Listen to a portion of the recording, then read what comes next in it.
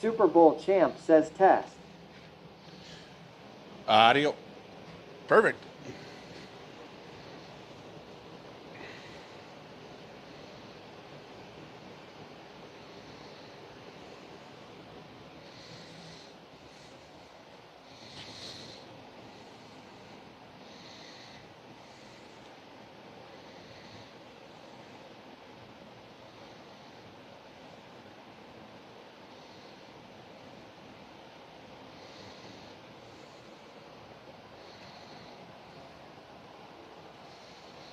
Do do do do do. Do do do.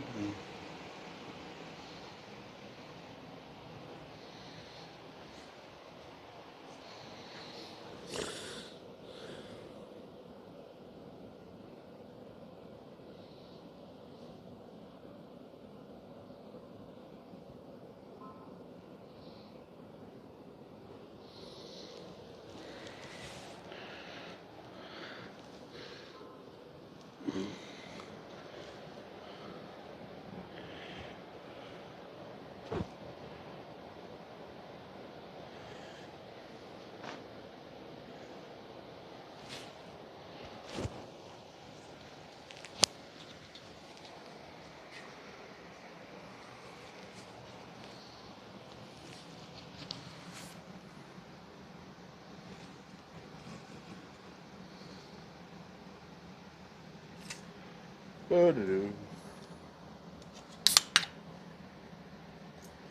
Ba-da-do. Hey, boo-boo, what do you say we get a picnic basket on, huh?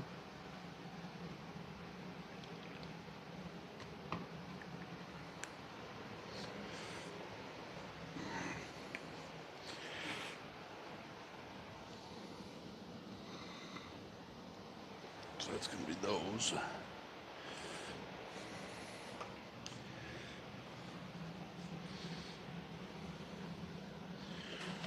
Let's see. Put that. Let's see. Let's see.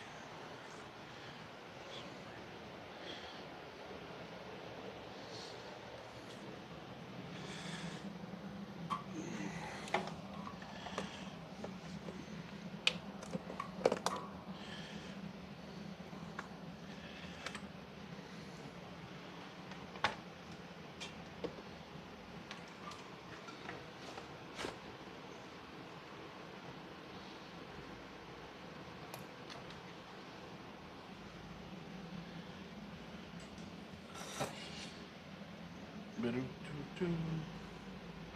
Ba-do-do-do. Plug it up then.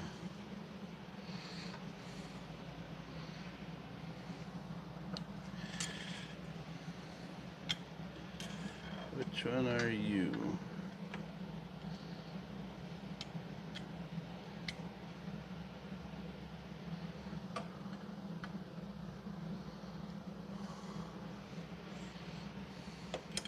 Fish House Nate yells morning Ron.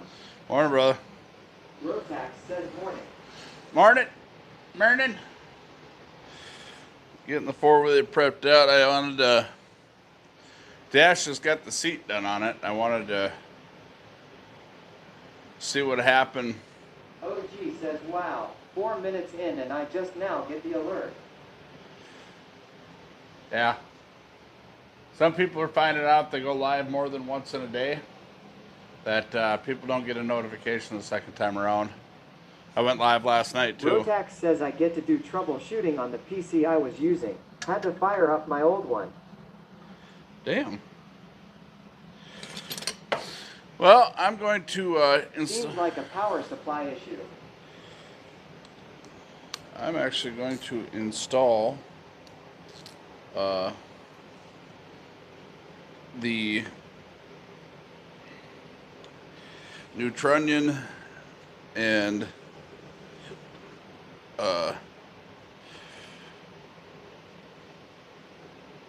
winch cable today, synthetic winch line.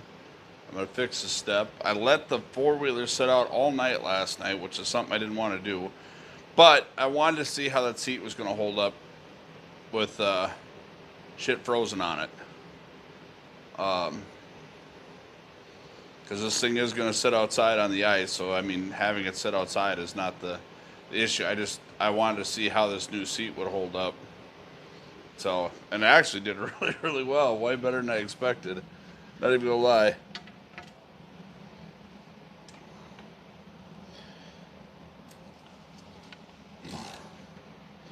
Wifey says morning love. Oh, I was up before you even left the driveway. The dog started barking nonstop. I looked out the back door, and you were still sitting in the driveway when I woke up.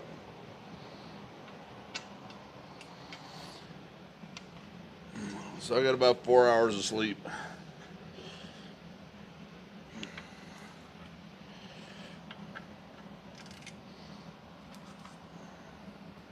Wifey says, oh man, sorry. Rotax says I gotta remember to grab a stapler to put a new seat cover on mine.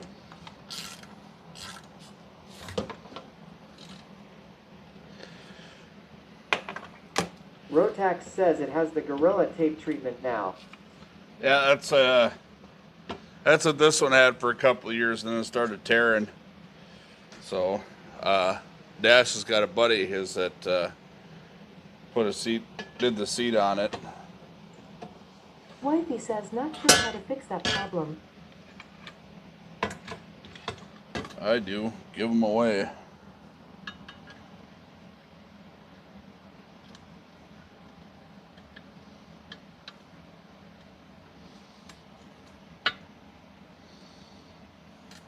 Maybe just not leave.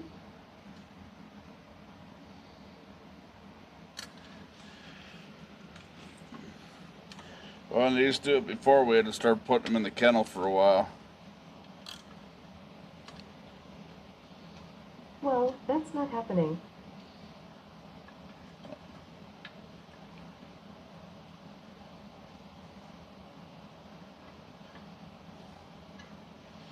So, Mike Cucci TTV says Mornin' Ron missed the Subathon. well, Wifey says I can put them in the kennel when I leave. I'm fine. I need to get up anyways. I was just up late last night.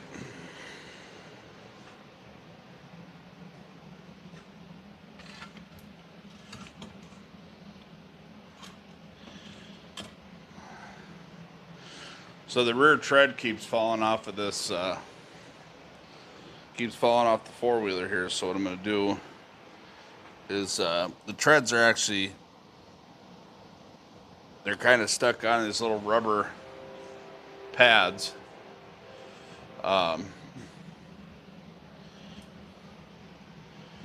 They put these little rubber pads on them, and they kind of lock on these little thin metal heads, and they're just wore out. Here's one. So what these do is these little metal washers, nuts, lock inside of these. As you can see, they're pretty old. Rotax asks for foot pegs. Yeah, it's a 2-up, so it's got the rear pedestals.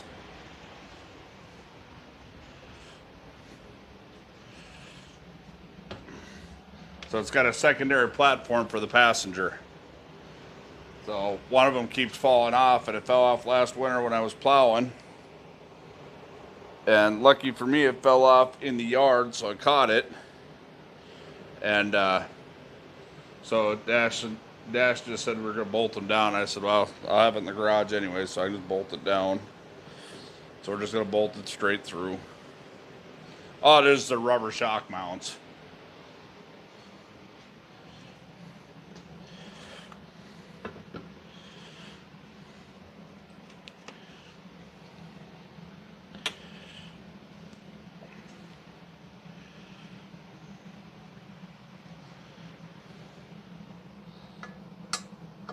Thorson3131 says good morning.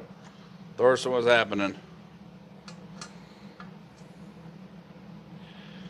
Rotax says fancy machine.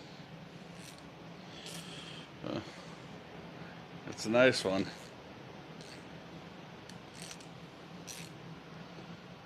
Thorson3131 says Snowball.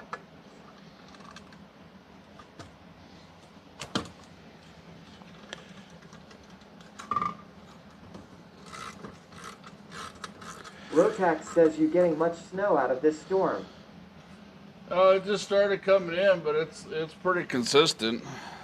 We haven't got much so Only far. a few inches predicted here. Yeah, we just got a dusting here, but it's icy Not out. sure what we got last night.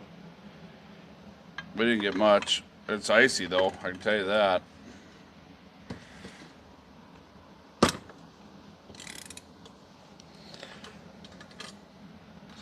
Thorson3131 says lakes are starting to freeze a little. Hell, most of our smaller lakes got damn near an inch of ice on them already. The snow ain't gonna help it out none though.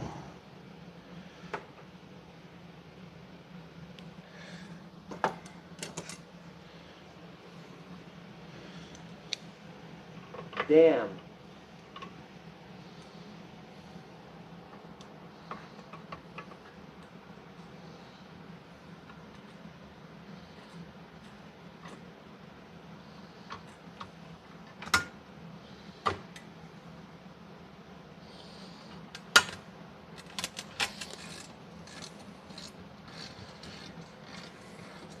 Yeah, less snow, faster ice gets on. Yeah, we wouldn't add the snow. Rotax says time to dial in equipment. The ice season is very near. That's what I'm doing now.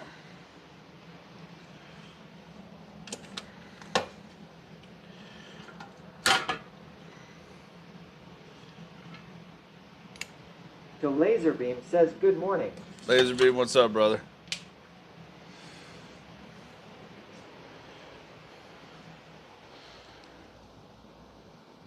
It's Alan. Rotax says, hey Lazar. Thorson3131 says and get my Vexillar ready lol.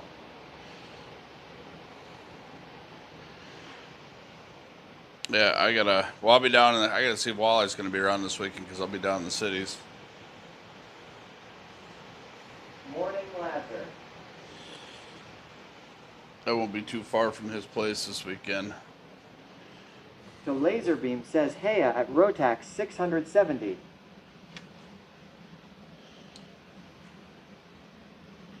Howdy at Thorson3131. Clark Parts Guy 1 says hey big man. What's happening?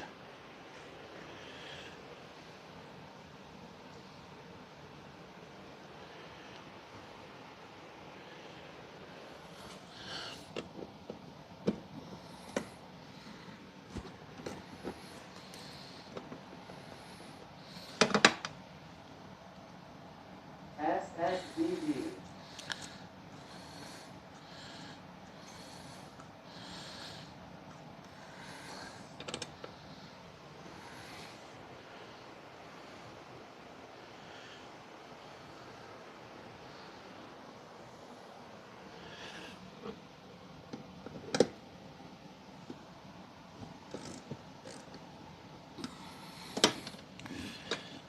Thorson3131 says I just traded my four-wheeler for a snowmobile ball.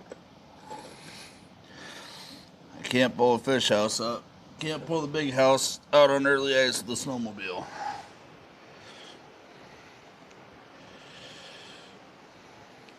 Now I have two snowmobiles lol. Well, I'm gonna have to run in and use the bathroom, so you guys can sit here and chat amongst yourselves.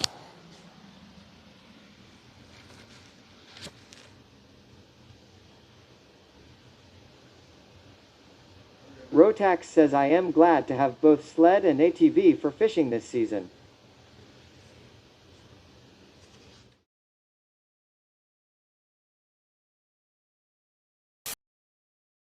Look at that. See that? See that? Northern pike sitting right there. There you go. Somebody clip that. Northern pike staring right at the camera.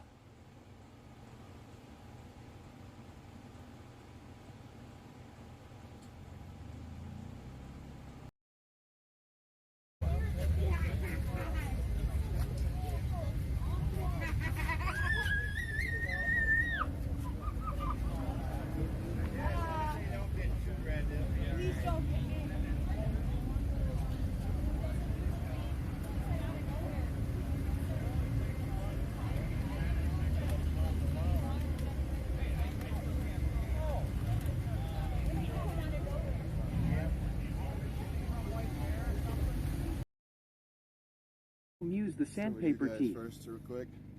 Texas girl LLL yells reel him up, boys. See that? Yeah? Here, I'll go on the other side of my camera. Boss lady underscore trucker Chad's wife says show again. Look at that. Show one over here. Fat though. Princess underscore Swamp Pass says 20 pounds. I says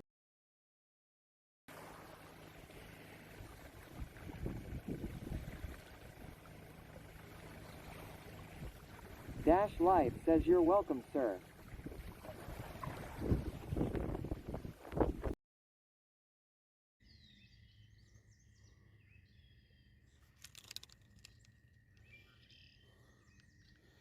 You guys see that zeroed out? Okay. Gonna hook the fish to it, little guy. And what does it say?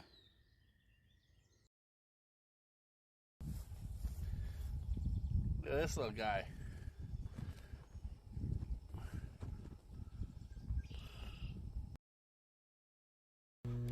Another walleye.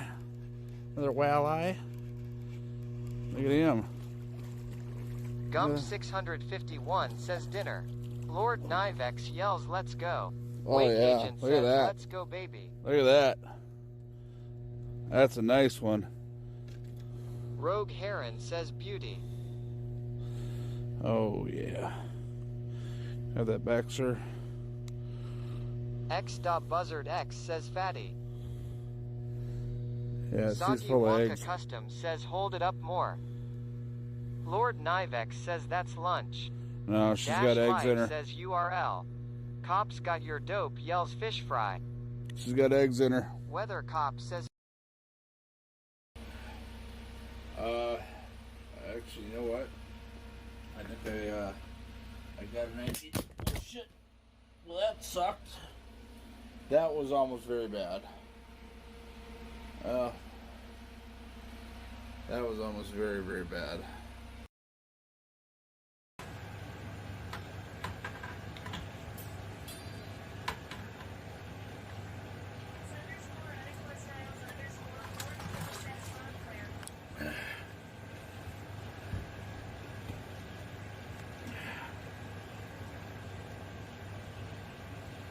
Yeah, baby. That motherfucker hit like a ton of bricks.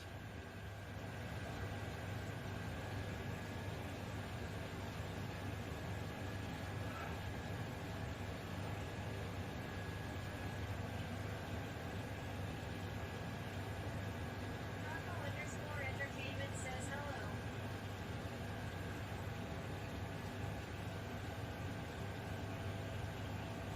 How's that one for you? Internet Planner says nice fish dude. Hi underscore Lizzie. I brought him out. Medium Hellcat, giant flathead. 45 pounds. 45-pound giant flathead on a medium Hellcat. Actually had a demon. Buzzard X says lol. Pieces of wood and have one here, one in the center, and one on Big the other Bone side. Trout That's says what I see lol. most people do, and just turn it into a cubby. But for the sake of structure and the build out I'm trying to do, we're going with a Soggy full Wonka piece of wood all the way Custom across. says she's So approved. next I'm gonna measure from door to door, so the inside of that plastic piece, we're at about 52. 'Cause after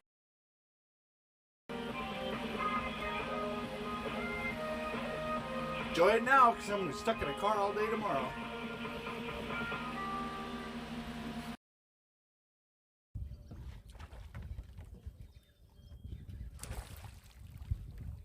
Oh, that's a northern. Little snot rocket. That's the first one of these I've ever caught out of here. 8 years. Yeah.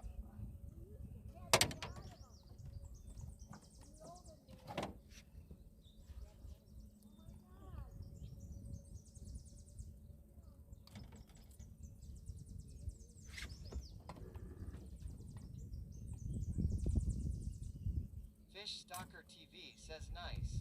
Stonar yells oh nice.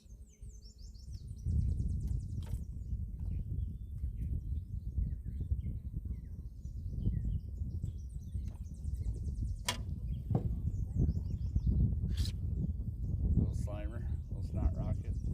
Oh yeah!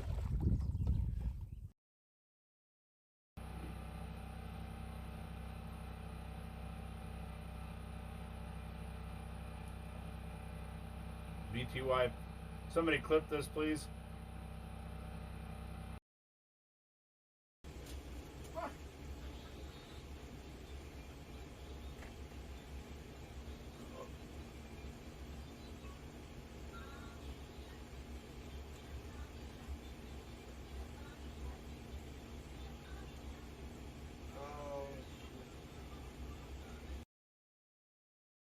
Big Daddy yells Vexerb just followed the channel. Hot Dog King yells oh my. This is why we sit on the river. This that was cool as shit.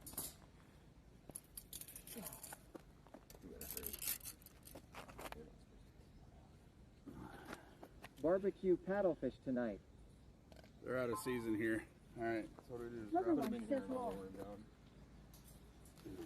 Sweetness.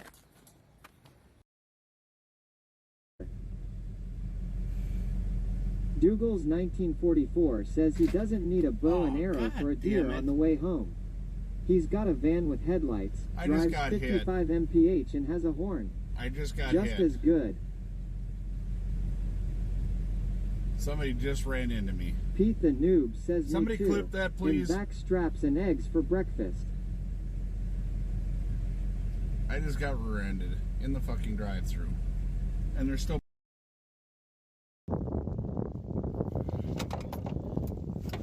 Come on.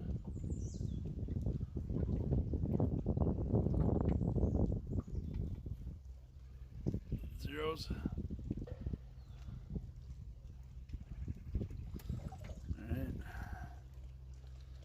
Put them on. Should be enough to upgrade. Rugger Wife says 0. Chad R1971 says oh. Mrs. Ron Cleveland Outdoors says 0.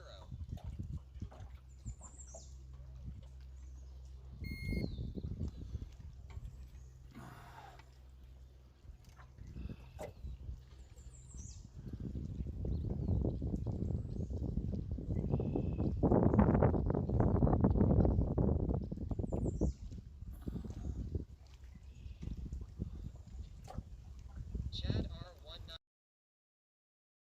Welcome to my house. Welcome to my house. 'Cause these are my people. Thank you. This is my land. Package of gift South American.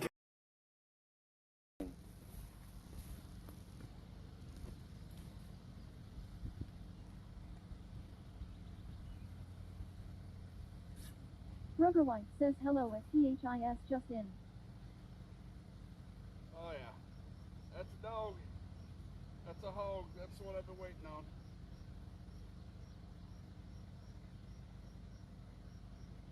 Fat guy running.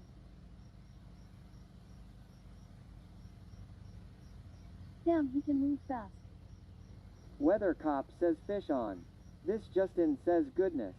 Never seen you move so fast.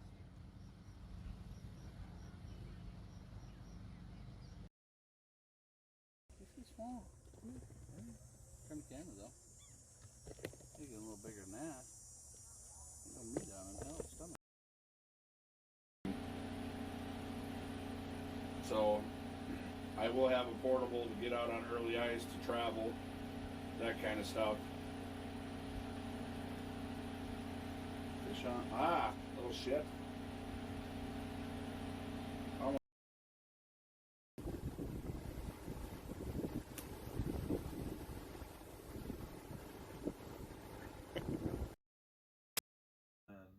Hooks right into my Samsung TV. 3131 says ice fishing, let's go lol. Alright. So what I'm going to be installing today, well, once I get the peg mounted, is I'm going to be installing the Badland synthetic rope kit. 57 says Ron can run like a track star. Synthetic rope kit and Fairlead. So a Fairlead is a smooth piece of machine metal for synthetic winch line guiding. Some guys use them for the steel ones too, which replaces the old style trunnion. The old trunnion has 2 rollers here and 2 rollers here. So that way, upon its inception, the cable would roll over the top of it. But if you've ever used them little ones on the ATVs, you know they seize up quite a bit. And the cable just kind of drags across them. Now you say, well, why can't you use the line? Why can't you use the line with that? Well, when you start running cables across rollers, it starts creating burrs, little pieces of metal that stick up. And those little pieces of metal will cut the synthetic rope. It's always good whenever you're changing to a different style line, or even when you're changing your cable, it's always best to change those out. Simply because of the fact that they get old, they get wore out. When you guys see when I get this one off, this one's in pretty tough shape. It's a factory original. And Dash never uses the winch on this thing, so it makes no never mind to him.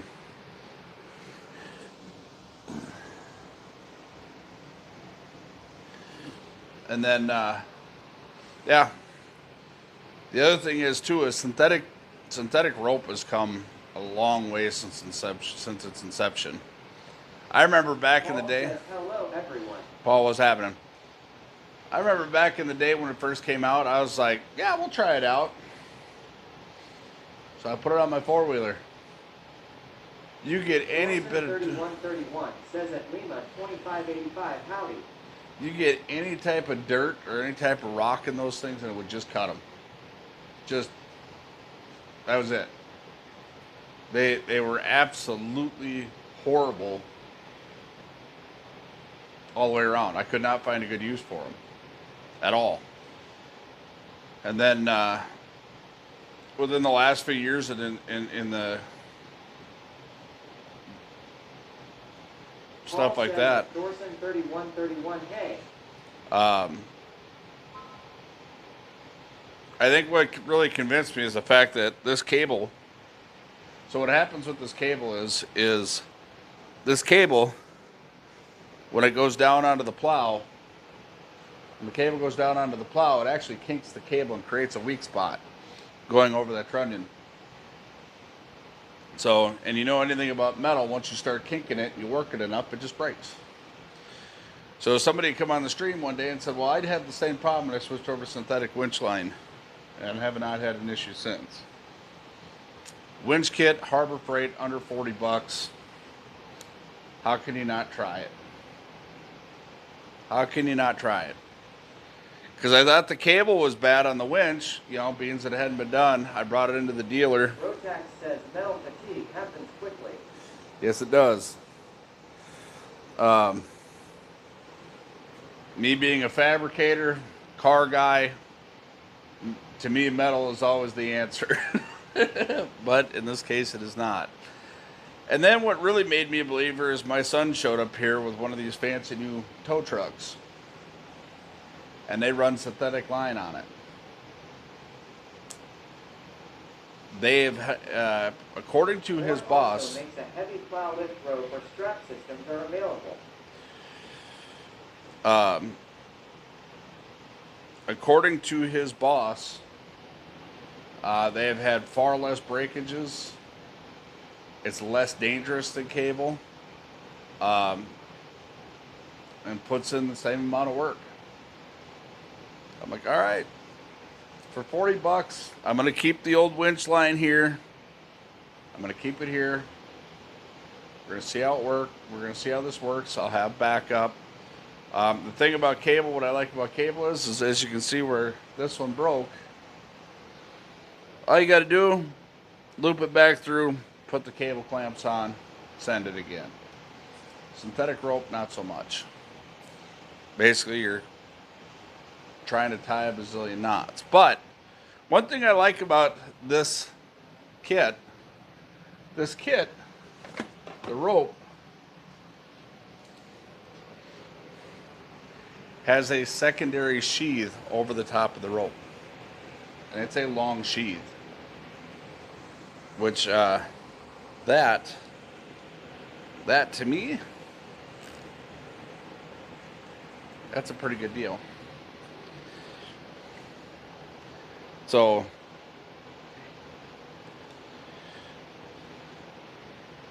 I think this probably work out pretty good. I'm actually kind of stoked about trying it, putting it through its paces.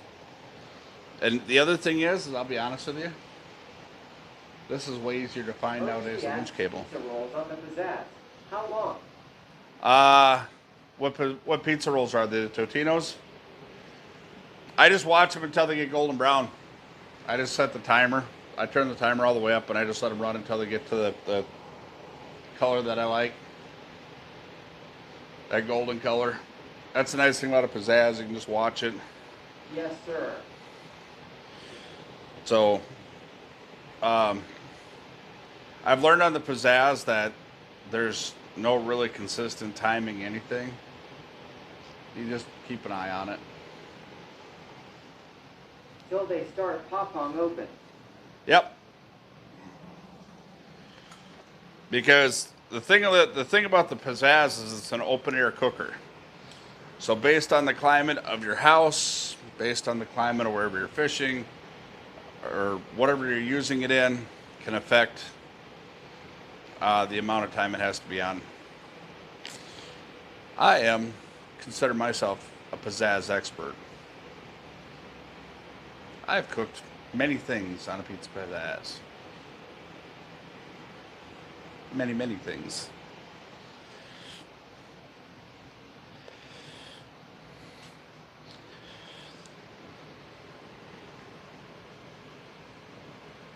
Pizzazz Professional. I am. And I proudly wear that title.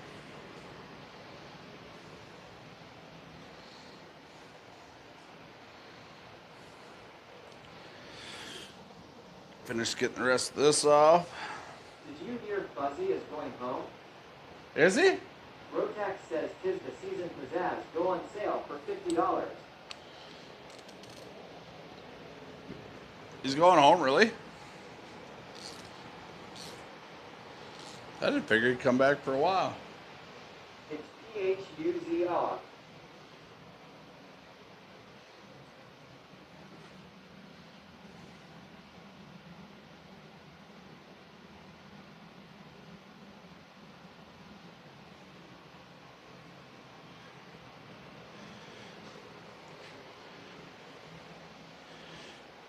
Laserbeak says I use a Harbor Freight winch with another 150 feet of Menino rope with hooks every 50 feet to bring out gear up this steep ridge. No more blown out back for me. OG says yes. He needs to sell off a bunch of crap that is bleeding him dry, like that Jeep. Lady Bonfire says yay, wear out of the chair. OG says he will always be fuzzy to me.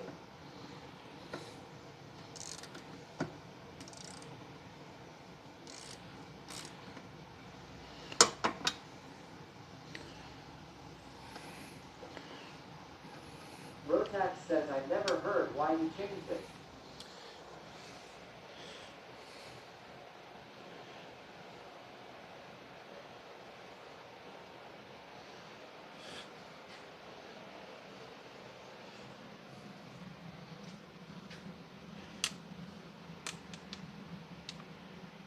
He hated, I guess.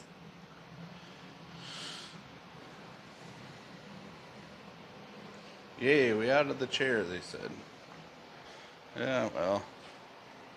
OG says because people were giving him shit for the I guess, and there is already someone named Fuzzy. Questella yells morning.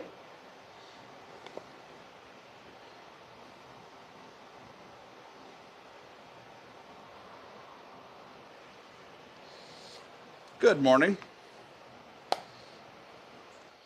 We're just getting the four-wheeler prepped.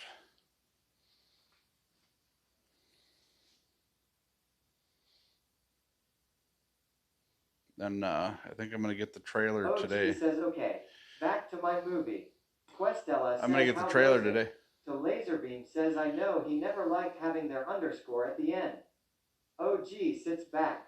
Dark Moon Drago says, good morning. Good morning. So I got to get the, I got the other trailer coming today. Rotax says, morning Dark Moon Drago. So the plan is to get this up on the trailer, get a tarp over it, just because of like what happened last night. Lady Bonfire says GM. Apparently we got some rain at some point in time last night and things were kind of froze up. That's why I was late starting this morning. Because last year, early ice getting on the lake, we got rain. Second night out there, third night out there, second or third night out there, we got rain. And this thing froze solid. The big giant sheet ice. And had to take my time, you know, with a mini torch and just kind of heat the certain components up enough to where I could get it started. It wasn't like it was frozen. The thing wasn't froze solid. It just, it had a sheet of ice on it that because of the controls and stuff on here, you couldn't use them. So what I'm going to do to counteract that this year is I'm going to make sure that whenever I stop or I'm sitting somewhere, so I'm going to have a tarp over the top of it. The original plan was we were going to have an enclosed trailer out on the ice as a garage. But as it turns out, that's probably not going to happen this year because the enclosed trailer we're going to use is full of shit.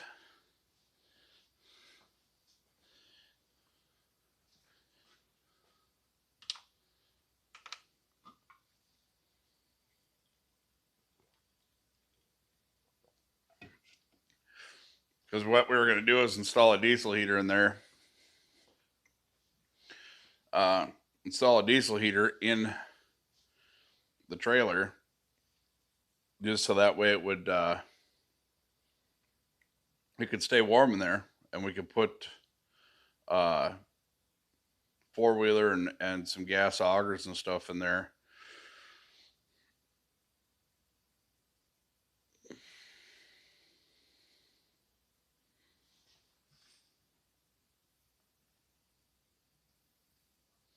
I gotta fill this too before I pull it out.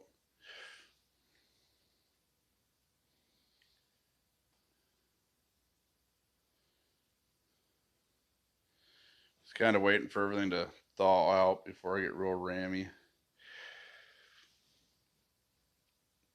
So far, contrary to my belief, everything is, so far the bolts that I've pulled off of this thing have all come off pretty easily.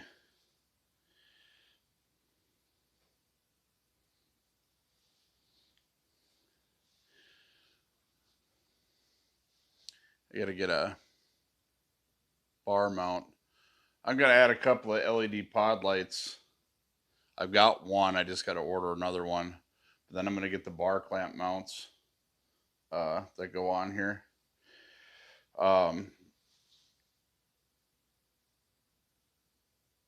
And then they just tag them right into the regular headlights. So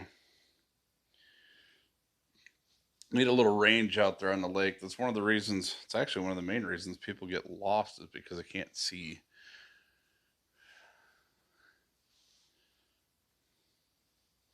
It's not because they're blind or it's bad weather, it's because they can't see out far enough to see to the shoreline.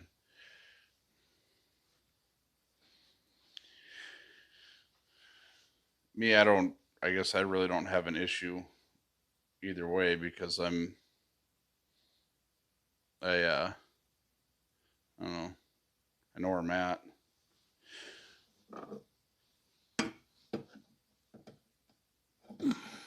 And if I don't know where I'm at, I'm with somebody who does know where they're at.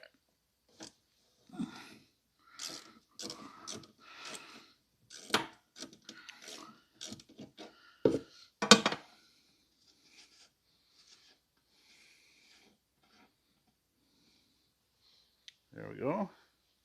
Perfect. Now, I gotta find some longer bolts.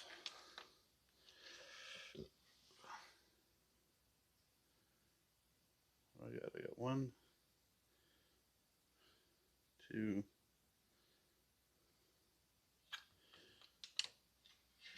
Wish there was like a Play It Again Sports around here because I go get some hockey pucks. I could make the shims for this again, but it doesn't really matter.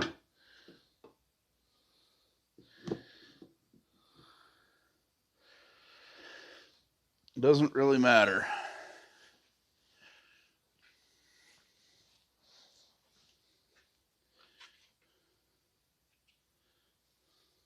To Laserbeam says Helix built in GPS. Never get lost. Oh, you'd be surprised on the lakes around here. That's no bullshit. For whatever reason, on the lakes out here, yeah, they're not, it doesn't always keep up. Rotax says, yup, that's why I put my Garmin box in the front of my ATV in a box I just built. The Laserbeam says it helped me a couple times coming off a lake at dark on a lake I wasn't familiar with. Rotax says I can pick locations and GPS to them.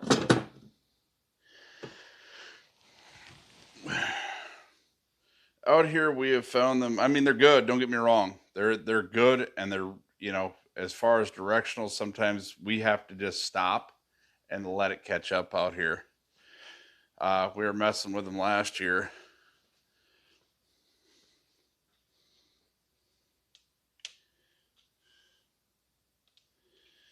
And like the first lake we hit, the GPS won't work correctly on it at all. Just need to mount an ice auger yoke to the box and strap it down.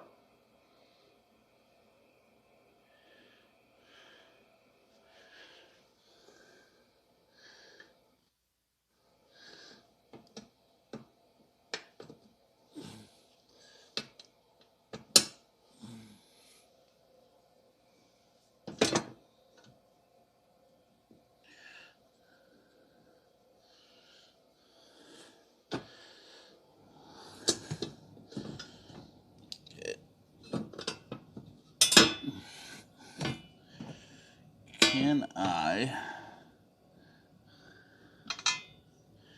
Oh. Oh. Okay.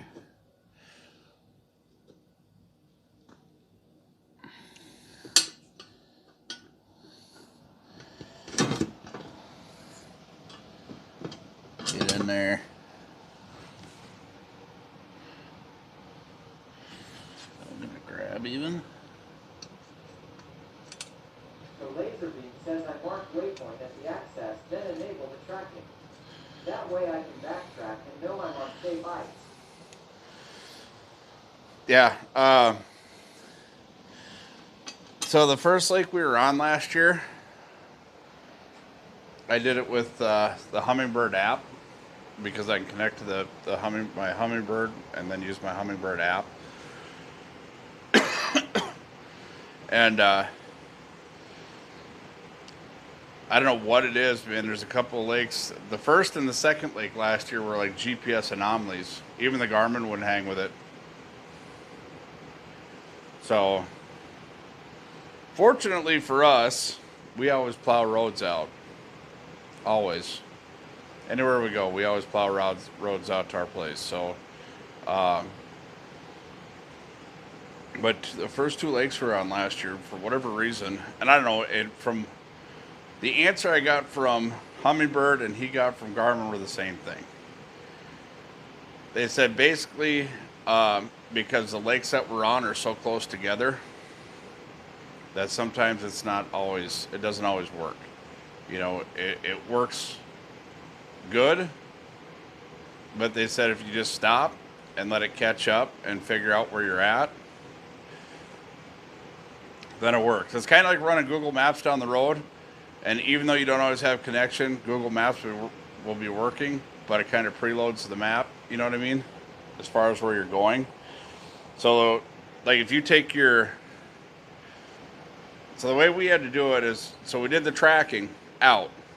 Well, we found out that going out, the tracking didn't always stay up with it, so it kind of, you know, make the closest point to where it lost and where it connected. If that makes sense? It would still get you back to the shore, but there was a couple of times it sent us off the plowed road. So, but, and in some areas it works absolutely amazing. You know, when you're on some of these areas, it works just phenomenal. And they said the more and more that these lakes get tracked, you know, the more and more people use them, the better it works. Not a lot of people in this area actually use the tracking. Most of the people that fish this area know their lakes and they know where they're going. Most lakes here aren't plowed. Sucks. So in the dark, you need to know where you're going. Right. Well, and that's the thing. I wasn't really stressed. Normally every year I have a plow truck, and last year with my carpal tunnel surgery and things like that, I knew I was not going to be able to run a plow truck. So having the wheeler with a plow, I found out, is plenty sufficient. It's been because I have a V blade for it. This is actually a V blade that I can kick into a V, and so usually what I'll do is I'll cut a road in, I'll V it in, I'll cut a road in, and I mean it'll get into some pretty good snow. This wheeler is it's a pretty good tank, man. I'm you know, it's still carbureted. It's not the biggest machine on the ice or the baddest machine on the ice, but I tell you what, there's a brand new set of tire chains sitting right there that have never been out. Never been out of the box. I've never had to chain this up. And I literally pulled my fish house across glare ice with it.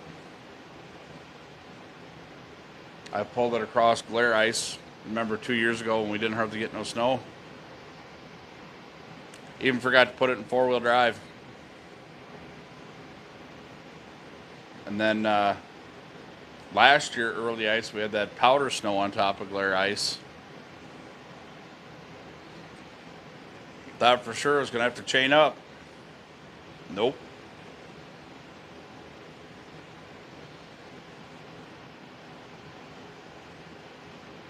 Been pretty fortunate to been blessed to be able to use this four-wheeler, and it works out good because Dash uses it in the summertime and I use it in the wintertime, and stuck a little maintenance into it the last couple of years just to get things lined out and fixed right, and it's been a good wheeler. It's not really something you want to go trail riding with or cruising with or things like that. It's not really. She's been run through the mill. Been in a few accidents. So if I was going to get serious about exploring and trail riding and things like that, I'd go buy a new four-wheeler, but it's not in the budget right at the moment. So, like going up north, I wouldn't mind taking this up there for dragging logs back to camp and hauling the chainsaws and stuff on. I wouldn't mind doing that. But other than that, I wouldn't, it's not a machine you want to just go out and take wheeling. Which is one hell of a workhorse, I'll tell you that. Made me a believer in Arctic Cats again.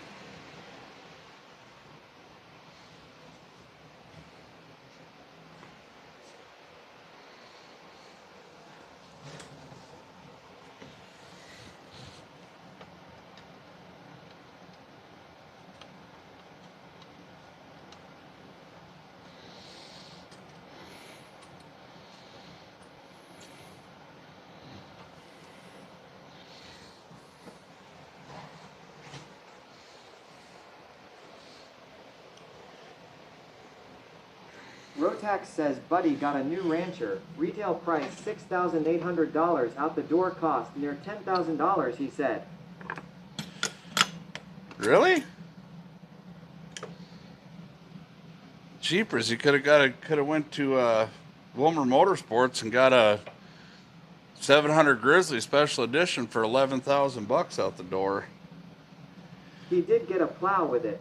Oh, well, yeah. Never buy your plow at the dealership. Hell no. It's like when you get a truck and you get accessories. You don't buy that shit at the dealership. It costs you way too much. Yeah, okay, that makes sense.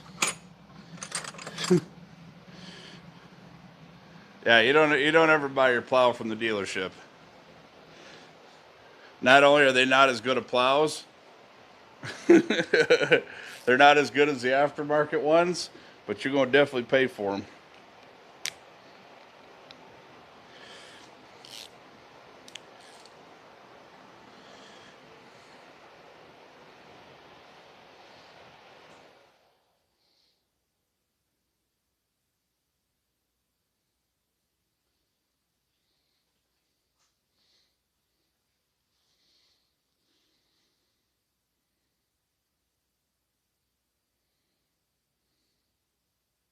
He was not happy with all the hidden fees.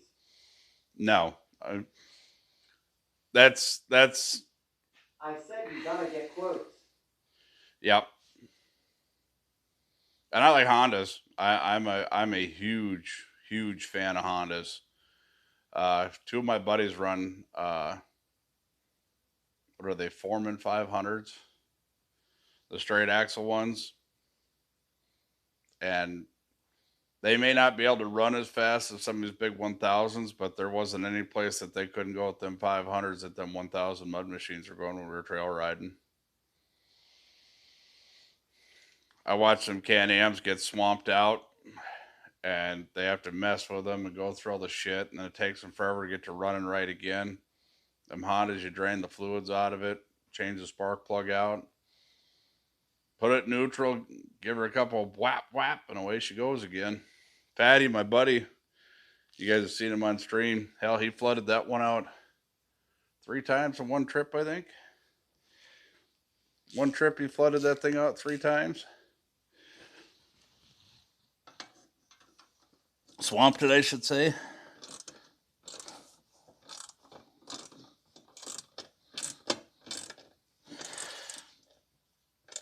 Swamped it out.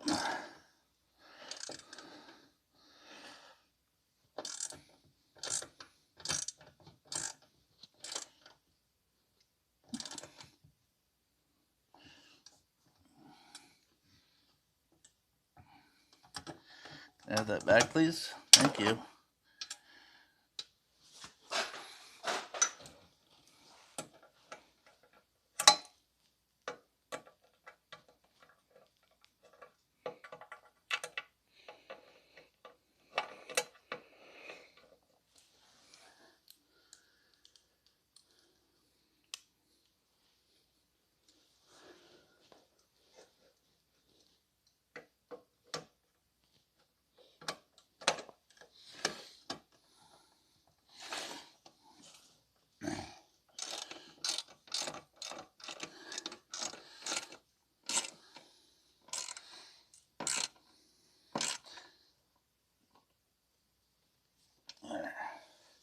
Perfect.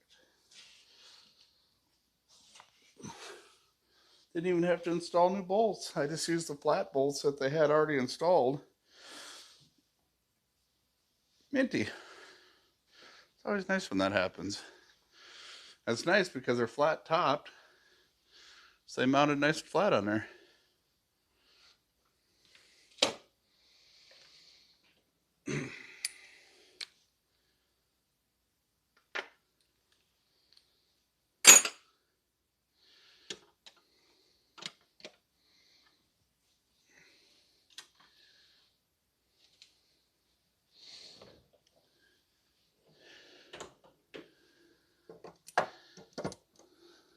Big Daddy yells JDNSRP. Just follow the channel. Thank you for the follow.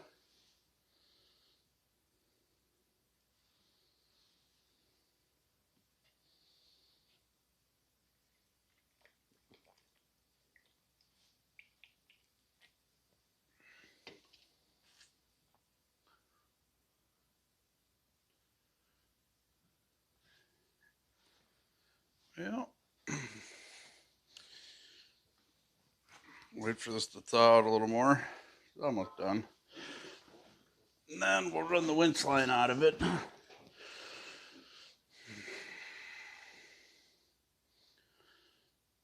Get the new one in. Being it's snowing pretty good, I'm probably just gonna hand line it out. I didn't want to do that. I won't hand line it in, but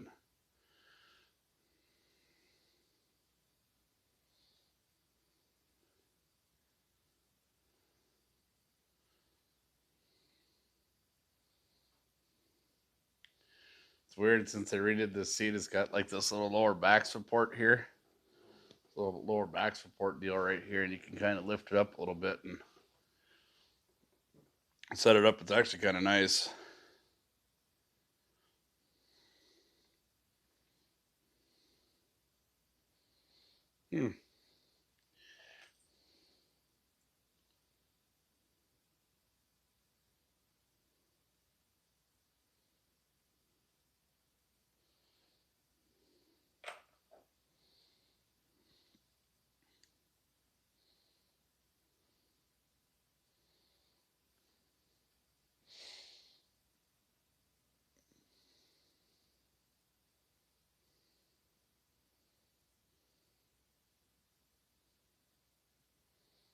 Then we'll Mr. Snack's supposed to be this afternoon. I'm gonna load some stuff. I think he's gonna bring my 16-foot trailer out, and then I'm gonna send him back with the other trailer. He'll bring that generator out, and then I'm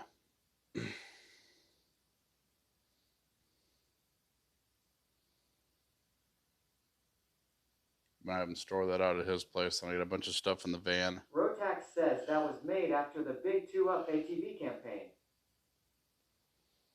Yeah, this is an 05, if I remember right. Too many accidents with people riding 2 Up on small machines. Well, the factory seat wasn't this way.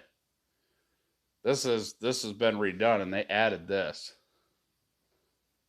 They added this part because this wasn't here originally.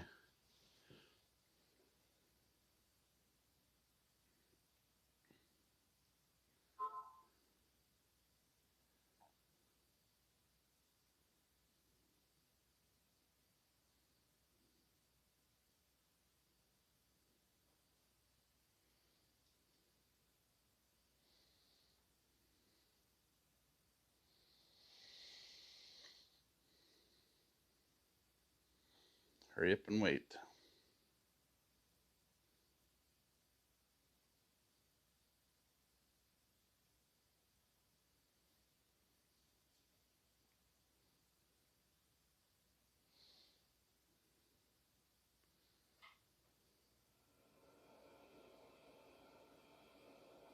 First thing I'm going to be doing is taking the cable out, get the cable out, and then I got to take that trunnion off, run the winch line in. The thing is this thing, the winch is so well encased in here that I'm just hoping the line lock on the spool will let loose as nice as everything else seems to have been on here, but we'll see.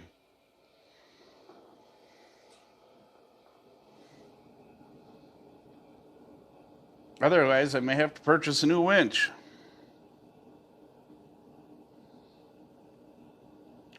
It's got a good winch on it. It's an old mile marker. But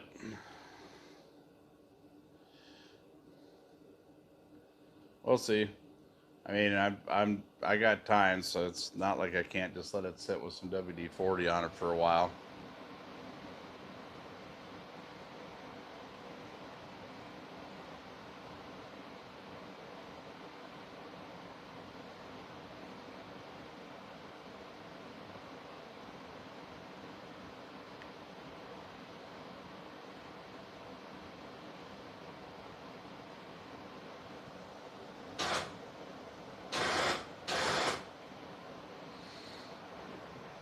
Laser Beam says, when I was out your way the other day, I noticed how damn expensive gas is there.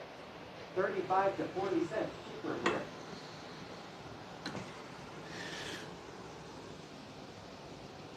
Yeah, that's why I used to get it in Cambridge all the time.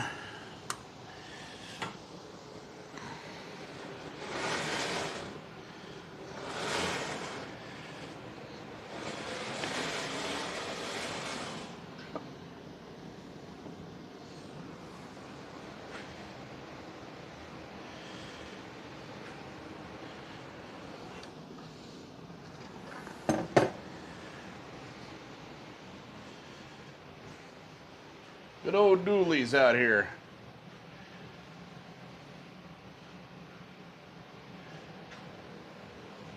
Where did I put my gloves? I know I brought a pair out here just for this.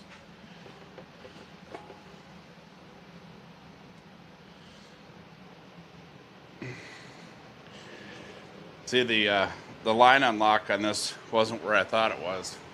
Usually the mile markers are a flip lever on top, but this one actually has the hand crank on the side. So, Anime Lovers asks Katie what you're doing. changing winch line out of the four-wheeler. Whenever you're fucking around with cable, especially whatever, leather gloves are your friends.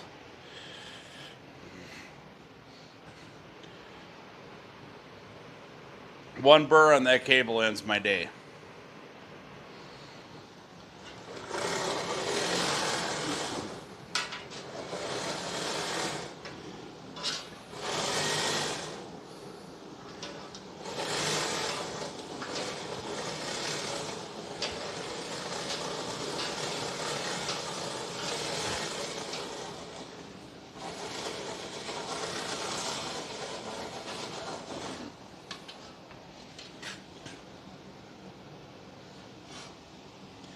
That's it. So, yeah, if you're ever fucking around with winch cable and you're pulling it, and I know a lot of people when they're out ATV and they don't want to hear that shit, and it's like, well, people know I'm not the big safety precautious guy, but I've had my hands pretty well fucked up good by winch cable. So, matter of fact, these right here,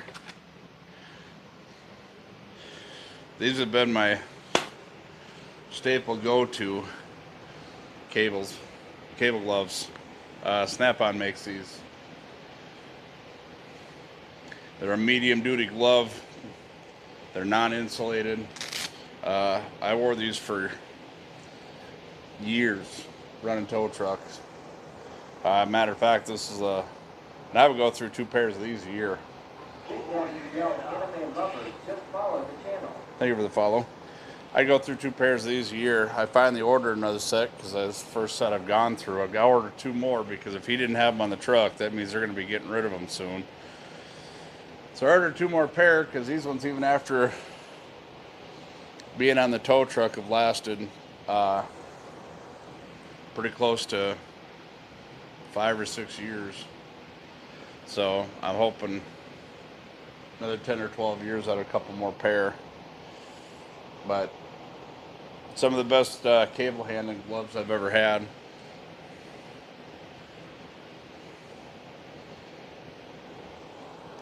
I've had my hands messed up more than one occasion pulling cable.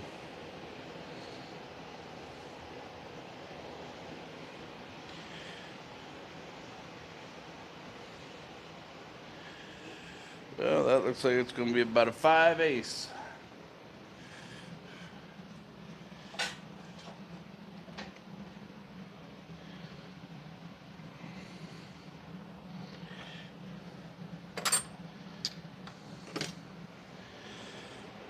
Am I correct? No, it's bigger yet. Damn. 11/16 or 3/4.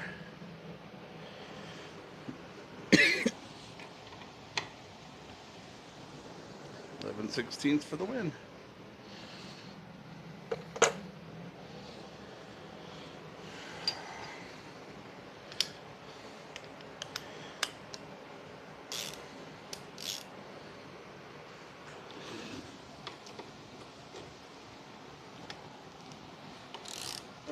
Baseball 2 says, how old are you? If you don't mind me asking. 44, I think. 44, I think. 43. 44. I think I'm 44.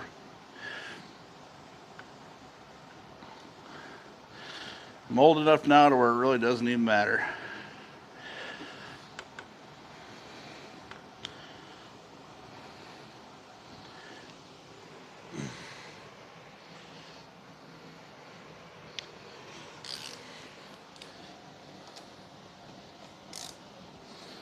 Questella says right.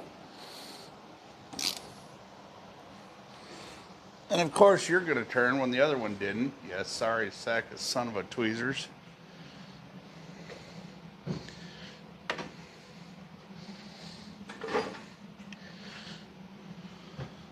And Baseball 2 says, I just tuned in. Got the grumpy old men movie vibes. Not a bad thing.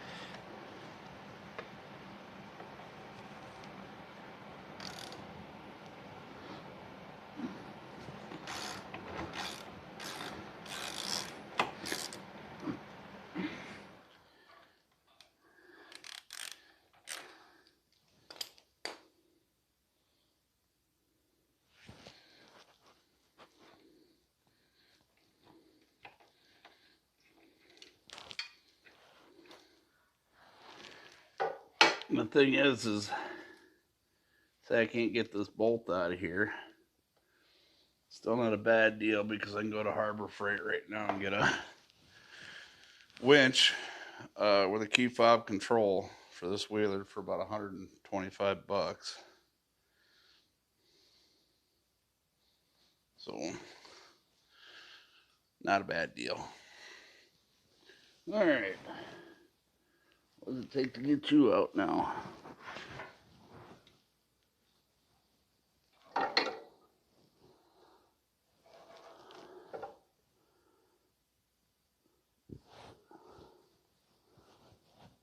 you locked in the back?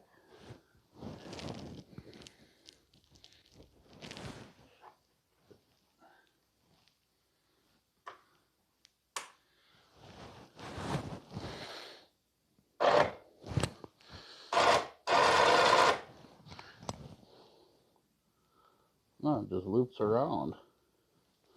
Okay.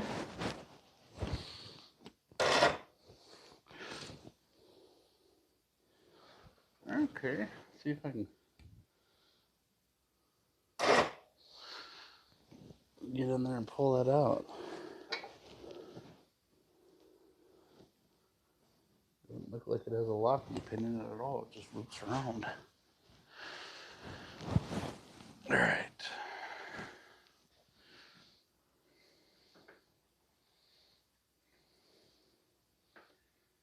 Oh, how do I want to do this?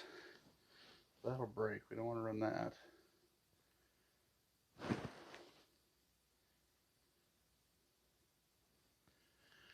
I still have that mini pry bar. Did I break that already?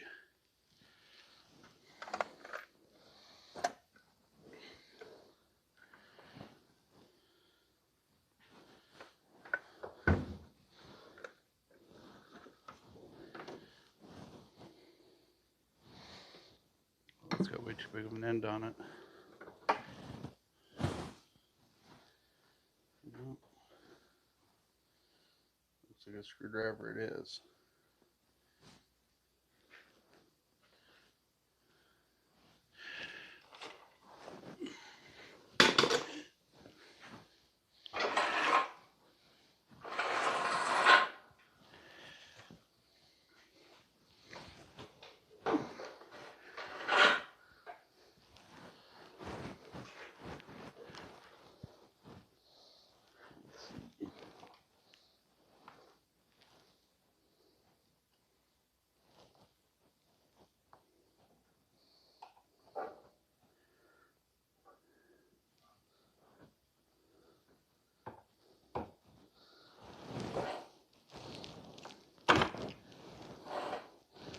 them out of there real nice. That's all I need you to do.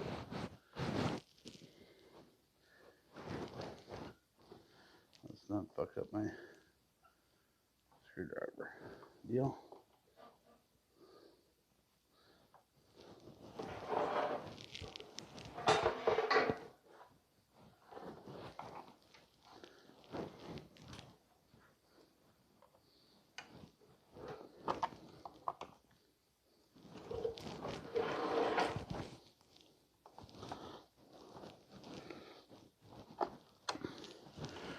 Boom. Bada bing. I just need to come back through there.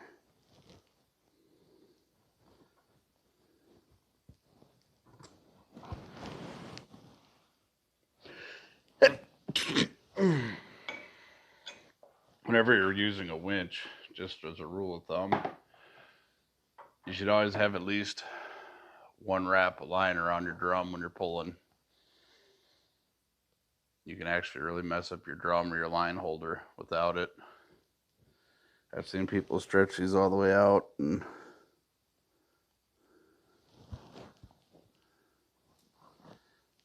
have issues. All right, let's grab a fair lead.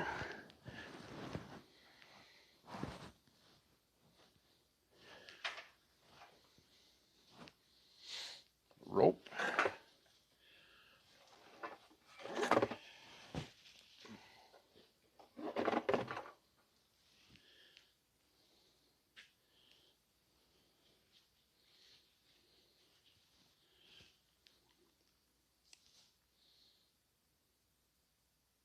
Where did I set that at now?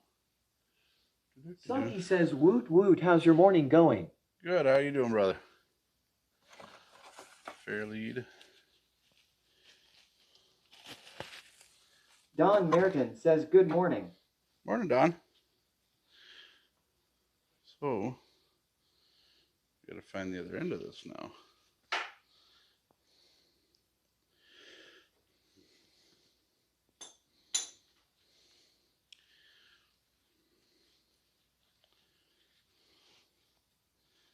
There's the other end. Sunky says, doing okay. Working like normal. I tried raiding you yesterday, but for some reason my raid command just did not want to work. So I just posted your link and told everybody to go there.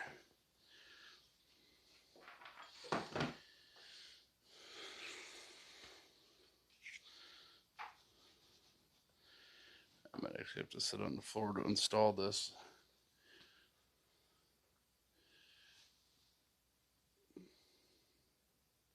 I'd have been smart, I'd have pulled this up on some ramps, but I wasn't that smart.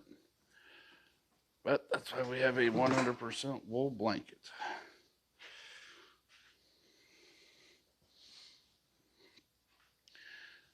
Normally we call it Scooter's bed, but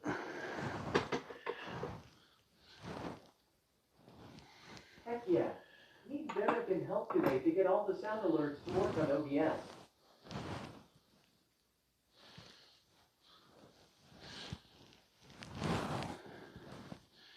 I'm just waiting on the rest of my parts.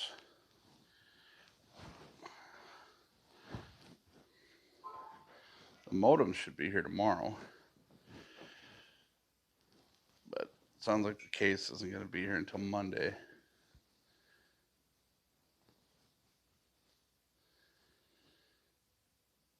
Oh, yeah, I gotta string this through.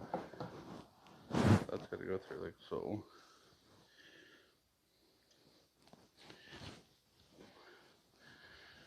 Yeah.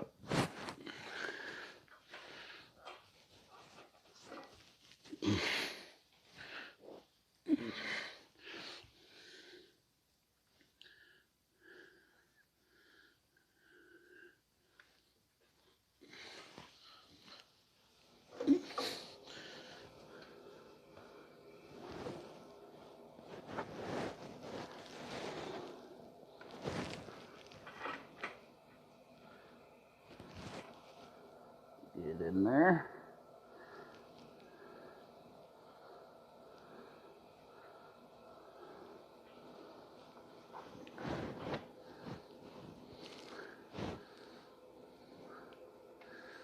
No. That's gotta go back up like so.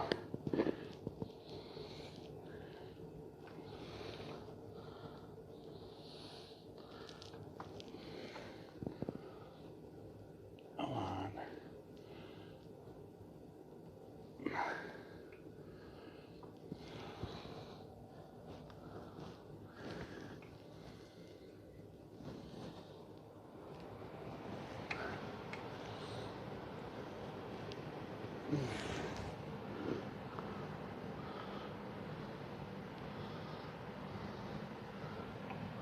Dispensary Stoner asked, should I build a VA golf cart?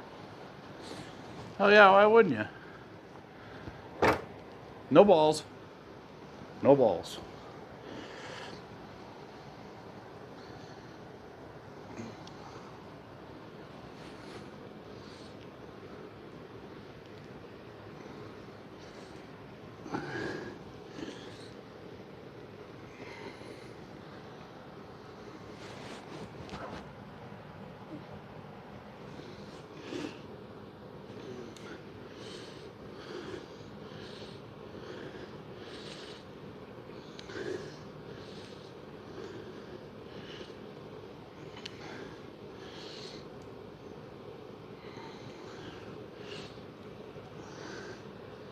Next project, building a VA golf cart. I knew you'd see it my way.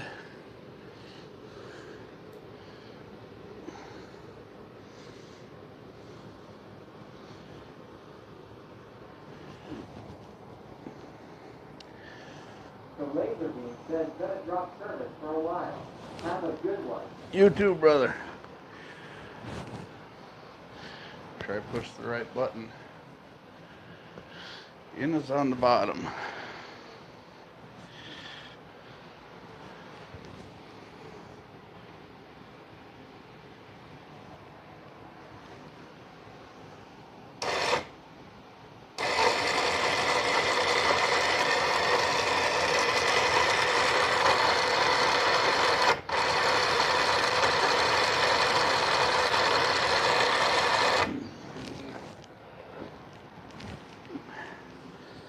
Alright.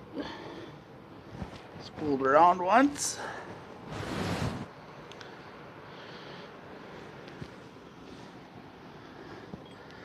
Now, these going to be, ooh, minty.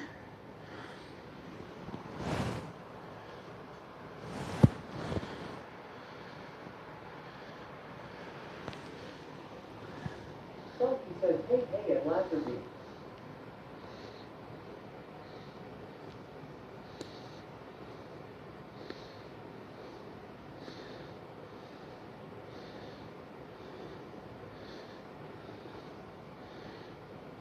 Dark Moon Drago asks, do you have a wife? Yes.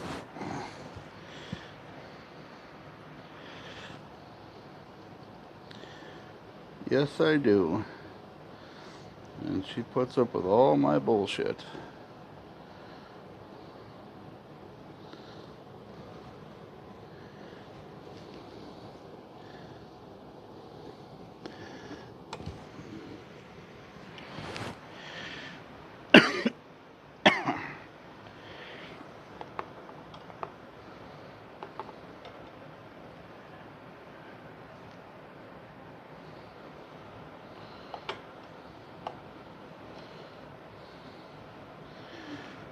I wonder if I got a stubby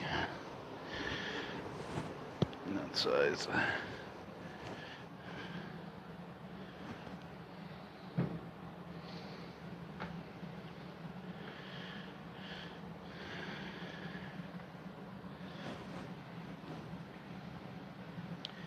wonder if I could turn them around.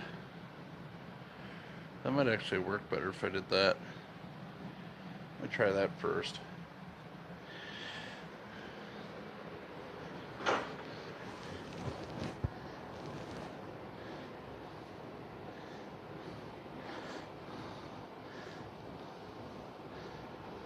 My ex wanted me.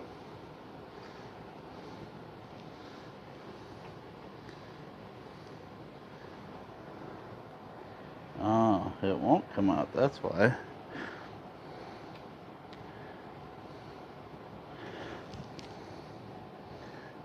Your ex is haunting you.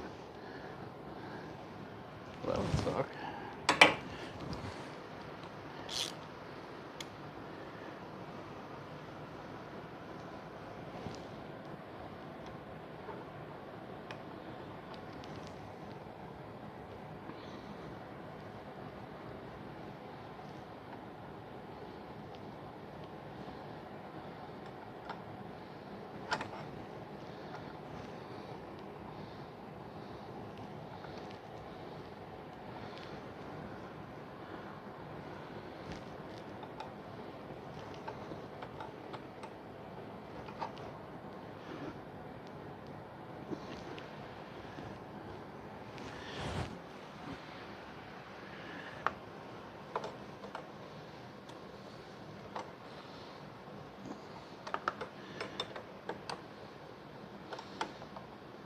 Oh, back in this position again.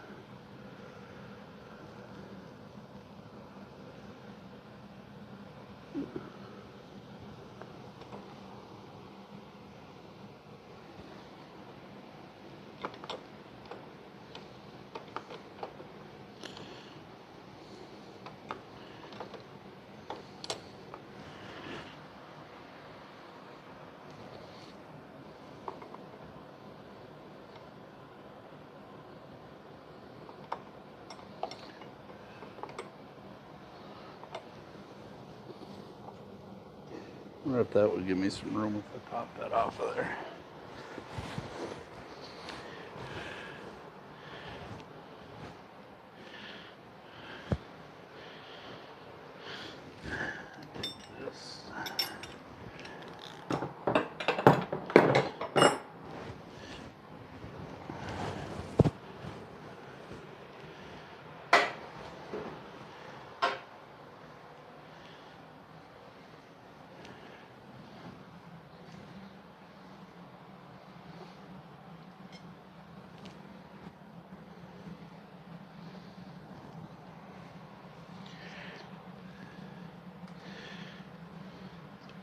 I don't even know if this will fit in there. This is a thin wall.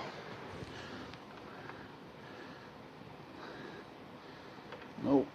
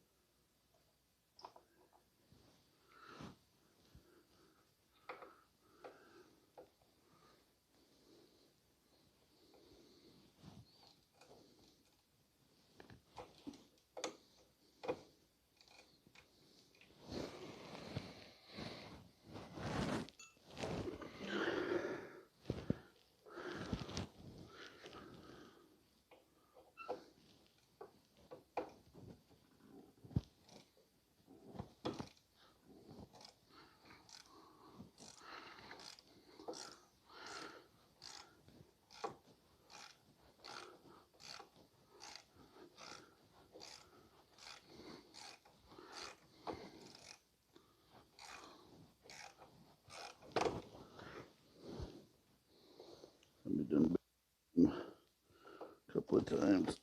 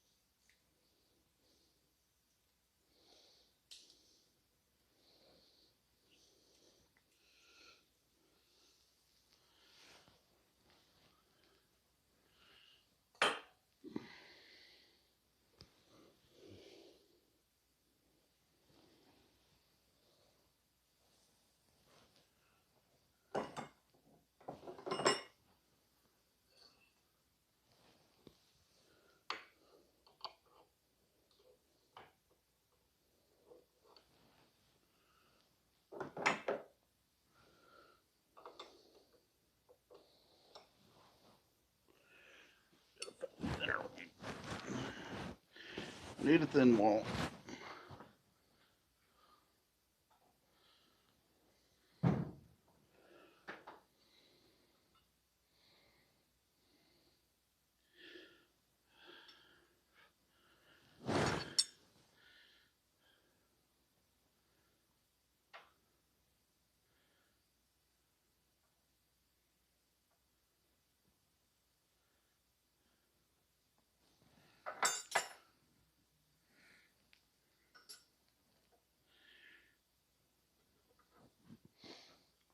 have one of these?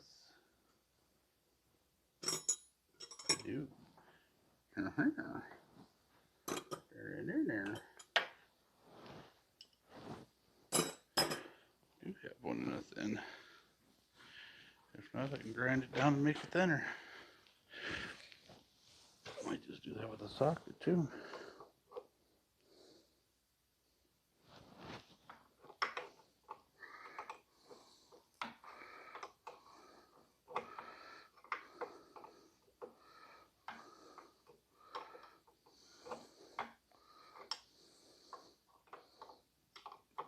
The quarter turn shuffle.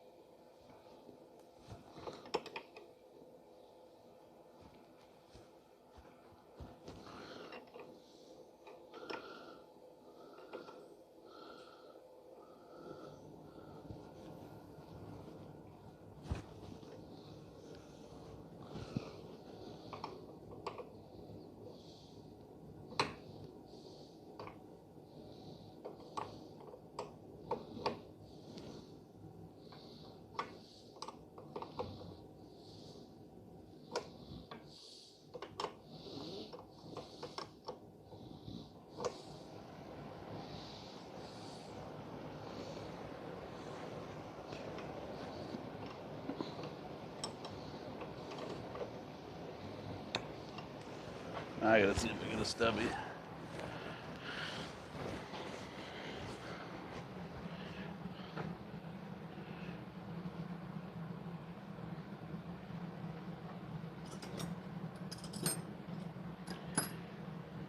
Eight, 5/8.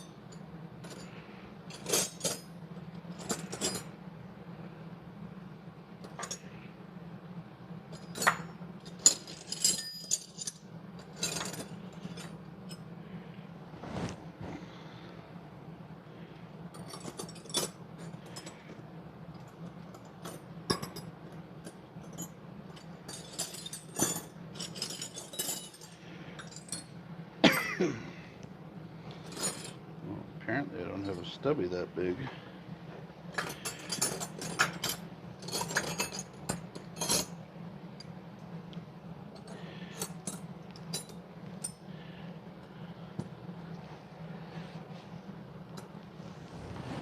Probably because I've never needed one before. I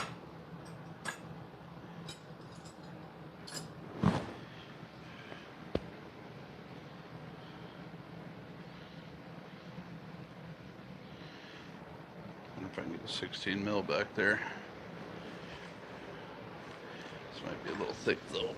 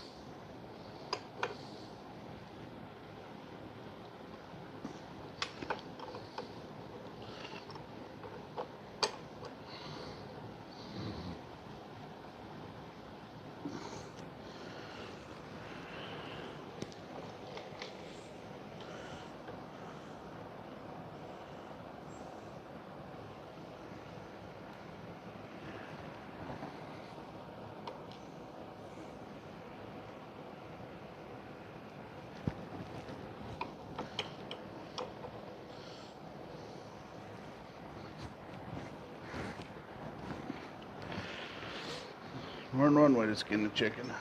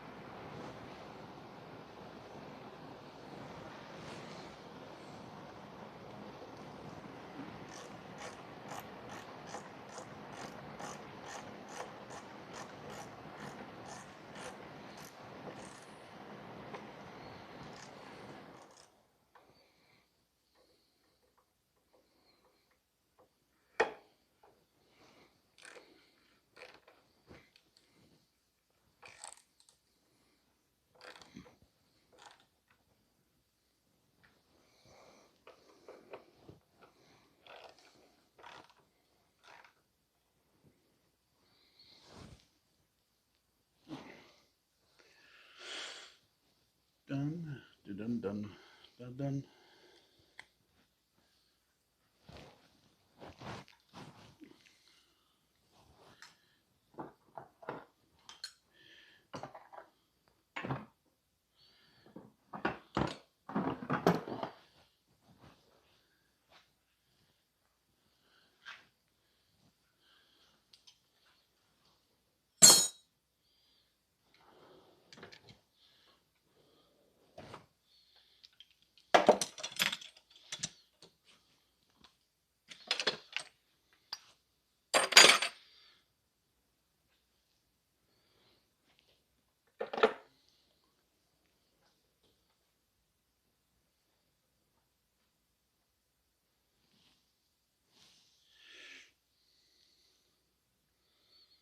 Oh.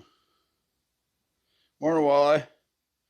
Sorry, apparently my TTS quit out.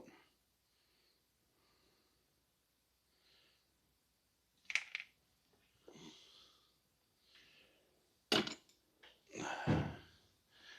right meow, I've got, oh.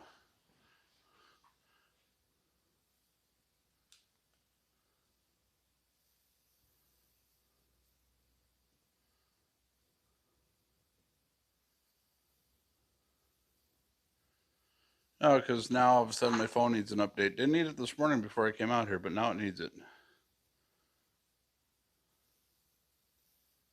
Junk shit. Somebody give me a test, please. Questella says freaking updates.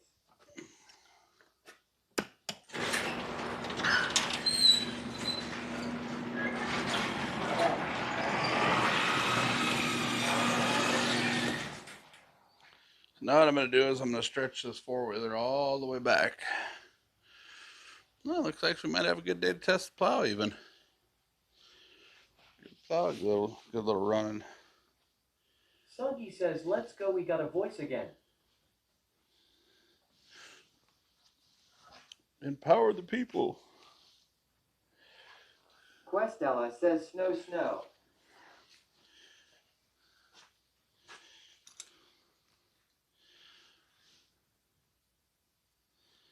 Yeah.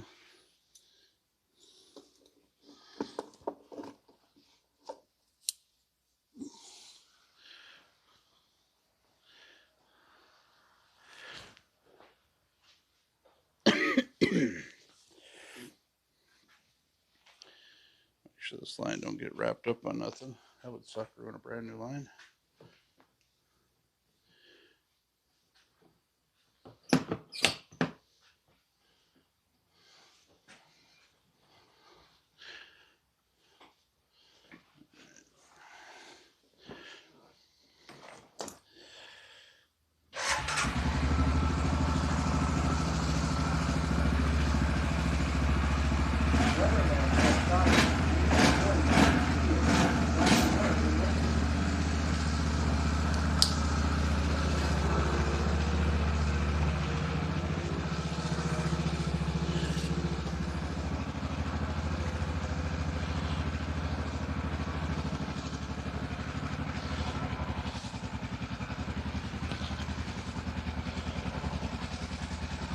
Stop whining.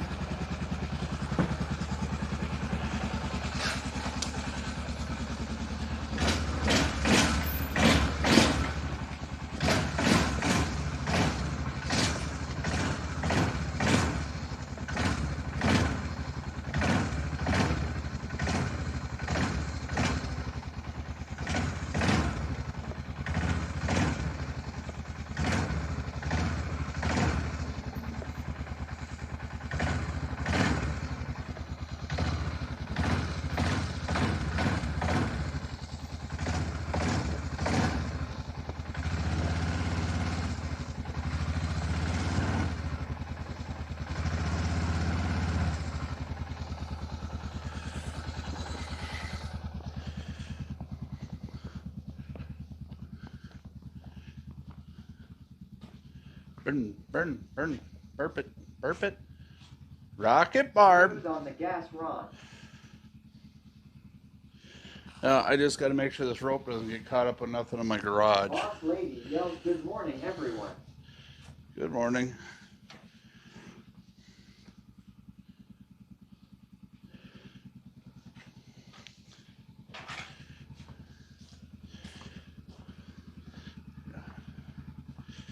I don't have that much wind on the spool, so I don't want to pull it off of there. Or whiskey throttle and rip my bench out of the garage. So...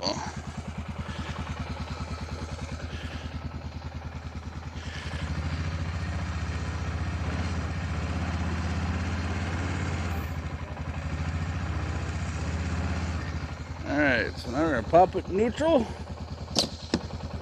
Now we're going to ride the brake.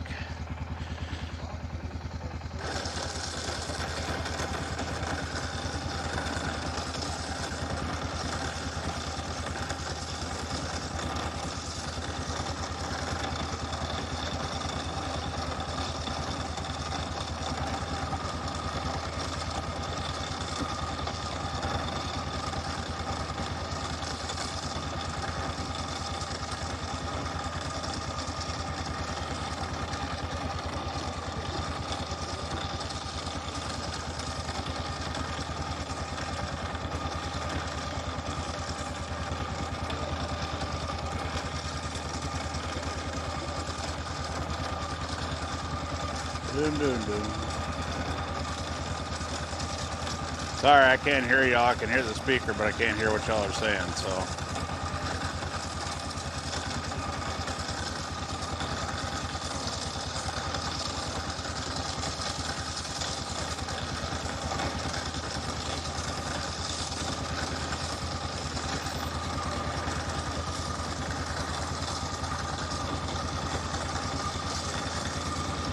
Just riding the brake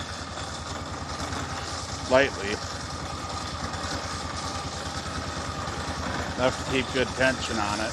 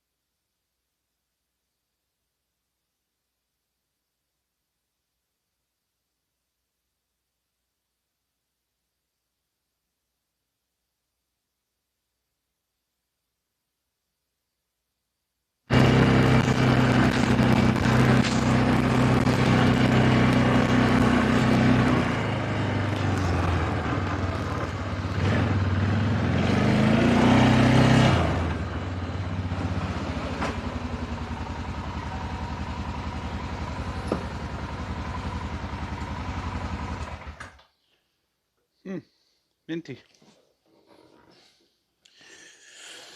Alright, now to get the plow on it. Hopefully the keys are still underneath. Otherwise I gotta find those.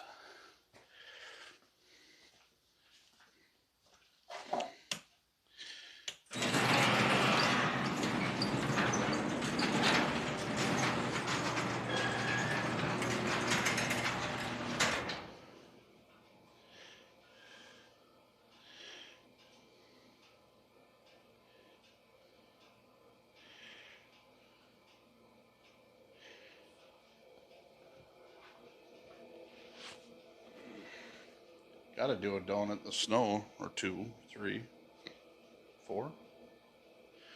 What is the proper amount of donuts? There you go. You should have a smooth winter with no more cable breakage. I am on my 3rd year, and I used to snap the cable 3 or 4 times per season. 4 times last year.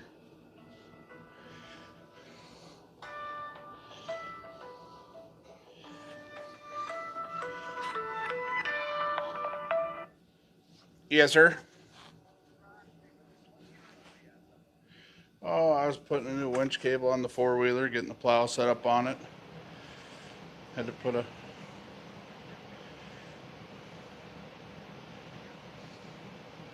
Minty. You know, that used to be mine. And then he sold it, and then he got it back.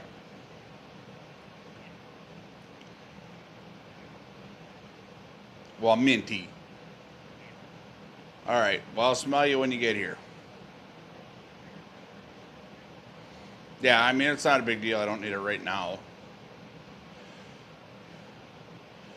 But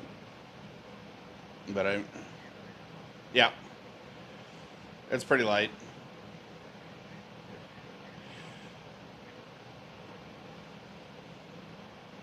Not if it's settled in there. Yeah, we might have to go retrieve that one with the skid loader. So, all right, I'll see you when you get here. Bye.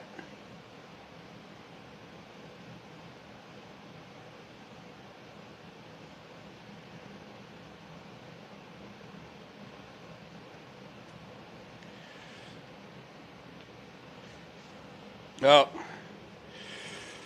yeah, I broke 4 cables. Broke the cable 4 times last year. And if it weren't for my son being around, I'd have been screwed. Because the one time it dropped the plow literally right at the landing. And it was either take the plow off and leave the plow at the landing, which I didn't want to do because unfortunately people just aren't real honest nowadays.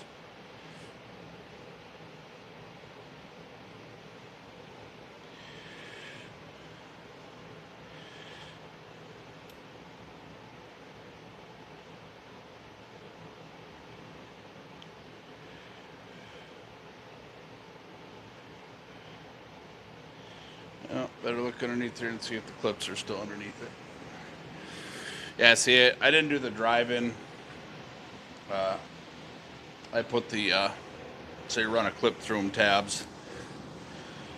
I don't like the drive up and quick connect plows. I've had too many of them fall off when you're trying to back drag. Because it seems like after they get worked in a little bit, they loosen up.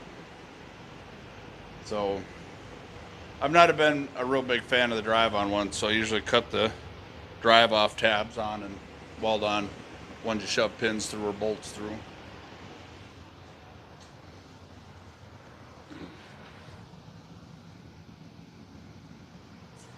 Well, now I gotta figure out where I stuck them pins, because they're not there. They're not on the plow. Which means I took them off and I put them somewhere where I wouldn't forget them. And guess what? I forgot where they're at.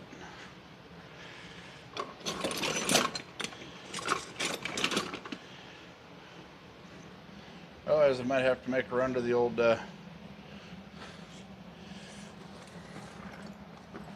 where did I stick them this time? Salty says LMAO.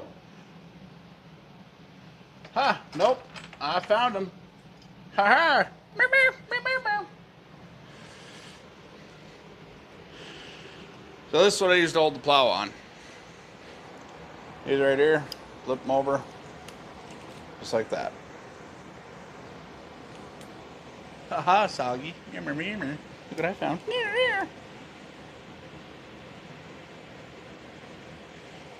Beard's looking a little disheveled.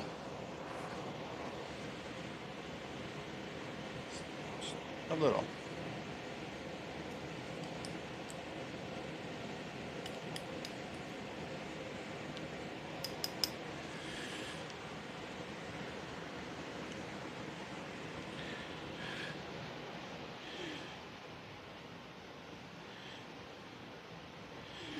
But I'm going to get everything lubricated and get ready for the plowing season this year. Might pick up some side work plowing some. Should have hit them better. Journey Started says, do you use a lot of salt? I think I saw corrosion on the pins. No. No corrosion. Just wear marks. These aren't like fancy stainless steel pins. I mean, they're just cheap pins to pick up at Harbor Freight. No. Well, they do in the alleyway, but we don't use any here at the house because of the dogs. Unless absolutely necessary. And then I try to use water softener. Salt seems to not be so bad on their feet.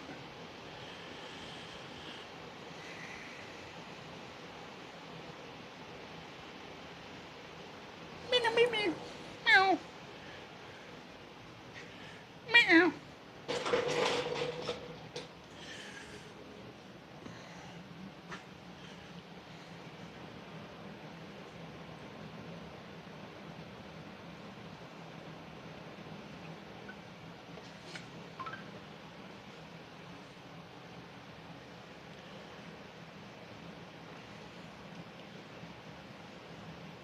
Salt kills cars and anything else that is metal outdoors. Yep, welcome to Minnesota.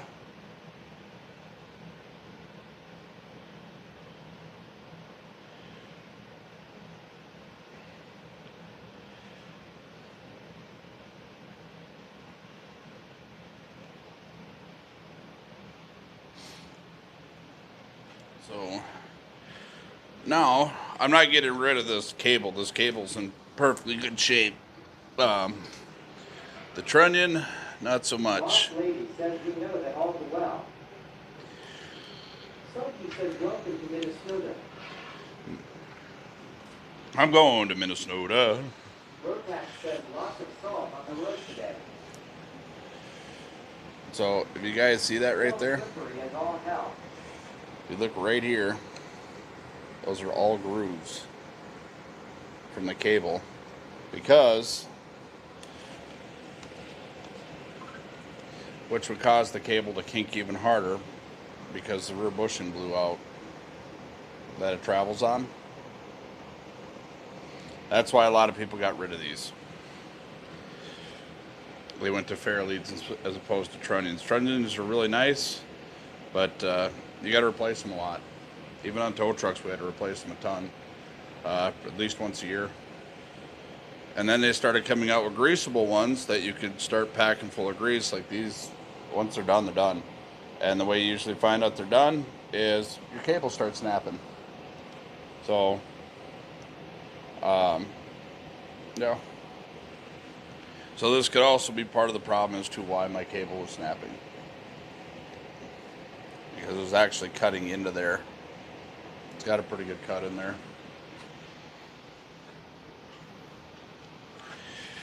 If you can get the maintainable ones, it's way better. They got little grease zerks on them.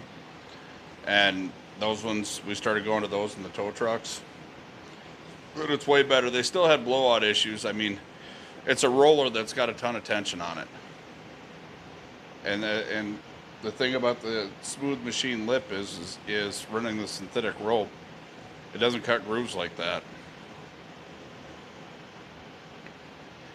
And honestly, this cable is probably never going to stretch out more than a few feet.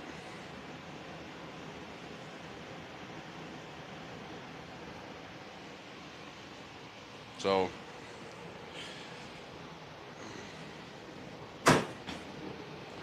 throw it in the garbage. We're not just going to set it down somewhere. We're just going to throw it right in the garbage. Proud of me? Now, I could probably pull it apart, maybe try to find some parts to fix it, but they're literally cheap. You can literally, I think you can buy them online for like 25 bucks. They're not that expensive. It'll cost you more to rebuild them than it would be to save it. The guy we used to wheel with was all like, oh man, it's the original one. I'm gonna. His winch was worthless. Couldn't pull anybody out. And when he did get hooked onto something, a tree or something, his trunnion bust apart. That's the other thing too, is they're just bolts on both ends.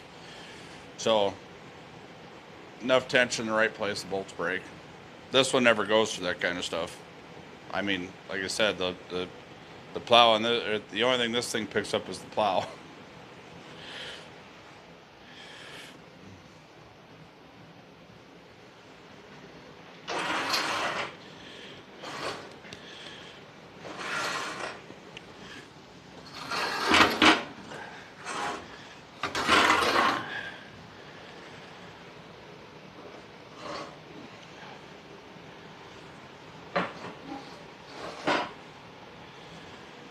Should be close there.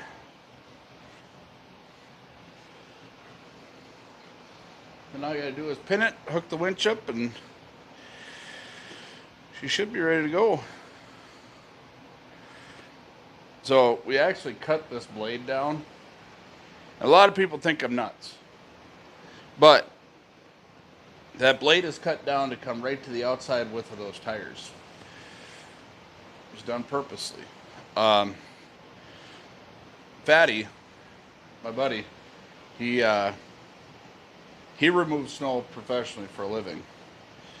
And when you cut your plows down on your wheelers, and he uses wheelers to clear sidewalks and things like that, when you cut your plow down like that, it's less likely to grab and sling your four-wheeler sideways. Even if you're running a straight blade. Everybody's like, oh, I don't want to make my neighbor. I don't want to make 55 passes. Yeah, you're right. You may not want to. First time you grab that ice chunk, though, and it wings your wheeler around, you can wish you. LMAO, what happens when you turn? What do you mean? Works just fine. It's no matter what, it's still cutting the width of the four-wheeler. You gotta run over your windrow. No, you don't. What are you doing? Flying 90? Sliding sideways? Journey Started says, what transmission do you have? I know of a four-wheeler with a CB, and it barely gets a heavy person up a hill before slipping. I don't know. I don't own the four-wheeler. I don't know the stats on it.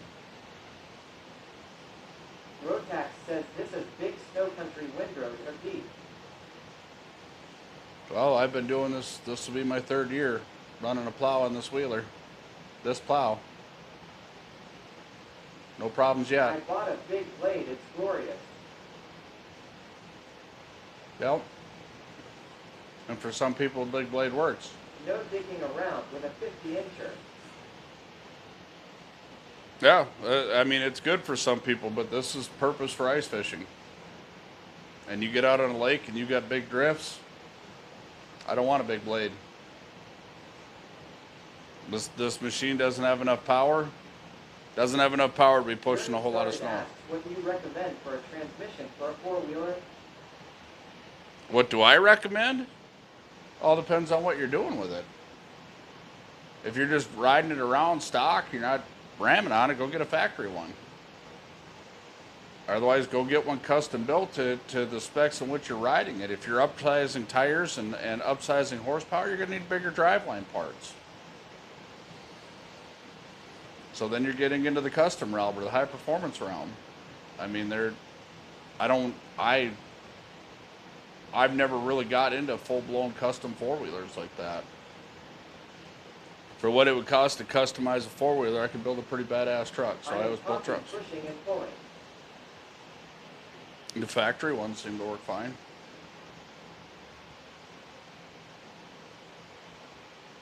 I don't know. I'm really not the guy to ask. I literally have, I mean, I did a little 2-year deal where it was kind of fun to go out wheeling. Again, go out and do trail rides, but then once you ride enough of the trails out here, you realize it's not so fun anymore. You know, unless you're going every weekend. Now I'd kind of like to get one just to go exploring on, but it's not a big enough desire to where I'm running out to buy one. I pretty much just use it for ice fishing. And even then, up until this year, until I got a portable, I only used it for the first couple of weeks ice fishing. And then it just sat around here and plowed snow. Park it right here in the garage and plow snow with it. Unless I was going exploring on a lake or going off on a lake that didn't have a good boat access. That's all I do with this thing.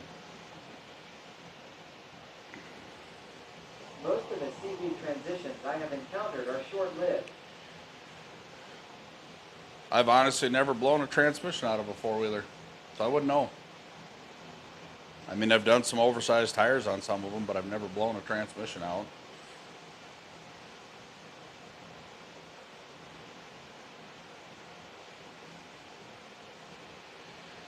But, yeah, I don't know. This setup works absolutely perfect. I got to cut 3 wide. Cut 3 wide for my trailer to run down, so I cut the center. I V it out, I cut the center in. And then once I get the center cut in, I cock it over to one side and run up both sides, and it usually works pretty good. I can get my fish house on.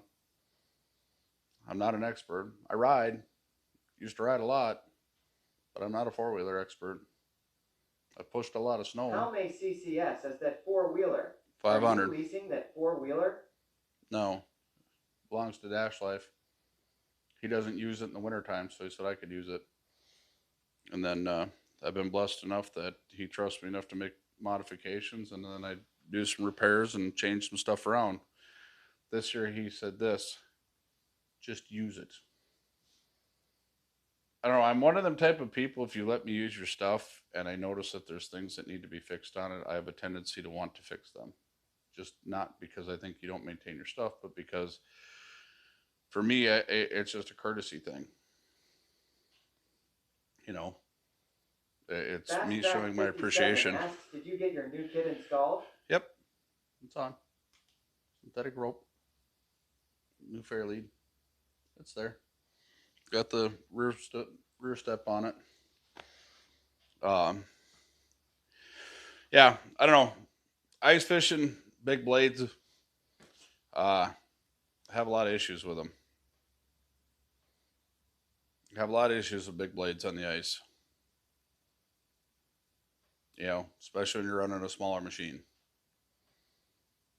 My 700, yeah, I could run a big blade on it. It was fine. It worked absolutely perfect with a big blade. Nice. A big V blade. But my 450, not so much. My 450 had a lot of problems pushing a bigger blade. Because the blade, when you took the weight off of it. Journey Started says if you borrow someone's hardware, return it in better shape than you're encountered. Not many people have this outlook these days.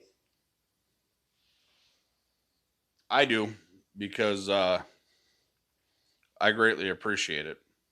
I didn't have to go out and spend 11 grand on a four-wheeler to use legitimately a couple weeks out of the year. I use it because it's here. You know, I use it to plow the driveway, and I intend to use it a little more this year. You know, I won't have, I have a plow truck available to me anytime I want to use it. I have 2 of them actually, you know, if need be, if it gets that bad, but it gives me something to do whilst, you know, content wise. So just keep my road plowed open when it starts snowing. Go out every couple hours and push some snow. I'll have to make 2 trips if I move lakes, or I will be moving lakes, but I'll have to make 2 trips every time I do it, but that's fine too. I don't have a problem with that. You know, and it's not really, it's, I found on my smaller machine, on my 450, when I ran the bigger blade on it, it had a real hard time out on the lake pushing snow. Even with chains and weights on it, it just had a hard time moving the snow around. But when I went to the 750, it did a lot better. Even this blade, even on this 500, get into that hard packed snow, and it didn't really want to push through it. Cut the blade down, pushes through it just perfect. It may take me a little longer to do the job, but it does what I want it to do.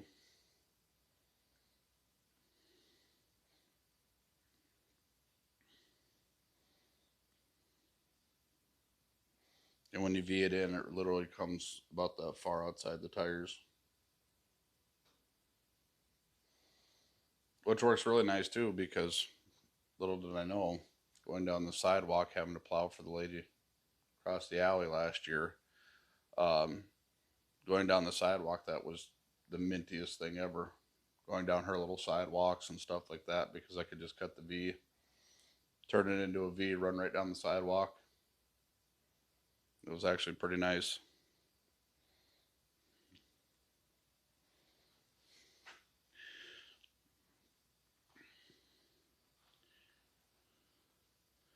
Alright, well, I'm going to be here in a matter of a few minutes, so get this hooked up so it's done. Guess I got to back this back out to get the generator out.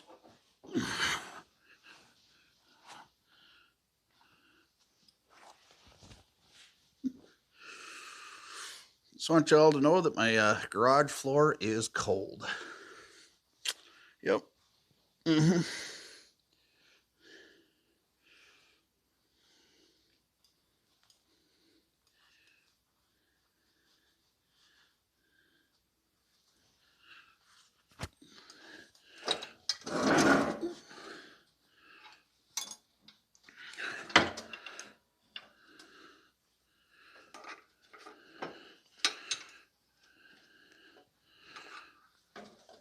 Get up there.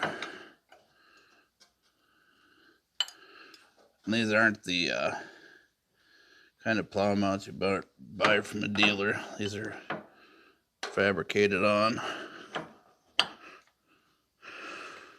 Because I didn't want things to ever break.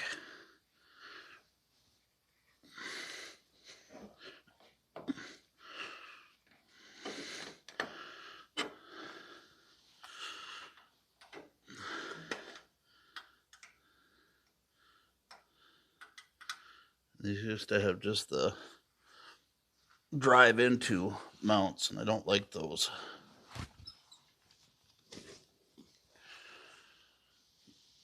I'm not a fan of those at all.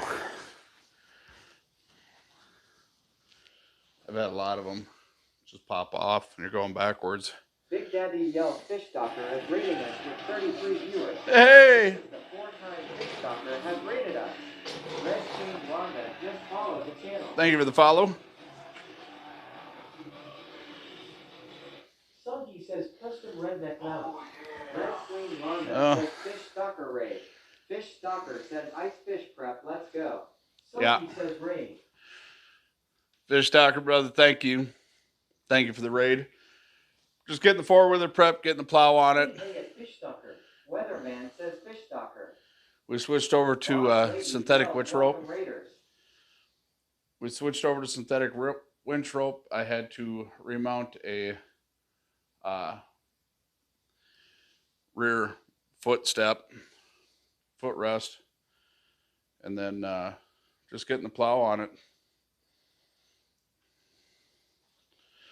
Just got to put one more pin in, hook up the winch line. Big Daddy Yells Gun to Zero just followed the channel. Thank you for the follow. Ah, come on.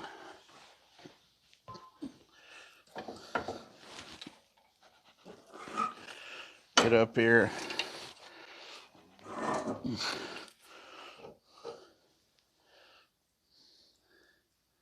What we have here is a failure to communicate.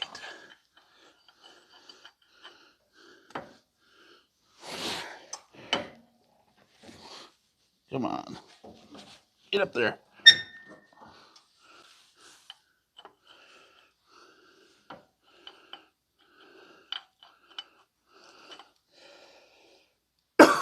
Excuse me.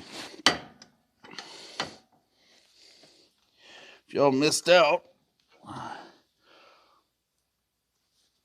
Mrs. Fish Stalker had to play Call of Duty for the first time for a charity stream. It was actually kind of funny.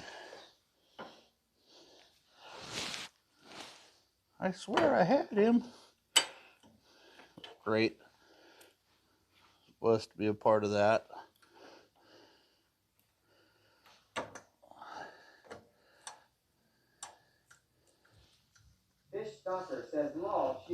game at all. See, like my wife does the phone games, don't touch actual video games.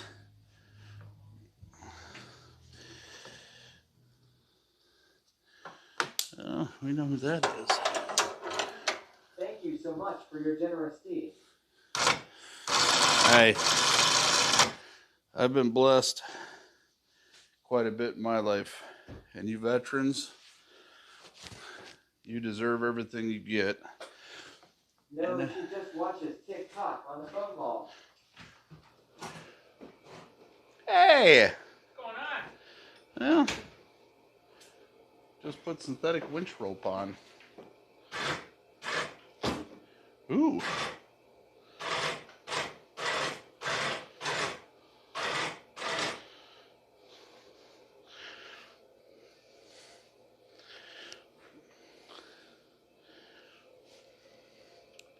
What's with the baby butt face?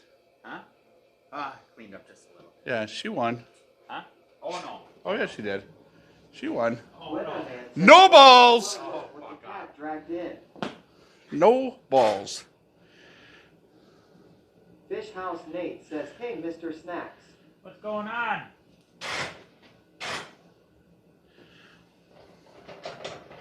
Yeah, we got rid of the drive-in mount deals, and then put the tabs on it. So and then hooks up back there. Yep, but you run a pin through it now instead of doing the drive-in mounts. Fucking hate them. No, the pin mounts, that's the way to do it. I love that on my, yep. I love it on my Kodiak. Yeah, I've never had good luck with the drive-in ones. Ready for some ice fishing? Oh yeah. He ain't going ice fishing. The fish house is warmed up, plugged in. Beer in the fridge, ready to go. Yeah. There's a beer in the fridge.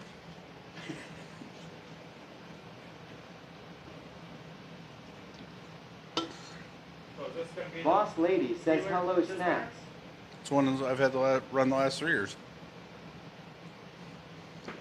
It's the one that was in your garage, and when they put the front axle in it, the front end was sitting like this. Oh, that is this the same one? It is. It's all straightened out, all new done. New wheels, new tires. New Fish CV House axles Nate in it. says, "You get your warranty done on your house." Fuck no. Completely forgot about that. You better bring it in. I called him and I told him I was bringing it in, and I never did.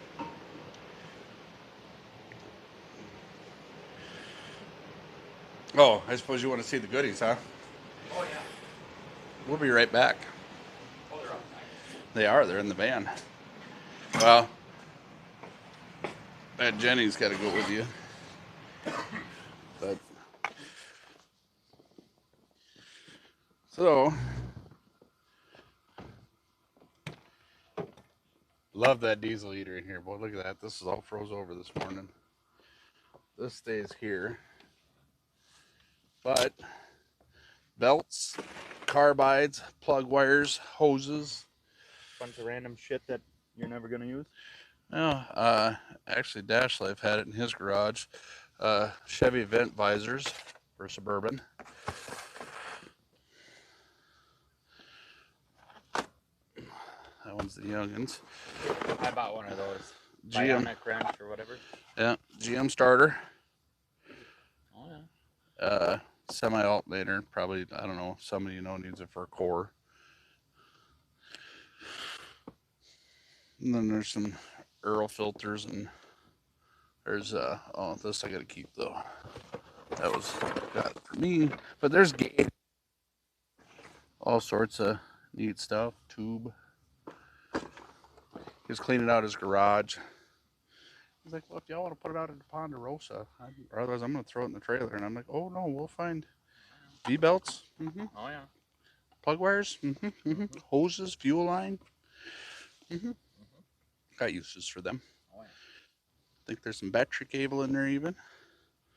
And I mean, I figured these, you know, carbides, you just got all them sleds. Yeah. But yeah. I better set my coffee.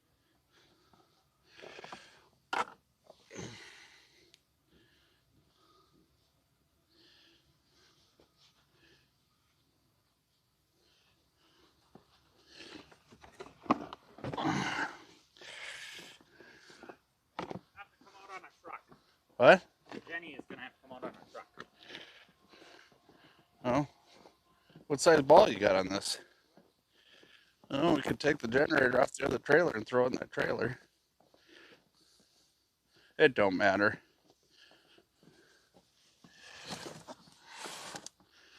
Ah. You got all the midget seats in here. You got all the midget seats in there yet.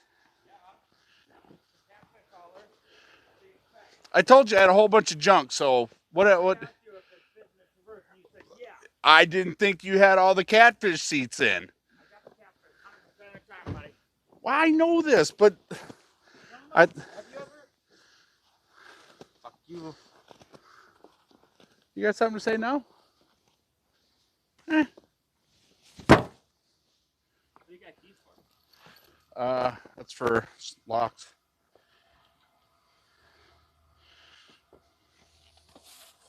Oh. There. That box. That box? Yeah, it's got old tack in there. Old school tack. Wait till you see that thing.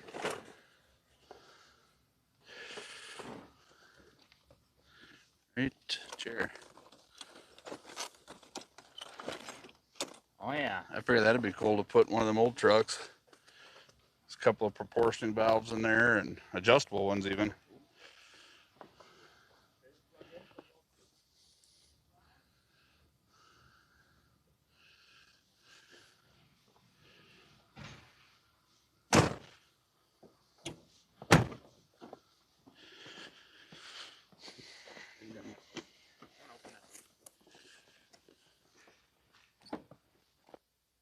There's some fuel filters or oil filters in there. There is a Ford in one of these boxes. Remember that electronic unit we had to put on the top of the mud truck for the oil pressure? Yep. There's one of them in there. Don't get rid of that. 99 Suburban. Front only. Well, that. It'll be a 99. There's 99 Classic and 99 New Body. I think it's classic. I do believe it is a classic because I believe that's what his wife used to drive.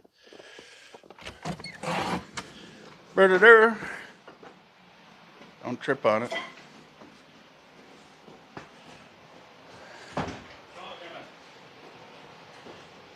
afternoon, got to process the deer. I got 3 of them hanging there. I better start fucking doing something. How many did Chucker shoot? He only got 1. Really? He let a nice buck go by too. He got a really nice.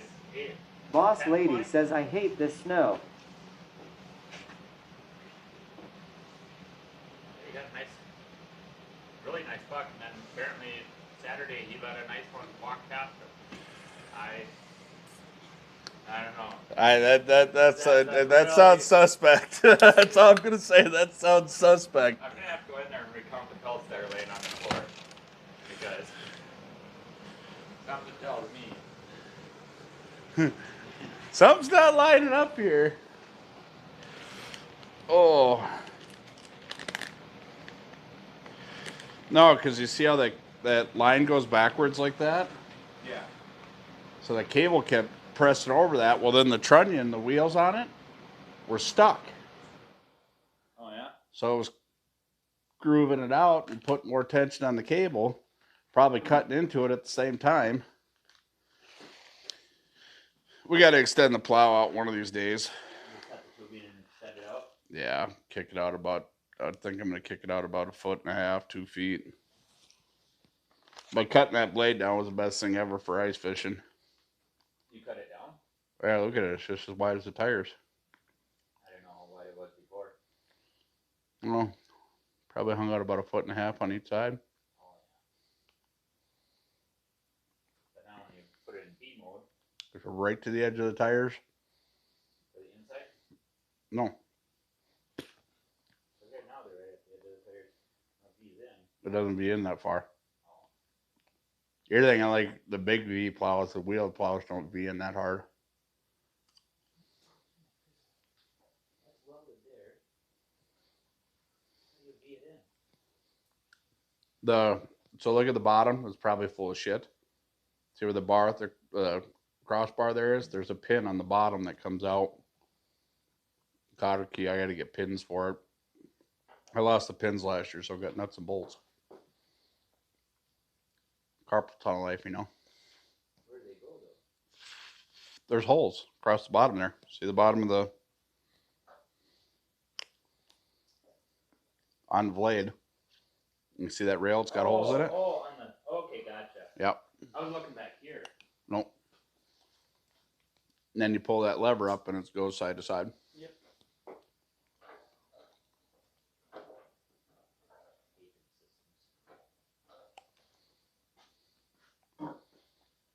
What have you been doing? Just hanging out, eating snacks in the garage?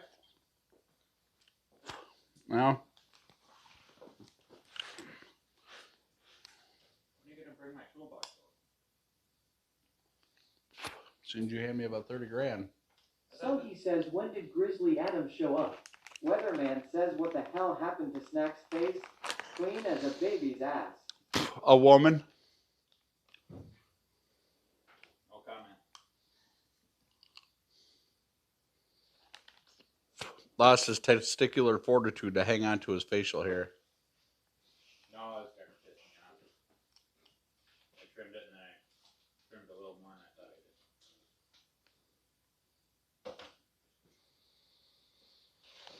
did. Oh, I thought this thing was supposed to launch today. It was, and then you just never got the garage cleaned out. I didn't know it was my turn. I thought you were gonna come over and clean out the garage. Yeah, about right after I got done with mine. Ha ha ha, shaved it all off for a little lovin'. Learn a little. Weatherman says LMAO. I needed one pipe wrench, but you go to Harbor Freight and you can buy the whole fucking set for cheaper than you could just go buy one. Yep. So I bought the whole set and used the one. You know, I went to Harbor Freight the other day, That trip actually still works on it. and I walked out without buying something, and they gave me something for free. I walked in there for a scan tool for bleeding ABS, and they didn't have it. I have one. I've Where had is it for years. Where is it? In the wife's car. Because when it gets cold this time of year, it trips some coolant sensor and it. Oh yeah, that Ford does that Ford thing. Well, now I got one. I got a new scan tool because apparently I fucking left mine out and I don't know where it went. Or it's in one of my vehicles. I'm guessing it's probably in a vehicle. Quite a few to pick from. I probably threw it in a rig and gonna go drive over to someone's place and plug it in and left it in the car. I will be gone Saturday.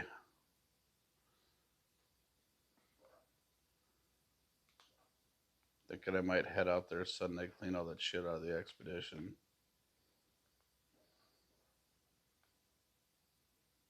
Yeah, it's going in on the 28th. I'll get it up there before then. Yeah, I always bring it up there early, just that way if they got time to. Well, I drove by and there wasn't too many vehicles sitting outside. Maybe we should round it up tomorrow then. Just drop it off up there.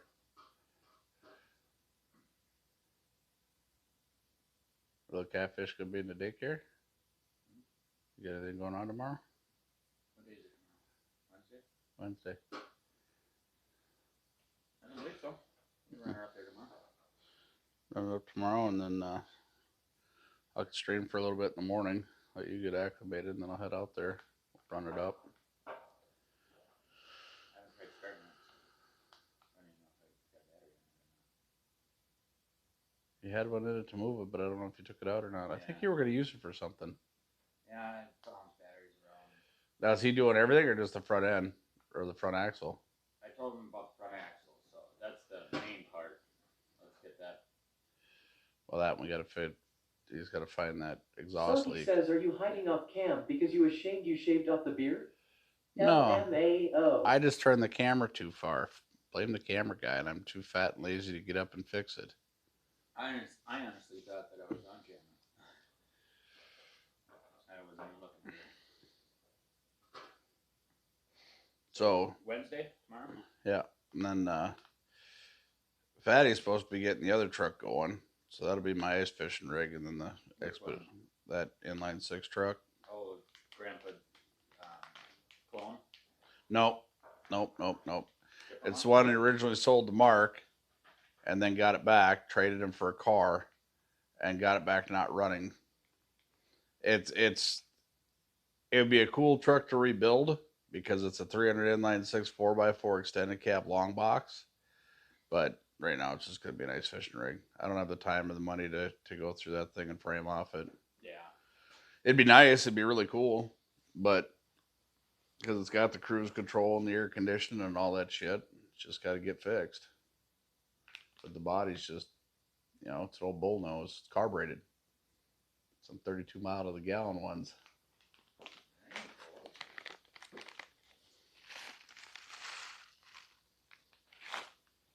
Oh, you're gonna love this shit though. I put that on my four-wheeler after I snapped the cable, the steel cable. I don't know, 8 times, plowing 2 different times. Snapped the cable, drive it in the garage, tied it back up with some cable clamps. Yeah, because you even went to trying a snatch block on the cable and it didn't work. Yeah. And then I went to synthetic rope and I never broke it. Yeah, that's what somebody on stream was saying too. That's why I did it. They're $40. It's a $40 kit at Harbor Freight. Yeah. I need to get the fair lead and everything. Yeah. That's the way to go.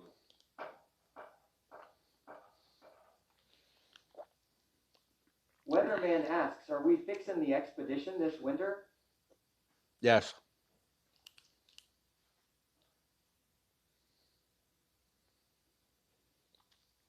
We got it back, and Mr. Snacks found a front axle noise, and we got to figure out if we got to replace the front axle or if it's just an actuator that's not fully engaging or what it is. So we're bringing it up to a buddy at his shop to get done or checked out, and then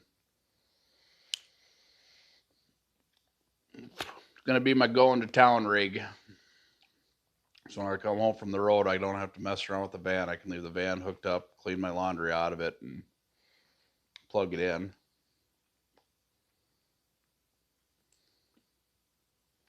Right on. Oh,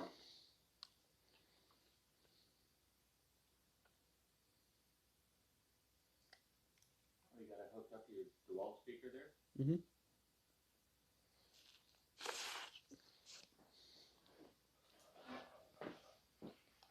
What else have we been up to then? I ended that 63-day subathon Thursday. I took a few days off from streaming. And then yesterday was my 10-year anniversary of my release. Yeah.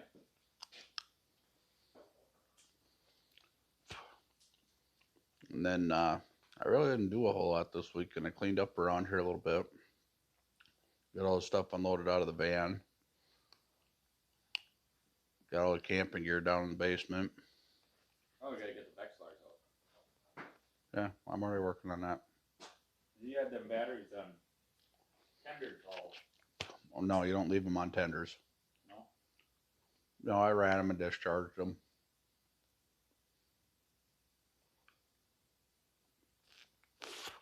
Know what that is?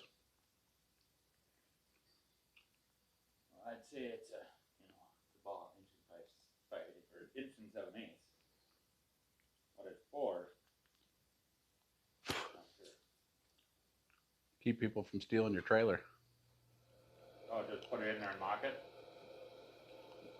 Big Daddy yells the Hut Seal just subscribed for 7 months in a row. These are my people. This is my land. This is what we pray for. Yeah. This is God's plan. Put that out in the fish house and I don't have to worry about nobody. What? But I can't find another one like that. Oh, yours? Oh, yeah, yours. I was gonna say, if someone wants to steal mine, they can fucking have it. I'll get more than I paid for it. I'll go buy a hydraulic plow. Surprised you didn't go trade it in this year and go get one. I thought about it. I was working doing a little scrub and clearing right next to Pleasureland there. They're extending their lot. So we took out a bunch of trees, got to do some site work there. I'm looking over and they got a brand new blue one, same thing, only it's hydraulic. And I was like, You're mad when you see Nate's. He got the same size you did, different color. Same size you did, hydraulic.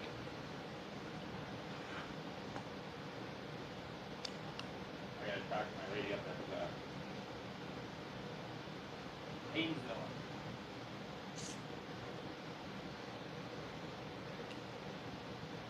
Can't get me a good deal. You bring that other truck in to get it flashed yet? No, I need another guy there to get it out the trailer.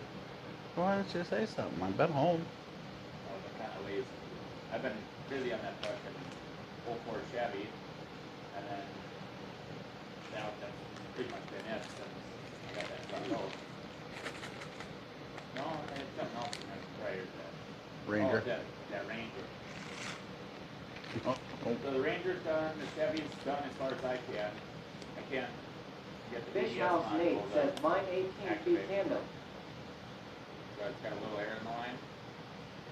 So the ABS module won't activate when you hit the brakes.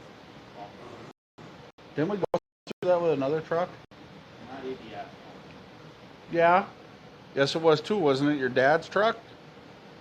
No, he brought it. It was another truck that we did that we couldn't get it to. I can't get brake pressure Yeah.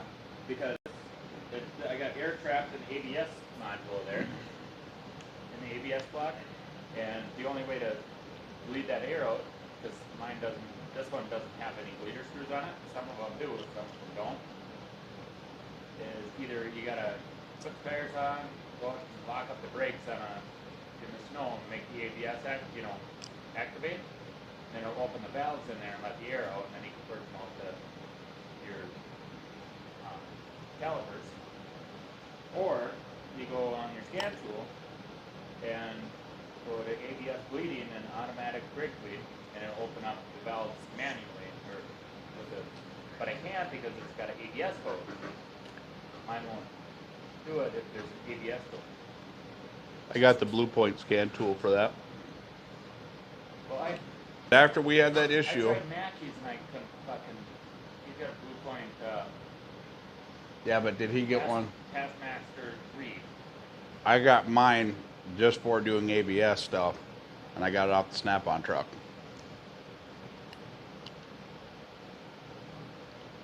When did your wife get it? Probably not until after 5.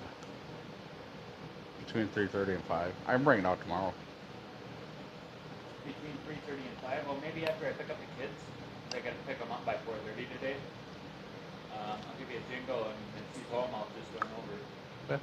because I'll be outside spicing. Oh, that's fine. Because does yours, do you know if you can do the ABS bleeding with the ABS code on? You clear the code and then do the ABS bleeding. I cleared it and it pops right back up. It's a fucking front wheel speed sensor. Then it won't clear it. You won't be able to until you change the wheel speed sensor. I don't know if mine was just, Nope. That's how that works. Because when we did that one, Now I'm not pissed off about spending $400 on a scan. because when we did that one, I can't remember whose we did, but we fought with that fucking thing tooth and nail. Couldn't get it to bleed. Couldn't get it to nothing. I'm starting to remember something like We that. did everything, and remember, we replaced every single brake component in that truck. And I can't remember whose it was. I thought it was your dad's at first, but then he brought his in to get it done. Yeah, Because you told him to bring it in after we did this truck because we didn't want to mess with another one. Yeah. Then I took on a brake line job on the same fucking truck. Yep. Just now. But it's got all new brake lines in it. I replaced 3. He just wanted to do the ones that were bad. So I replaced the one that was blowing, and when I monkeying around with that one, I seen the one next to it had a pinhole. So I replaced that one, and then one next to that one, there was 3 in a row. Boom, boom, boom. That one looked like you touched it, just fall into a million pieces, so I did that one. And the rest of them look better than those three, so I was like, alright. Pumped up the brakes, blew another one. Pumped up the brakes, blew the rear line. What do you got going on next week? Nothing that I know of. Is there any squirrel fund money from that Ranger left? Should be getting some. Well, I want to go down and go get that 7.3 dump truck. How much is that? 400. And then we got to go down to Rochester to go get it. The transmission's messed up in it, but I figured rear end, Dana 60 in it, dump, motor. Yeah. I mean, if we could find a transmission, that'd be fucking minty, but What year is it? 97. Two-wheel drive? I believe so, yeah. Two-wheel drives are easier to find than the four-wheel drive ones. But hey, what happened to that old shit box we worked on for like a fucking year and could never with that 7.3 IDI? Oh, Matthews? Yeah. Sent me a Snapchat this week, a couple days ago. Hopped in it, hit the key, fired right up. He's gonna put a flatbed on it. He says he is. He just bought another 7.3. I don't know. We can't pass that one up. Dump box unit, that'd be dumb. And it's a dump box, It's a dump box. and it works. Yep.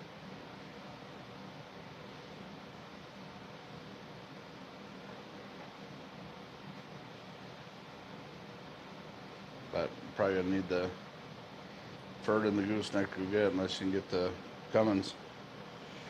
I can grab that Cummins whenever I want. Just probably grab that to go down that distance.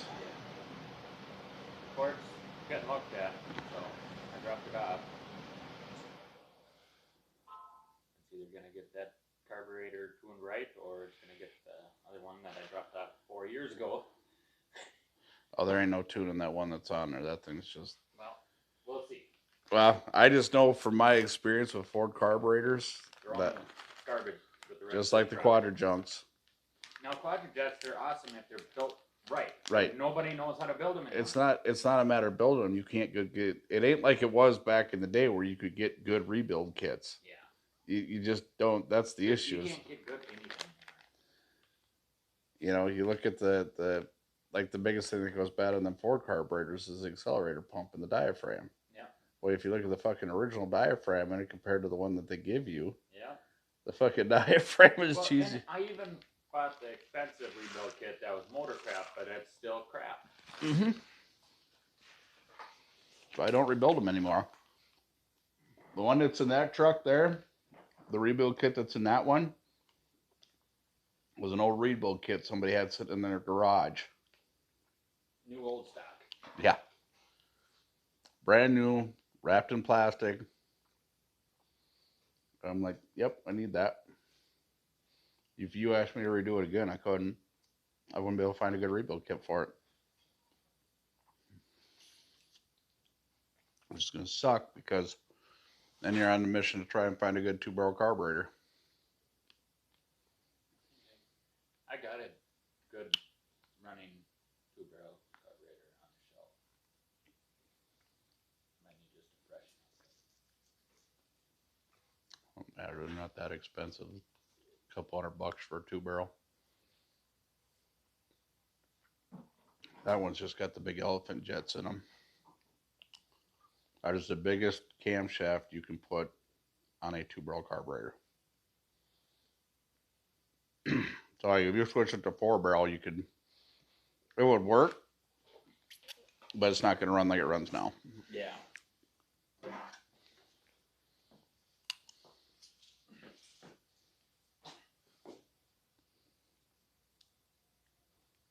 That's an old bus. From 05. He never uses the winch on it, which had been used until 3 years ago when I started using it. OG asks snacks. Yep. The one and only. No, you see underneath the back of the tray there. You see how I got them springs on the levers? Yep. That's what I was doing yesterday when you called. I had to adjust them in because it was kicking the. So the chute is adjustable on a cable, but you'd adjust it all the way down and it kicked the lever back out on you. So then all of a sudden you'd be blowing snow, and instead of blowing it straight across like you want to, all of a sudden it kicks up and you're just getting doused.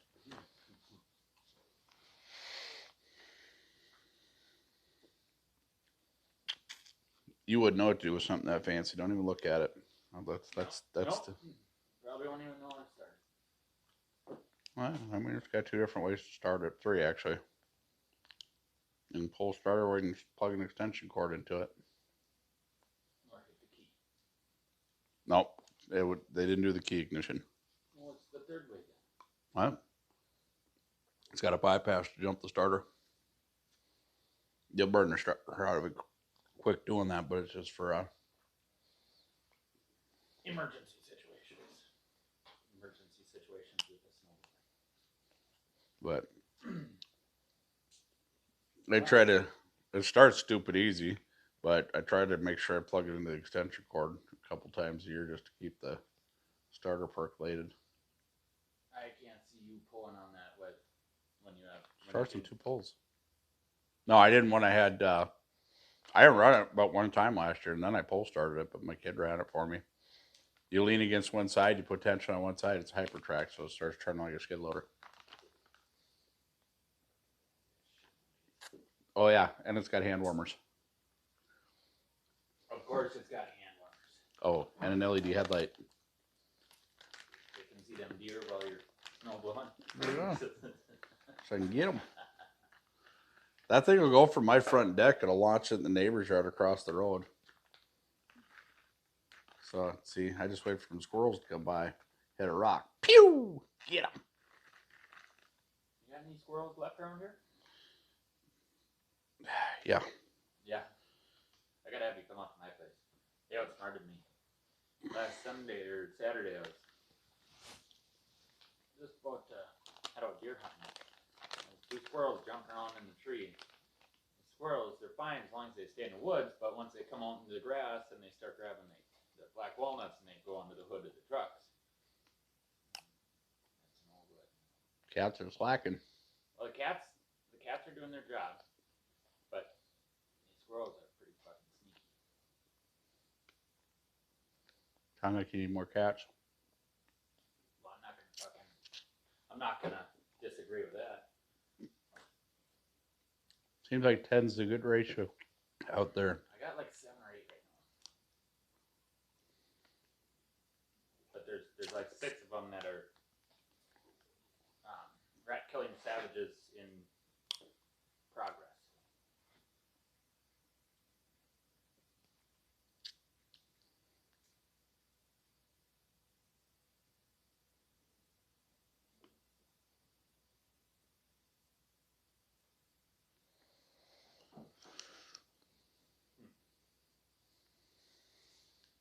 Well, I gotta start processing deer. I got some wheels and tires up there too. We're gonna forget to get rid of. Remember them Kia wheels I bought? Oh, And then, Yep. then just before I went to go put them on, Mom smoked the deer of the Kia. Yep. They're still up there, brand new. I was looking at maybe buying a Kia. I like them Kia Souls. You get one of them, you're gonna lose it. No, I don't want a Soul. I need a third wheel. Was that the Sorrento or whatever? Yeah. Well, I mean, the new ones that came out are the Tellurides, and those are really nice. Yeah, I haven't seen that yet. What's her name down there? KJ's. Got it. Got one. She absolutely loves it.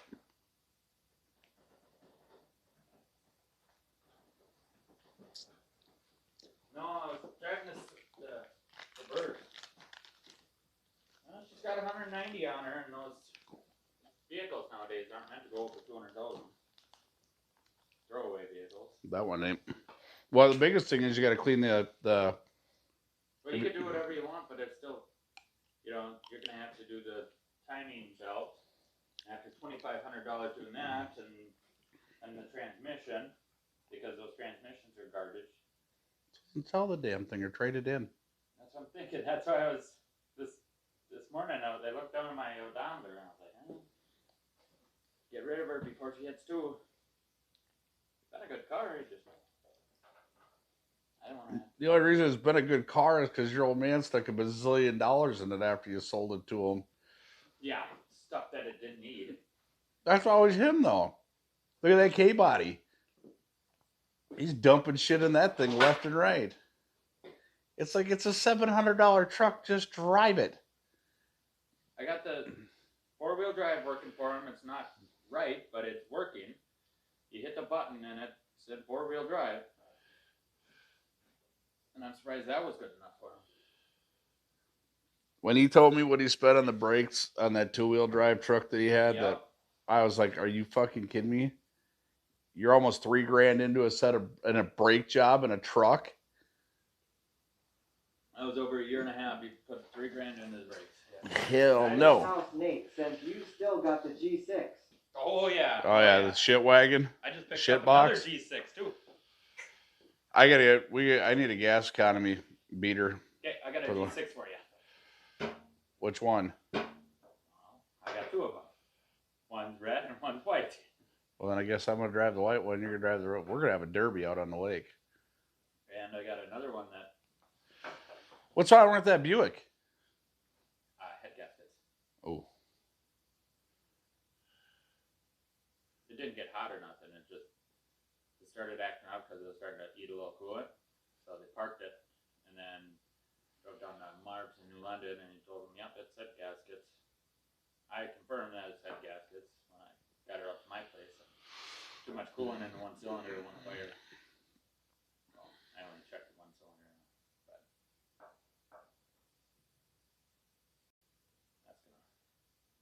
that'll be going in this winter, or I'll do them. I don't know. I don't have a whole lot of faith in the other truck getting done before ice fishing. That 300 inline 6 truck. Yeah. So I don't know. I got don't know. The bourbon. Oh yeah, the 07. That's backup. So. What do we got for And then 4-wheel drive rigs? I got a 2000 coming. Yukon XL. Might have a buyer. Might have a buyer for that one, depending on what you got to get out of it. 5.3 truck. Might have a buyer for that one. OG says that's what I have been asking. Wrong truck. We haven't gotten the K. That one's going in this week.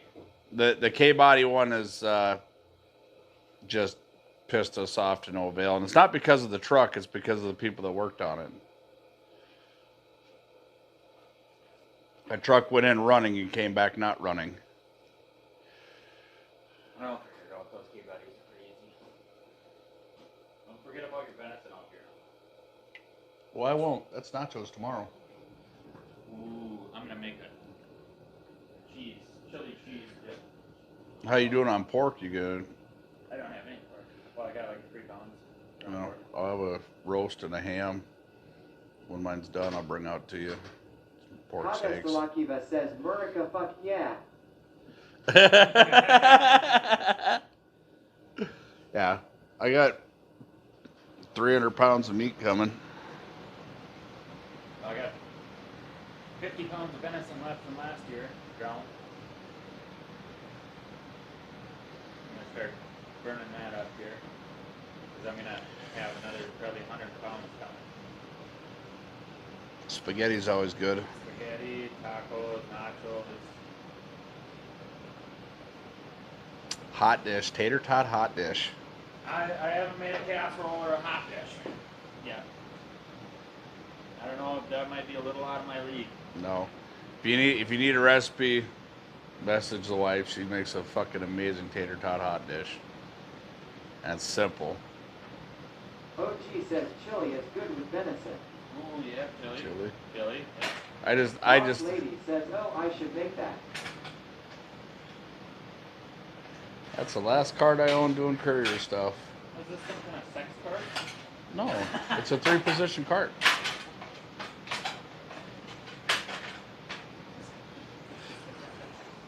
See, when you're in the pros, when you're in the pro leagues, you know, so that way your shit don't fall off when you're standing there. Or in case you need it.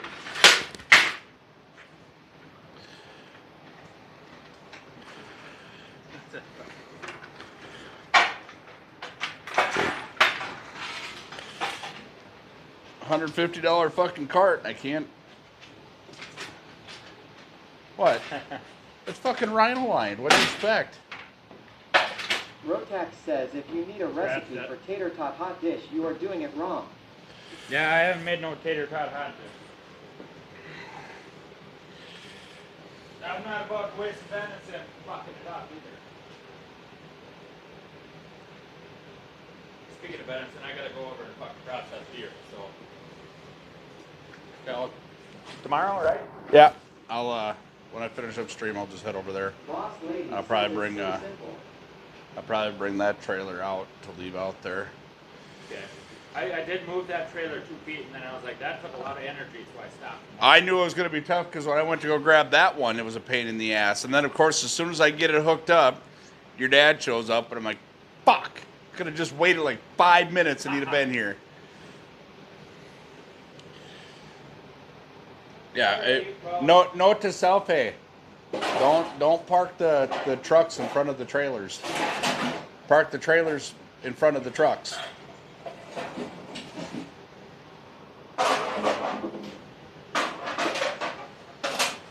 You got one can, make it sound like you're shuffling through a whole shit ton of stuff.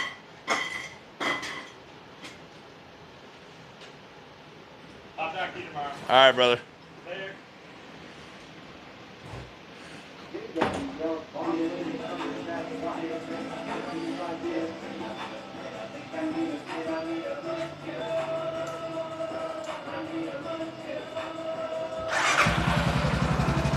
Oh shit. Forgot I gotta put gas in this one. It was starting to chug out on me a little bit there. Starting to chug out a little bit.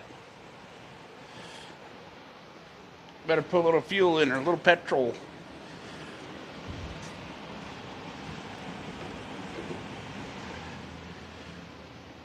Got a 5-gallon can of 91. Just for that reason.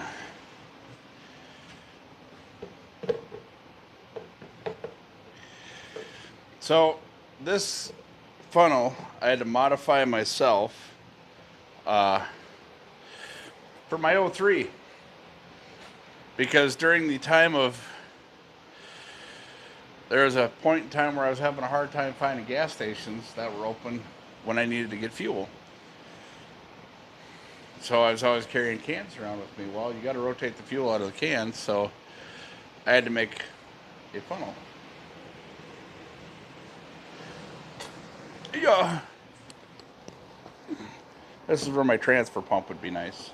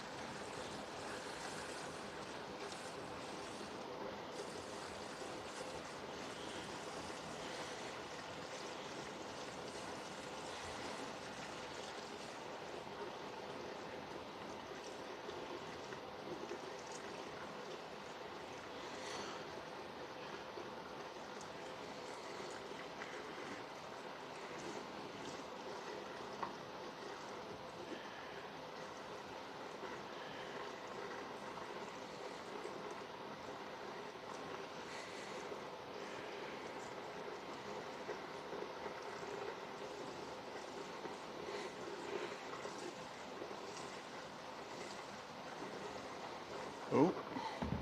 Yeah, I'd say she's a little thirsty, eh? Just a little thirsty.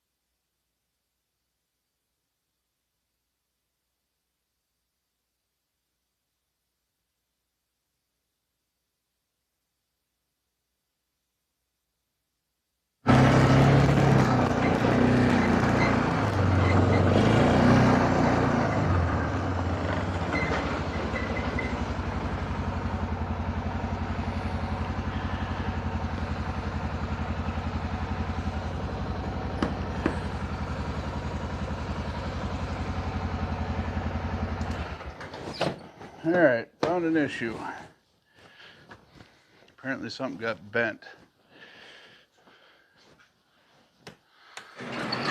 on the plow. Yeah.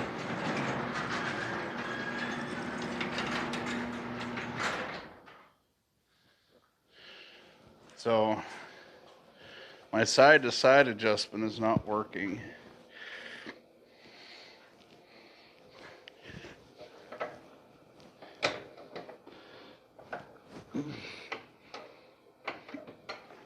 Like it's not kicking all the way out.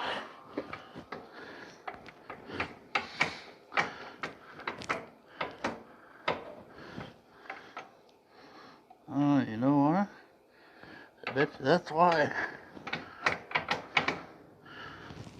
Sure shit. We got dollars to donuts, that's exactly why. Weatherman asks bets on if Ron will go over the handlebars when he hits the concrete beat this winter. I'll take that bet. Put 5G on it.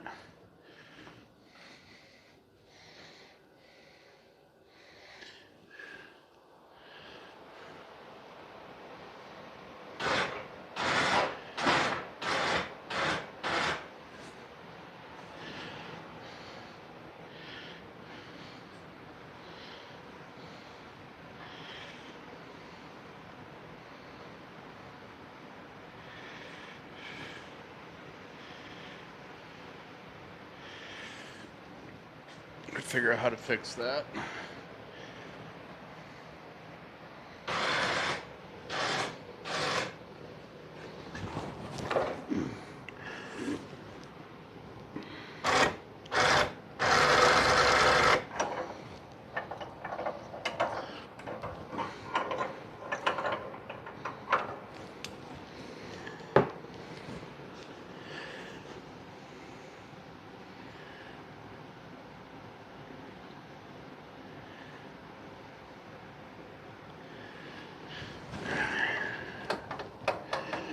So that came loose. It didn't bend anything, it just came loose.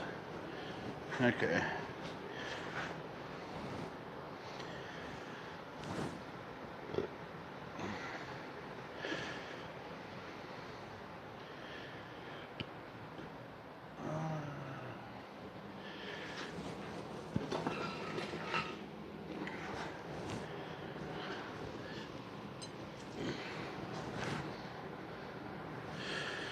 Gloves. Gloves, gloves, gloves, gloves. Where did I put my gloves?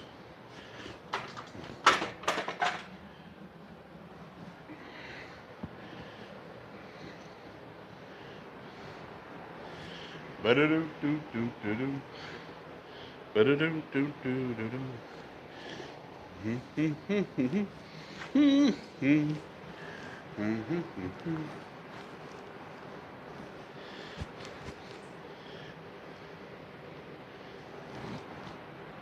Oh yeah, that'd have been minty on the hands right there, boy. Tell you what.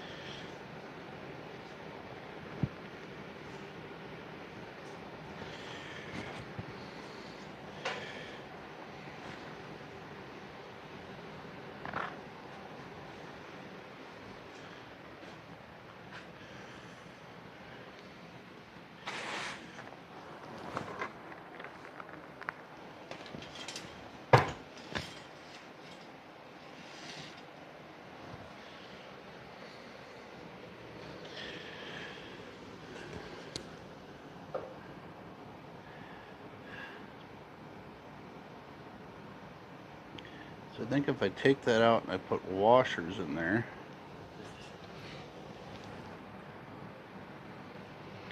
that's a locking nut.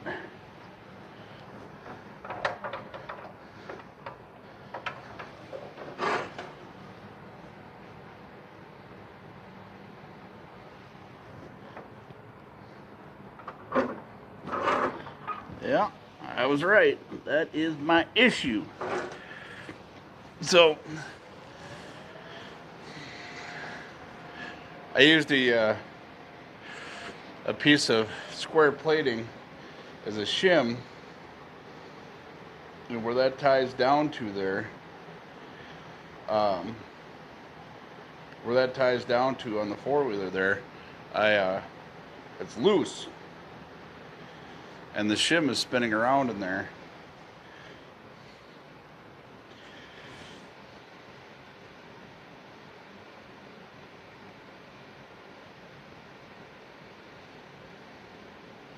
So it's preventing the plow to go from side to side. So what I'm gonna do, actually, I'm just gonna slide the plow off and make it easier.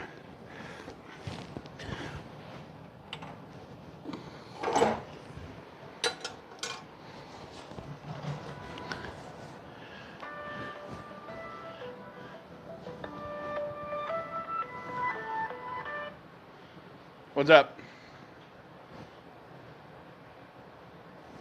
Okay.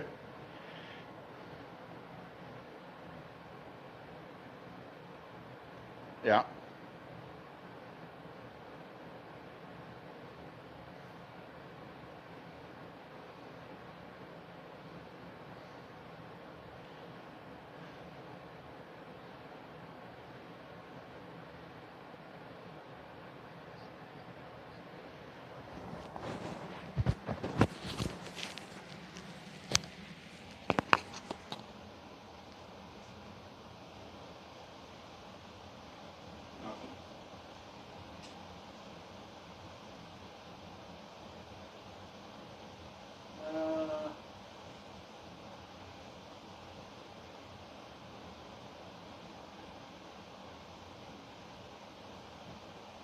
That looks like a little bit domestic.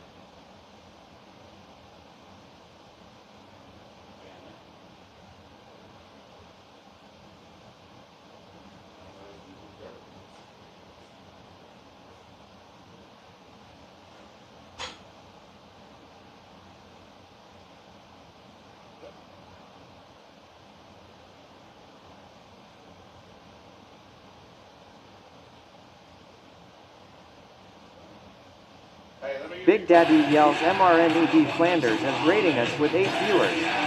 This is the 43 time MRNED Flanders has rated us. AMC Jeep MJ says Dink Raid.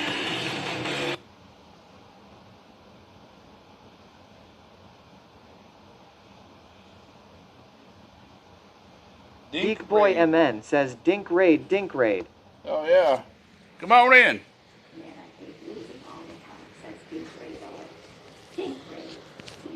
Butchybird 5 says Mr. Ned Flanders Raid.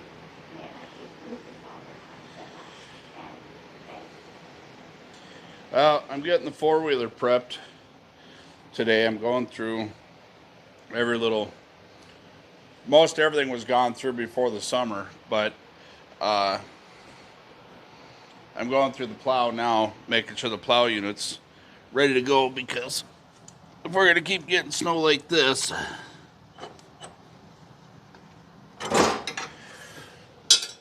we're definitely going to need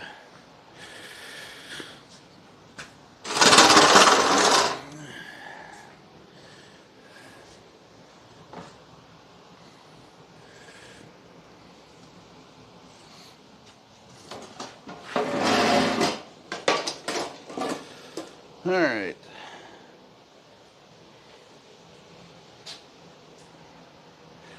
So what I've got is I got a bolt down here that is giving me grief. A lot of it. And it's mainly because of the spacer that's in here, or the shim. So if I take it out and I just put some washers in there,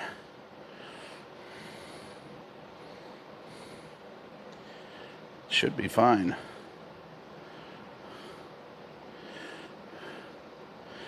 So basically what I'm looking at is there's a lever right here. You push this lever down, and this blade is supposed to go from side to side. But the shim loosened up, So, and I didn't want to weld it in place in case it wasn't right. And it worked fine until just now. This is why we test everything.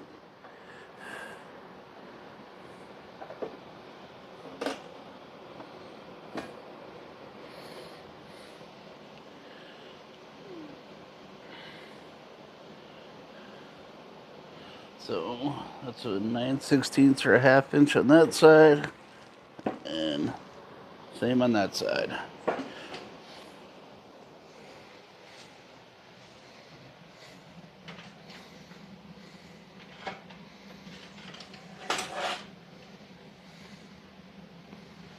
Got new Bella home today.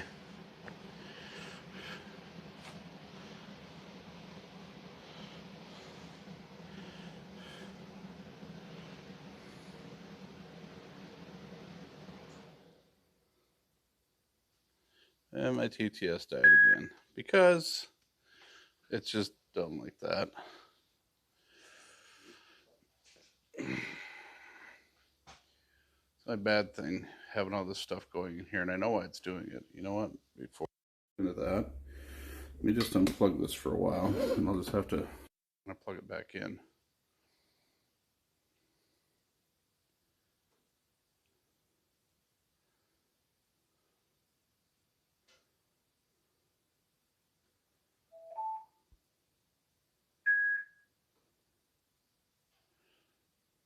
Are we sideways?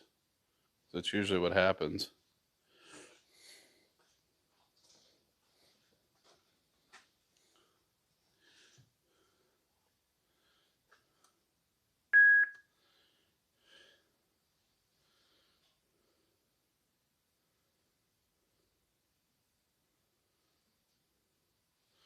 Apparently TTS actually quit out today. All right, so let me reload TTS. Yeah, I'm getting the plow already, making sure the V and everything works on it.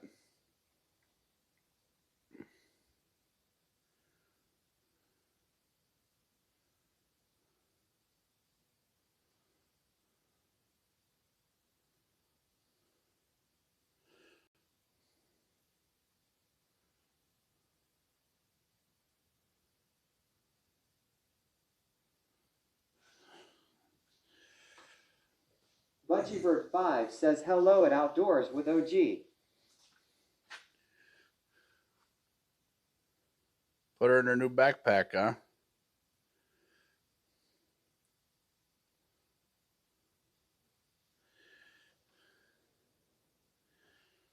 All right.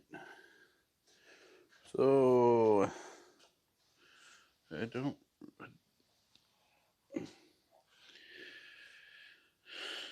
I'll just break out the big one. Just make it easier on myself.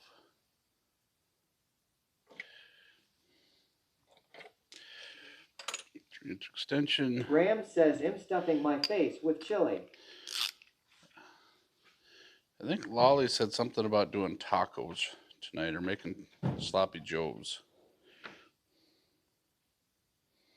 OG says yes. Pictures are in the Live You versus Bella channel.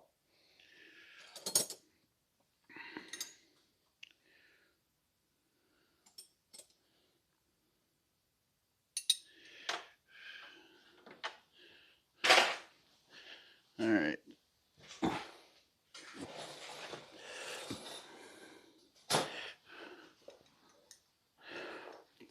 I can't remember what size these were. 9/16 on that side. I'm about to throw down some homemade veg beet soup.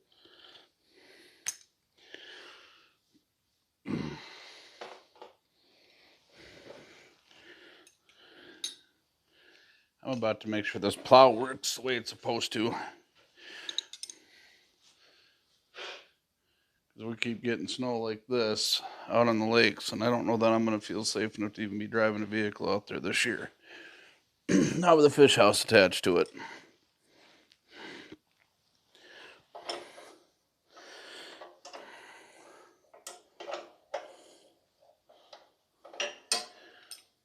Inch of ice and then 3 inches of snow, not a good combo.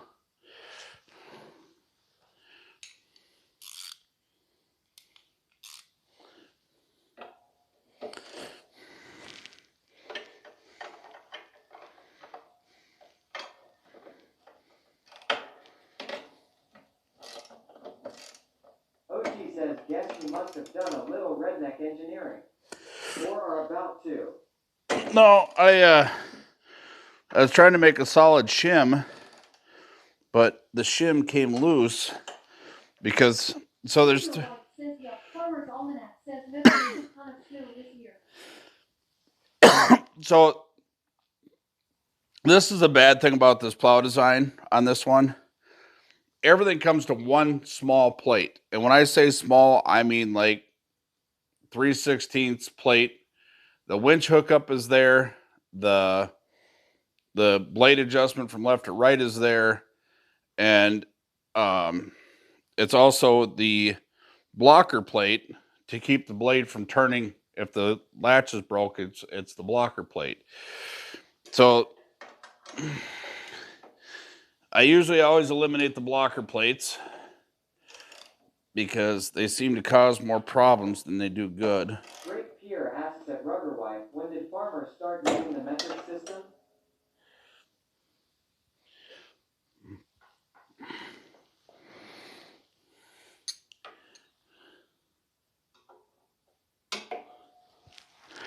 And now I can't seem to get this thing off. Oh, well, that's why.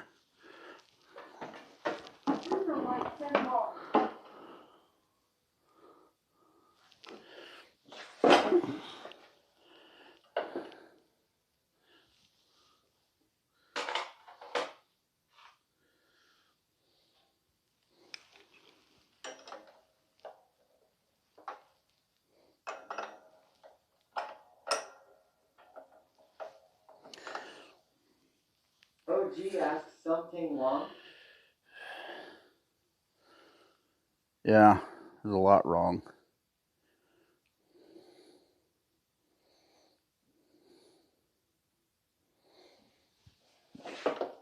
But nothing they can't fix. Just got to figure out how to do it the right way, or do it not exactly the right way, but a way that works. I think it's going to require vice grips.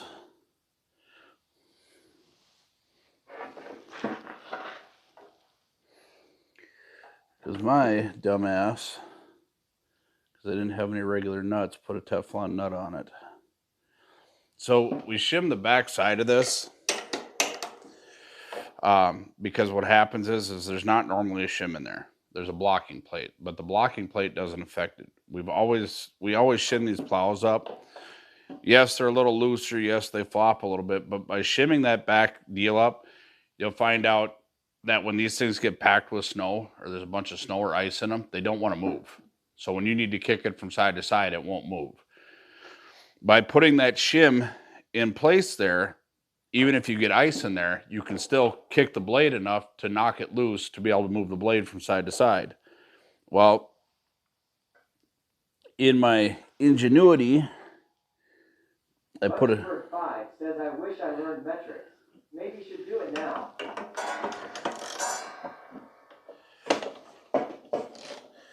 I put a metric, or I put a Teflon nut on here.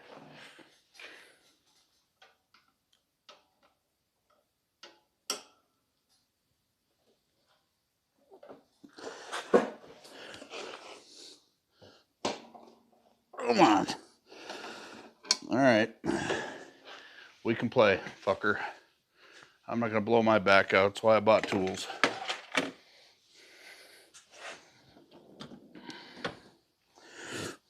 Release the Yoga Dugga. Want to fuck around and find out? You about to do just that. You about to do just that.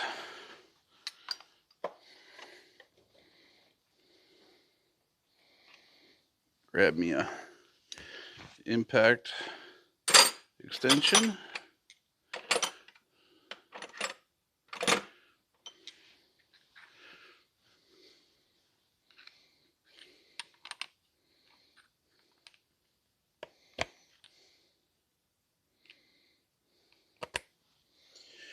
Grab a glove so it doesn't rattle my hand off, and then I'm done for the day. Ogadug, baby. That is the reason we buy tools. Because that was a knuckle buster waiting to happen.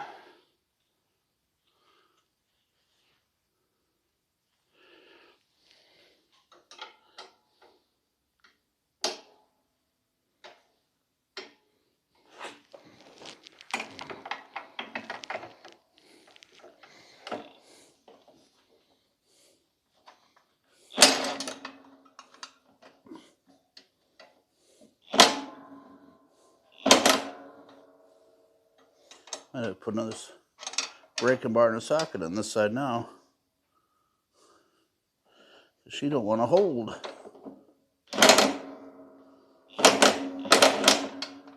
Yep. We're just gonna quit trying to fuck with it.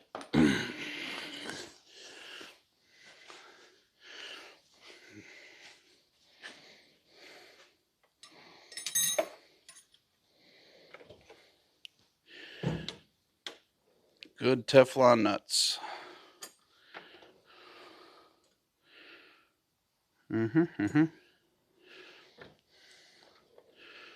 Well, damn, where's my little breaking bar? Oh, that's right, I broke that one. Haven't replaced it yet. Son of a biscuit. Well, guess what? Guess we're gonna break out the biggin.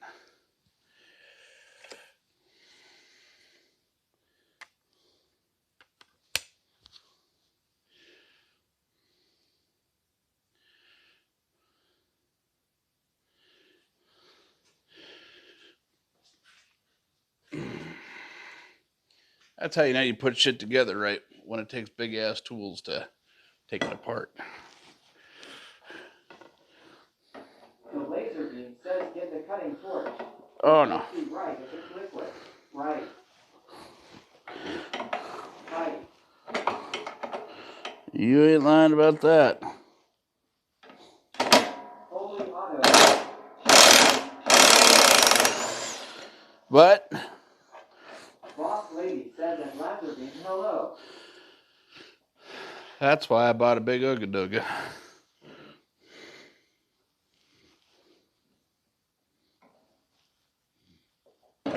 Geek Boy MN says the torch for when you're done asking.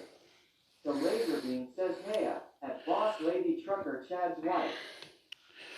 So what I'm gonna do, see, I went with this plate steel because every time we put washers in there, the washers bend or compress. So what happened was when this loosened up, it spun all the way around. It was blocking my lock. So now what I got to see is if I have, oh, you know what? I've got those, I forgot about those. I have those driveline washers. Where did I put them? I didn't even think about these when we did this. Nope, those ain't it. Did I use them all already? Nope, those ain't it.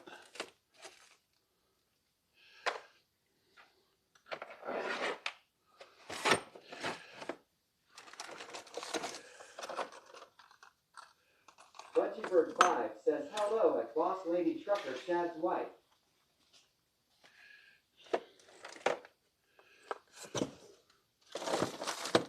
Uh-oh, I think I may have used all of them. Boss Lady says at Butchybird 5 hello.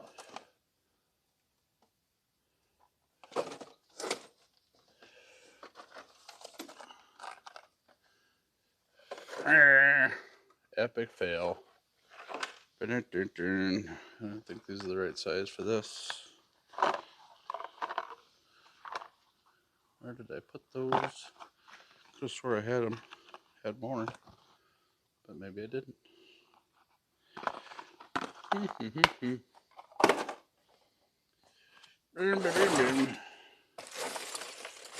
Hinges. No. No. No. Spacers. strap clamps. I don't think these are the right size. These are just regular washers. Nope, too small.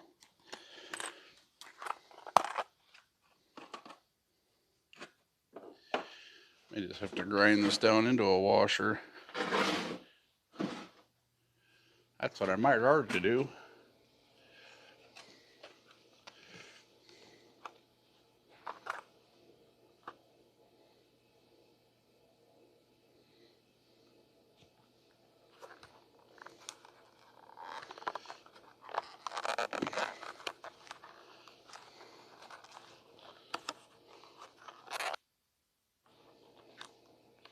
Why are you being so difficult?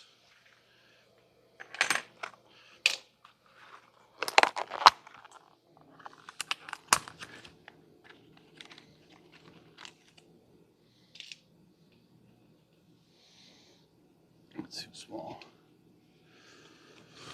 Oh.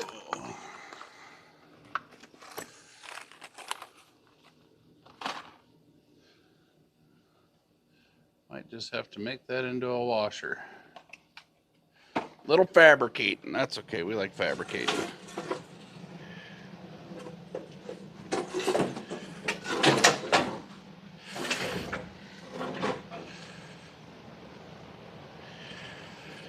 Might have to do a little fabricating with the grinder.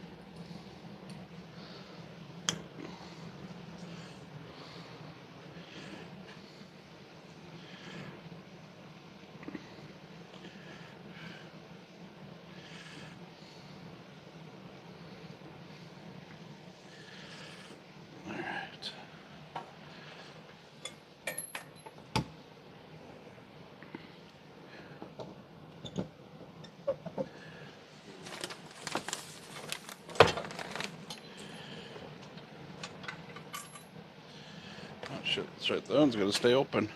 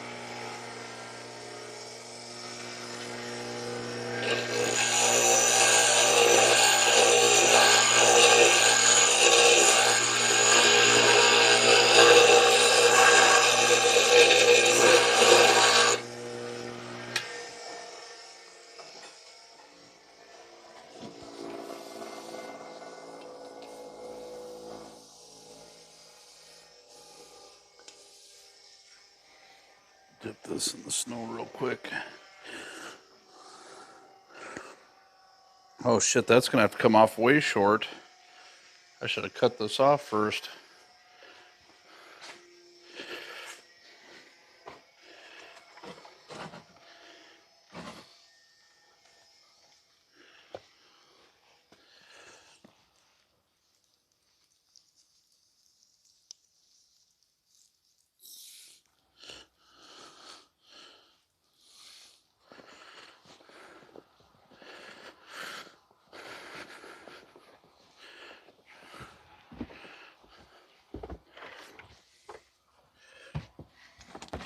Come on, boys. Come on, let's see who's here. Come here. Go get him. Somebody here.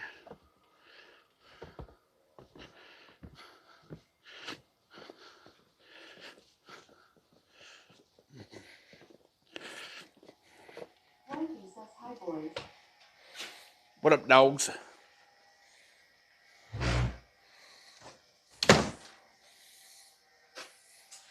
Let's come to hang out.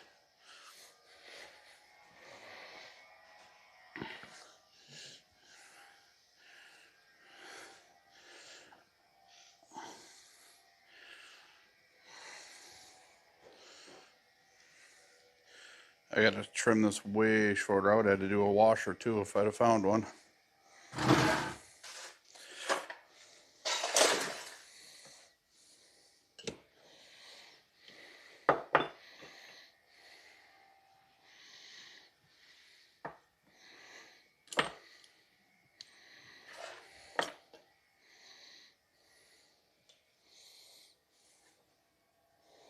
Boss Lady says, hey Molly.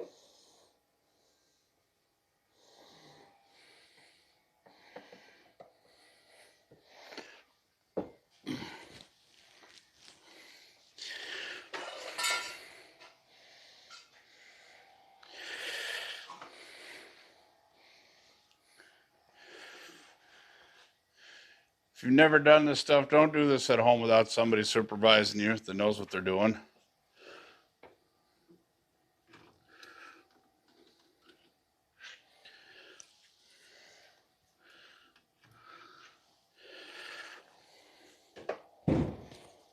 Wendy says hello to Boss Lady Tucker, Chad's wife.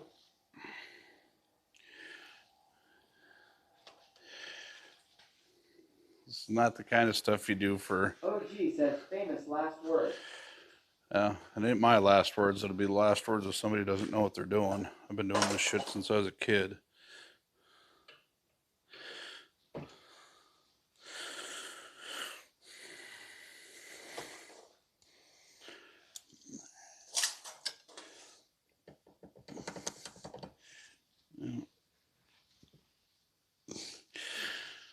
If I need a Boss new... Lady says, well, you have 50 people supervising you right now.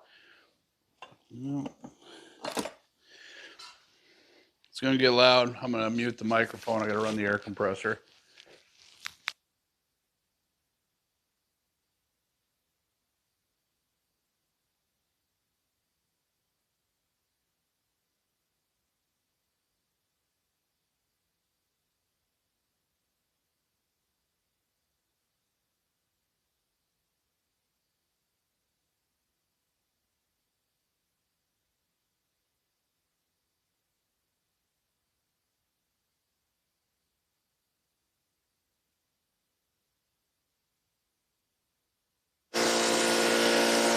It's a little loud in here.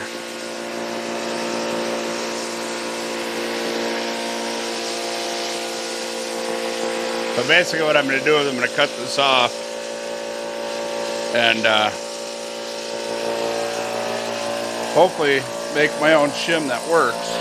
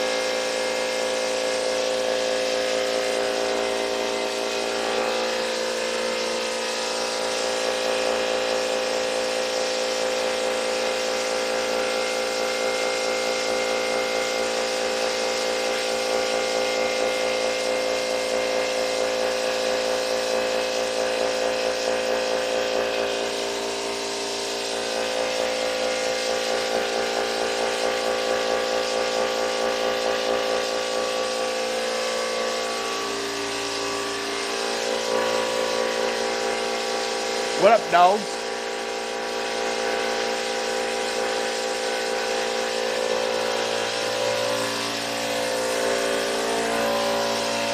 Here, come up here. Here. Come on. Here, Tater.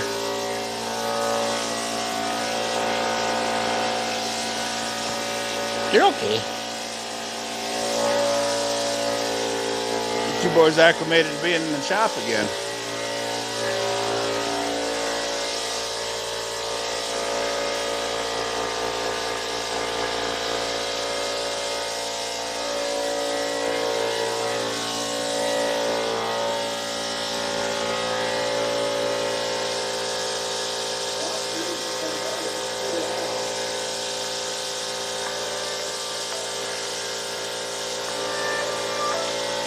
Yeah. Trying to get the snow plow done on the four-wheeler. What are you doing?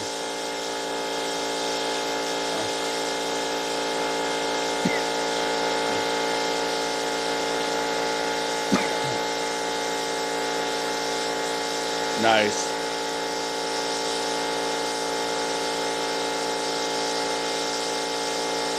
Well, I don't blame them.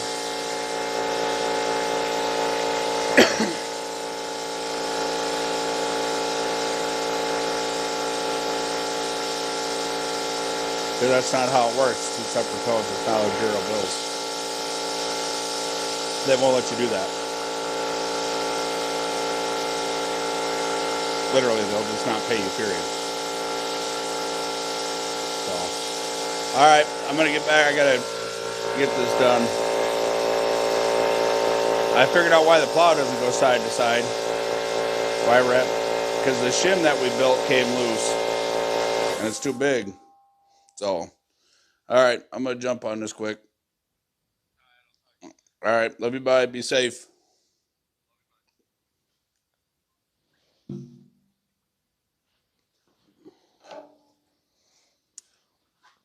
So,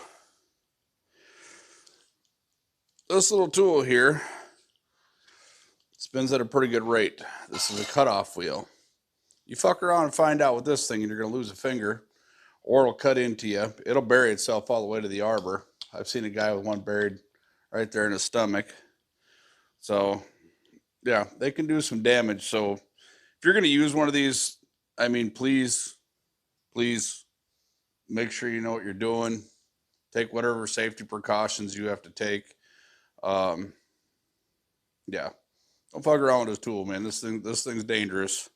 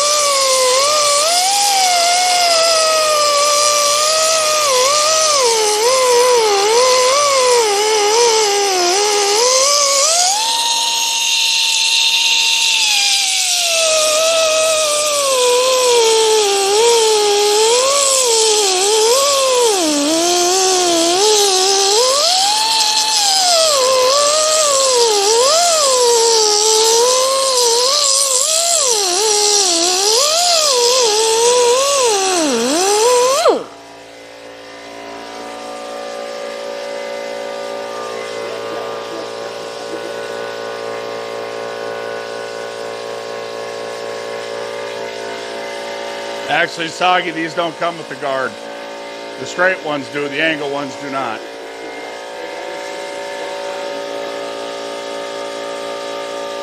The angle ones don't have a guard. And I don't use them anyways because they get in the way.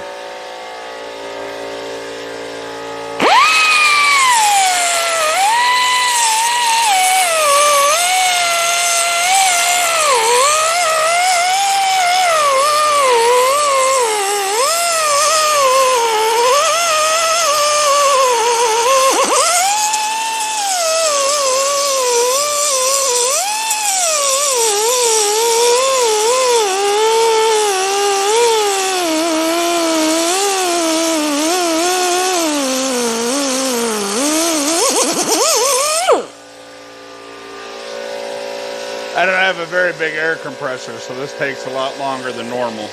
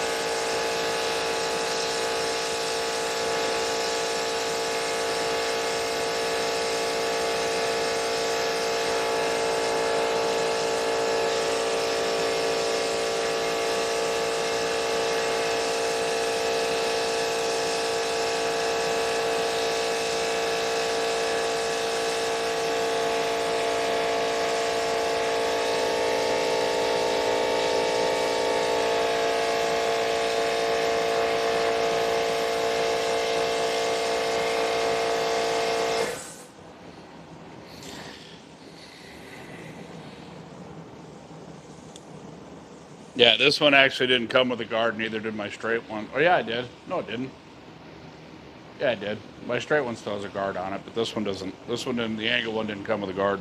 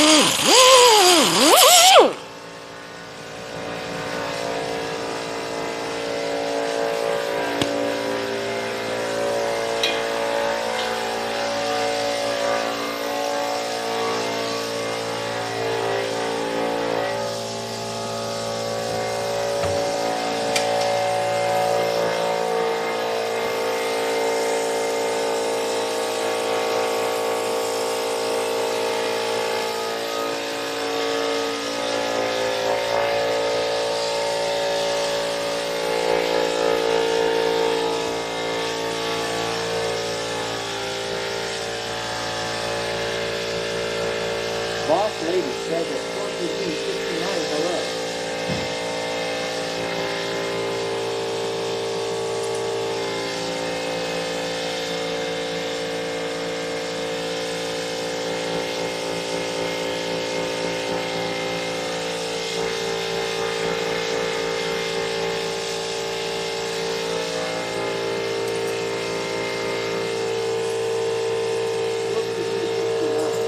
Boss Lady took the Chad White. Hello, how are you?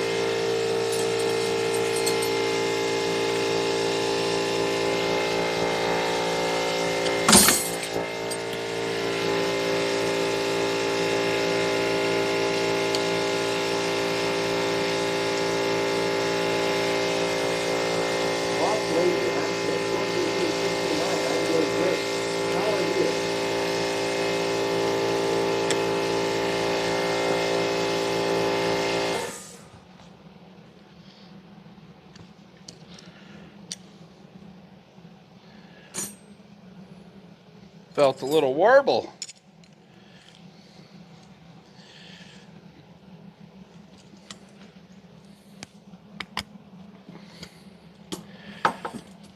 Felt a little bit of a warble.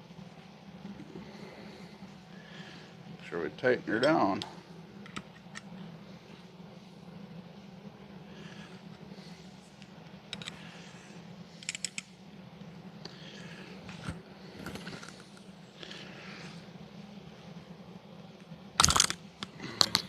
Actually, you know what? I'm gonna put this thing in the battery one, and we don't have to hear the air compressor no more. Switch the arbor out. Is it even gonna come out? Hell, it ain't never been out of here, not once. That's the whole reason I bought this one, just for this. Ooh wee. Yeah, I'd say she's been in there a minute.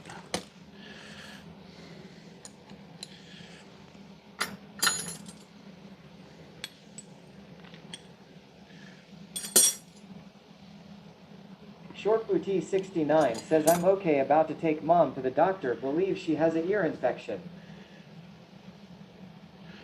Well, I hope all is well. Sorry to hear that.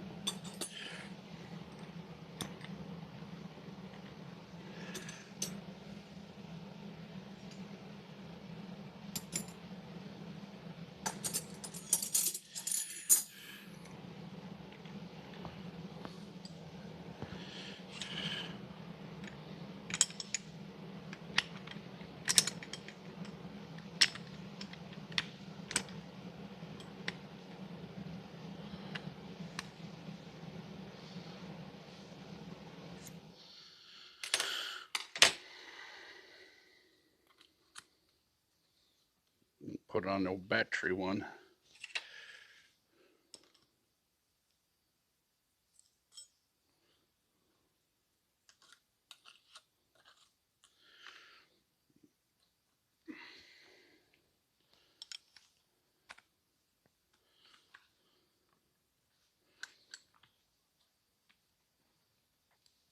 Alright, that one's on.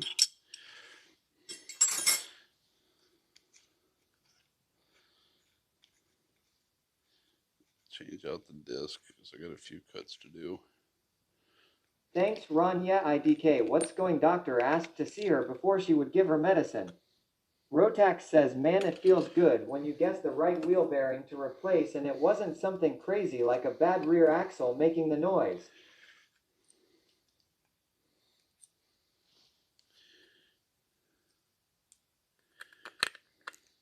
The bearing didn't seem all that bad once I had it off, but it seemed to have a catchy spot.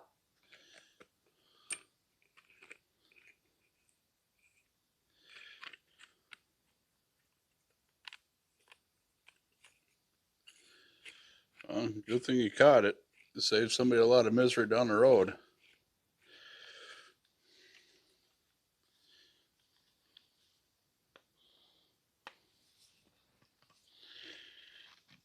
Especially this time of year.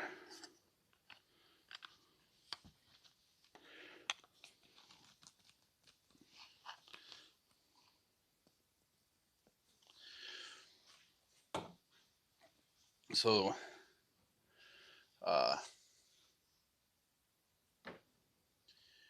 I tend to be, well, that just sucked. Where did I put that one now? Had terrible noise when I test drove it a month ago. It's that caddy that needed timing chains. Ah. Very nice car, just needed some work.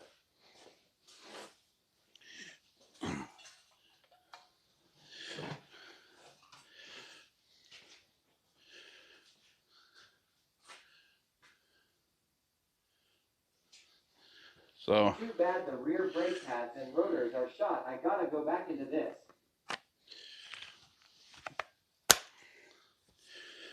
Now, this one is... Short Bougie 69 says, yep, this time of year sucks getting sick, especially think quick to say it's COVID.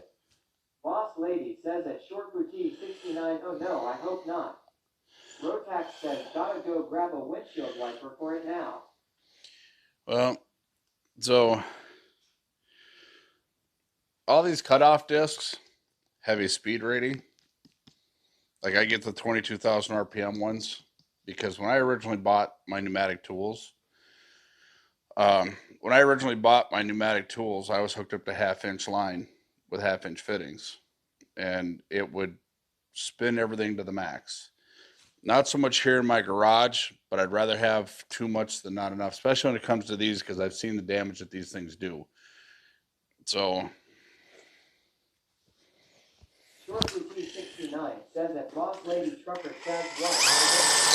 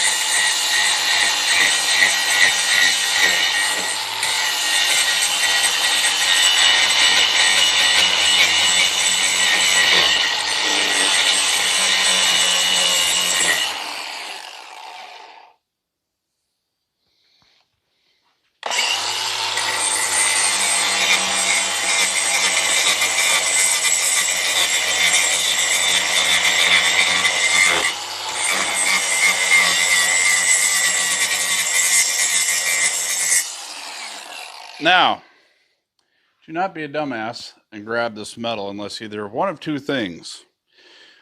One, you got a pair of pliers you can grab it with, or two, you have heat-resistant gloves, such as welding gloves.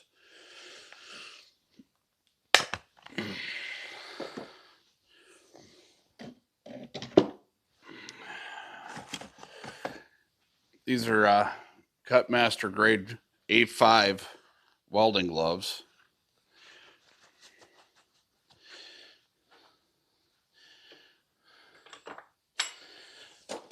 Because that little piece of metal right there is hot as hell.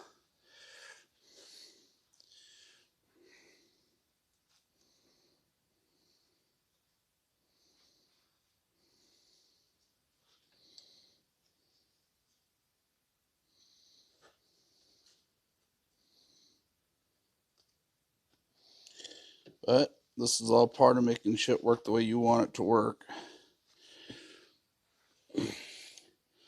Yeah, I could have left a lot of things factory and I wouldn't have to go through all this shit, but then I'd just be pissed off at the way it performs. I love the way it works now. And that's my number one goal, is to get it to work the way I want it to work, not the way somebody else thinks it should work, because I'm the one who uses it.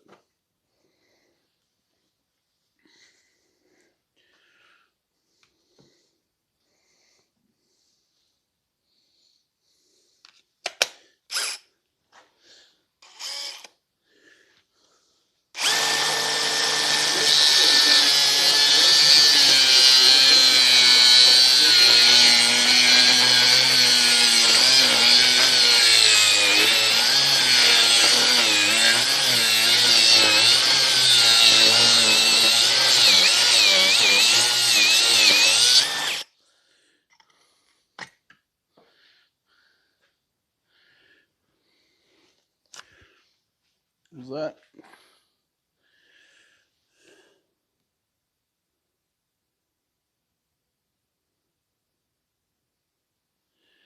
Yeah. And this is why we have warning labels on everything. Why you have to be told why not to stick a curling iron in an orifice, a hot curling iron in an orifice, because shit like that.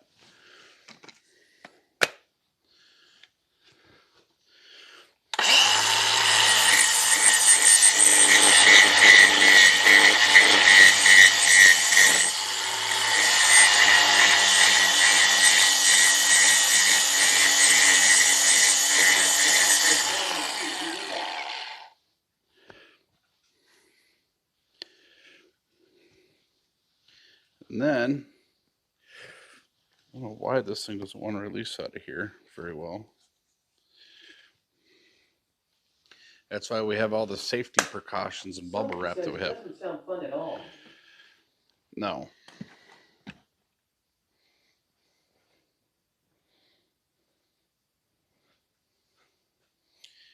My uncle was probably one of the best fabricators I ever met, and he never did no dumb shit like that.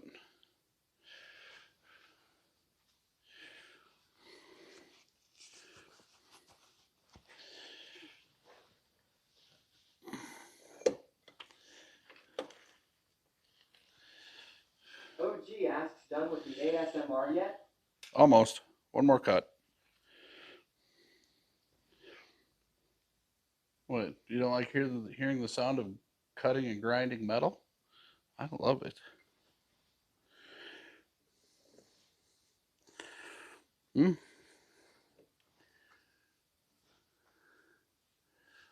Raw power ripping through a chunk of steel.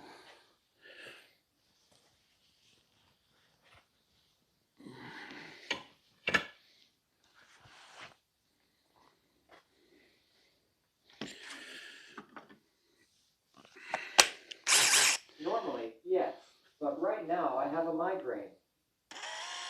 Well, plug your ears, here it comes.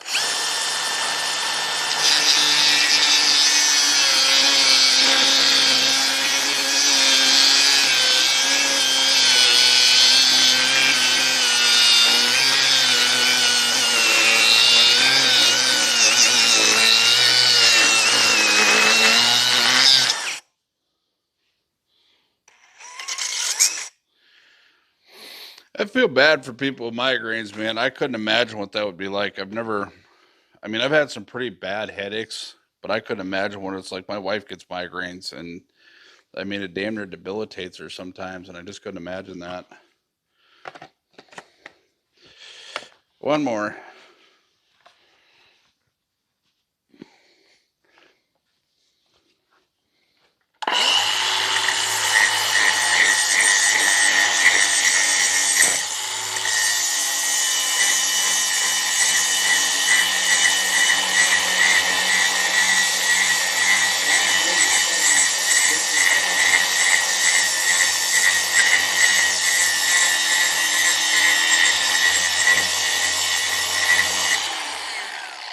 There we go.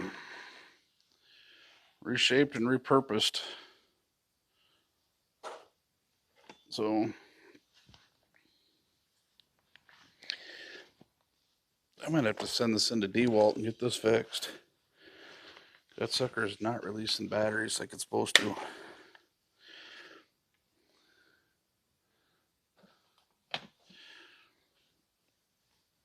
But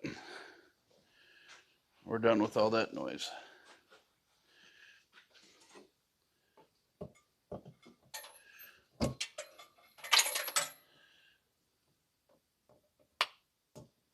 Crap.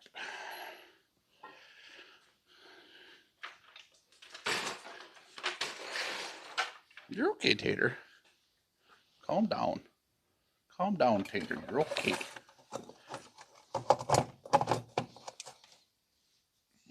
Plug that in so it charges.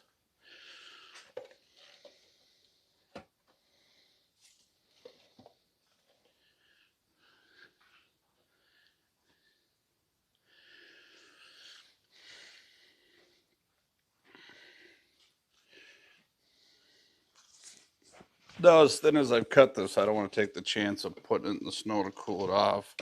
I don't have any more steel oil, but basically what I've done is I've made a square washer that'll act as a shim also.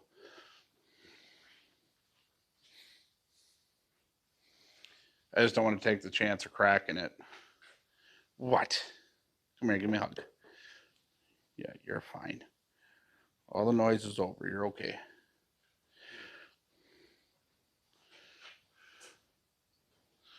Wait, no, you might as well get acclimated to the shop, dog. You can be out here a little while. OG asks, have you heard the metal version of the Can I Get a HAAW yet? Yes.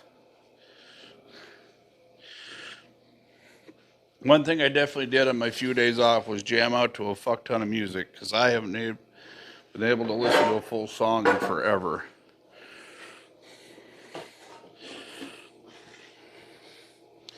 Well, before I get too rammy, we need this. Is it this one?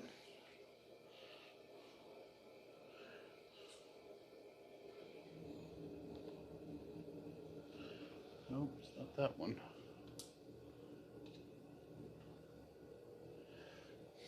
I just uploaded that version to the Sound Alert Sound bit.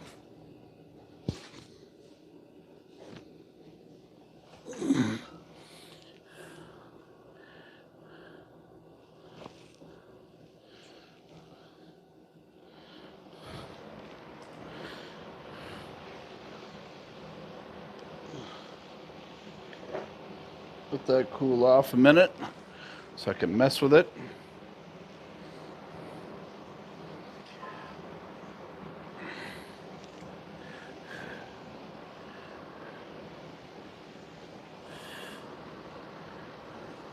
You're fine, Tater. You're always so dramatic when it comes to this stuff. Yeah, you're fine. Yeah, always so dramatic. Like it's the end of the world for you. Scooter, he just finds him a good shop stool. Westella says bark bark. Hi. Yeah, you're fine.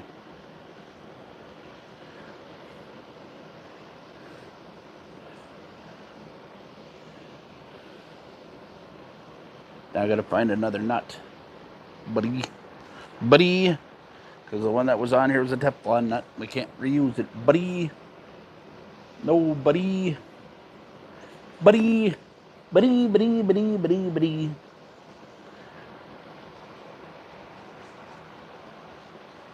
I know, it's such a hard knock life for a pupper dog, huh? Scooter, tell him how the shop works. We just chill out in here. You're good, Tater. No. Boss lady says Al. Wifey says hi all on Scooter.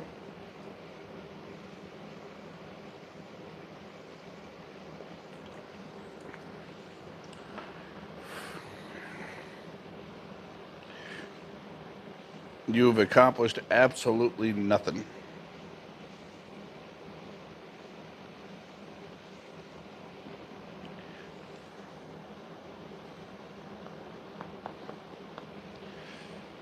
Should we put you up for adoption?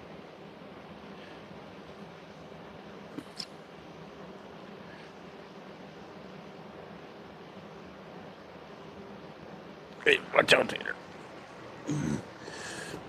Boss lady asks, where's Peter? Hanging out on his chair.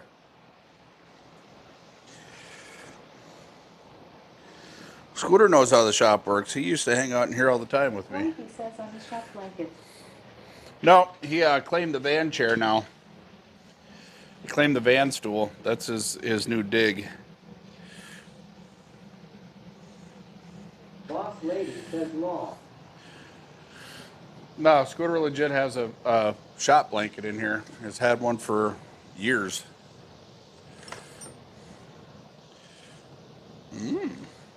That's a fandancy bolt.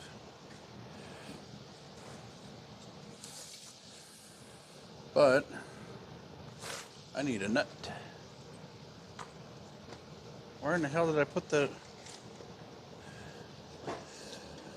What do we got going on over here?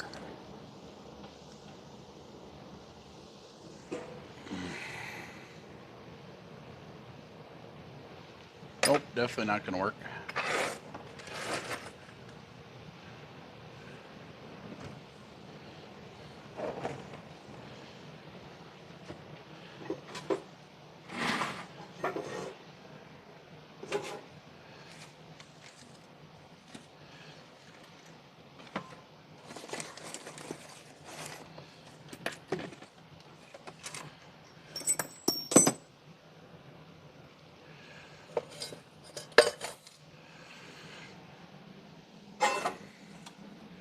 What is this? Oil seal.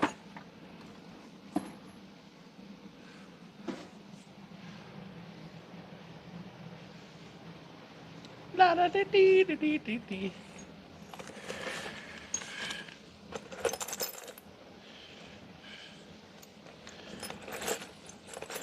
Well, I found them driveline washers, but we can't use those. That's probably going to be too small. And it is. What about this one? Oh, castle nut even.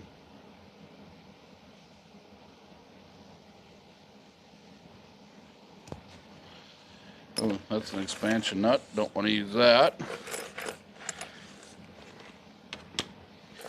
That's a permanent locking situation there. What is this one? That one work? Looks like it could work. I wonder if I have a new shiny bolt to go with that one. That looks like one I purchased.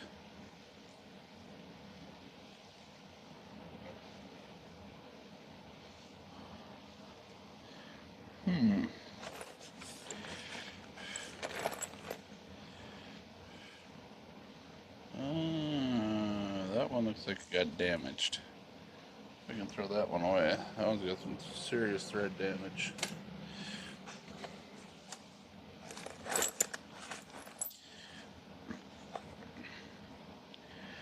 That one's way too big.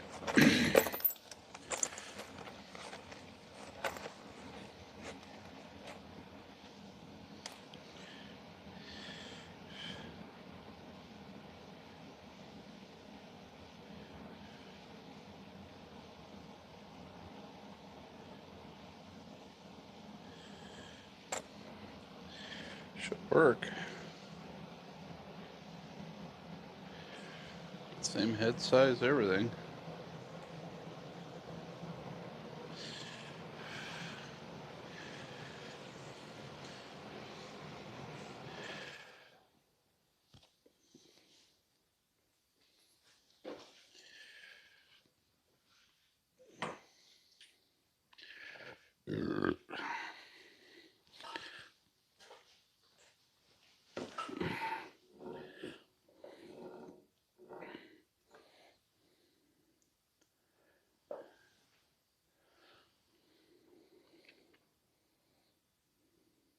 I had the bolt coming up.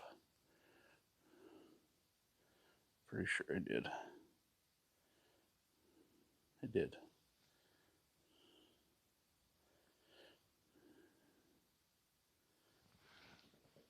The funny part is that thing damn near stays, which is floating, but it'll bend if you leave it like that because there's only one bolt holding it. One of these days I'm going to build one myself. Someday.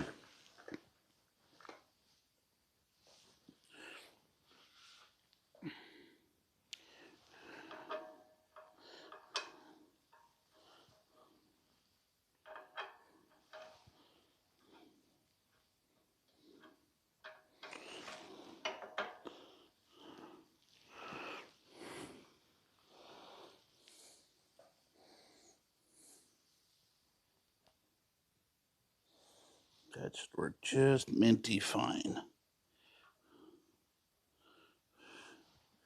Should anyways.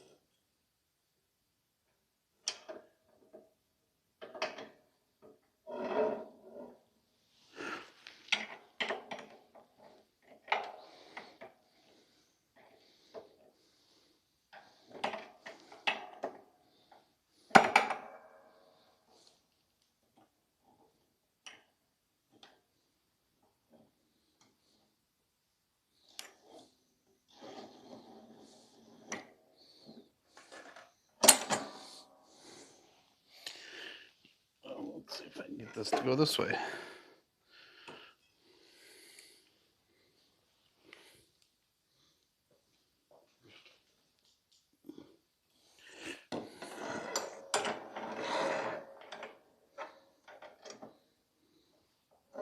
Rotax says I should do alignment.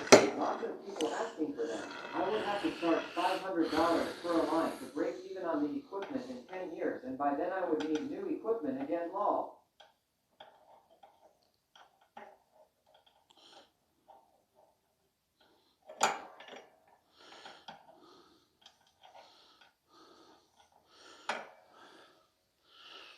Well,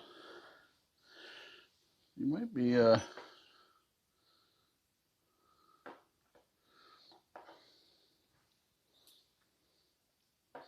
seems to be a pretty good money maker. Alignments and air conditioning seem to be two good money makers.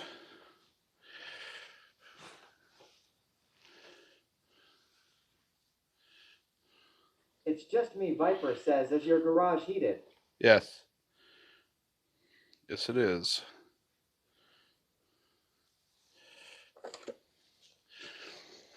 Yes, it is.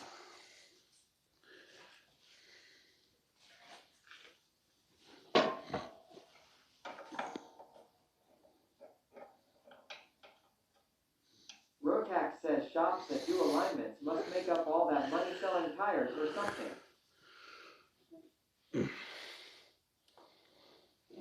Well, I don't know. I know Iams bought a brand new machine a couple years back, and that sumbitch has always got cars on it.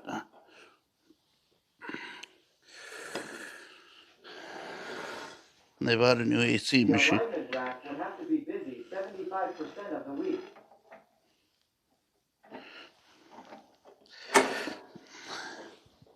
Questella says what you're using to heat the garage there. Natural gas.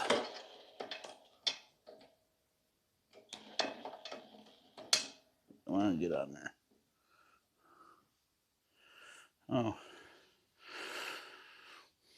There's the other bolt I was looking for that I couldn't find. That's minty. It's locked in there. We'll figure that out in a minute.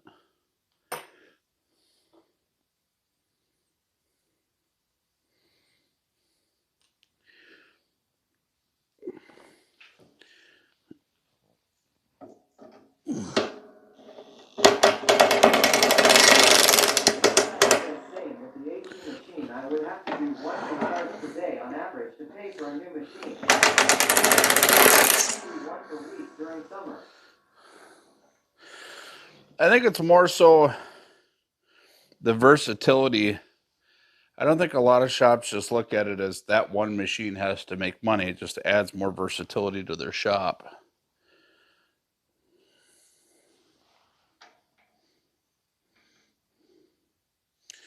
It allows them to do more.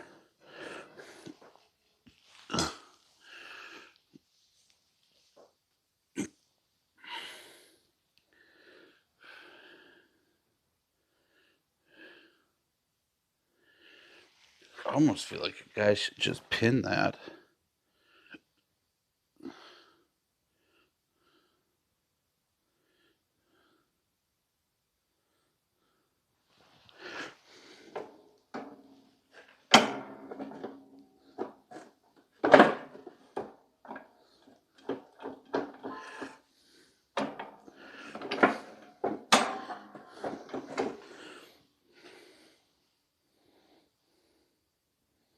You're okay, Tater. What is your deal? You've been in the house too much, man. Every little noise just tweaks you out.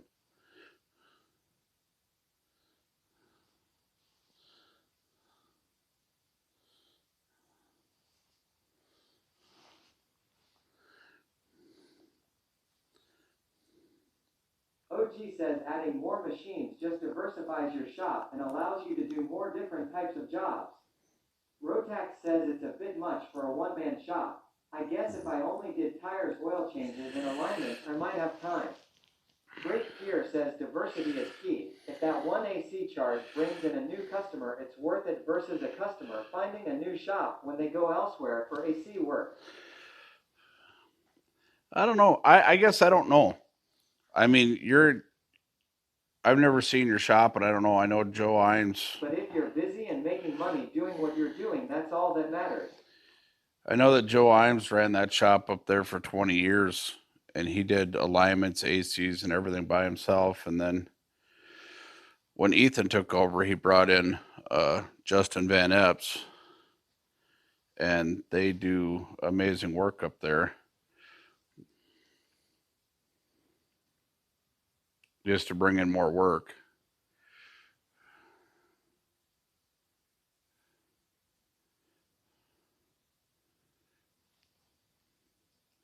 That shop's been open 25 years now.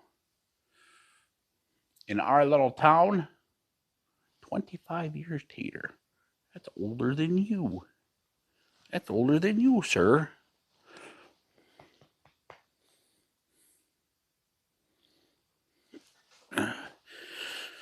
But they do a plethora of stuff up there. They do tires, shocks, oil changes, motor swaps, tranny swaps, Rotax alignments. do a lot of engine work because the other alignment oil change No, go tire away. shop does not. Either of Go them lay in down. town do.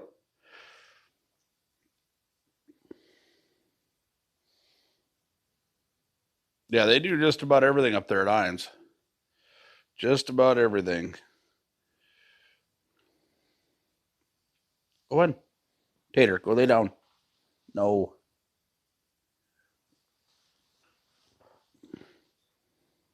You got Only it. one other shop that does things like mine, and he don't do tires or alignments either.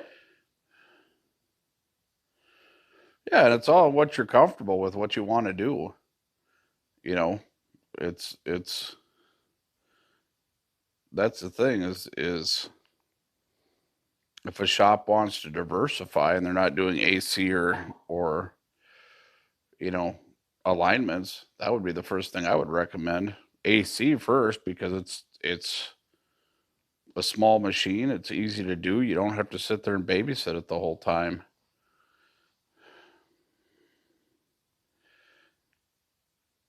You could be working on. Great Pierre says there used to be just an exhaust shop in our town. Stayed damn busy just doing exhaust. Yeah, I worked for a shop where we had a full-time, well, I was a full-time exhaust guy for a while, but they wanted me more doing heavy line motors and transmissions. I don't know how you could just do that for 20-some years. That would get old fast.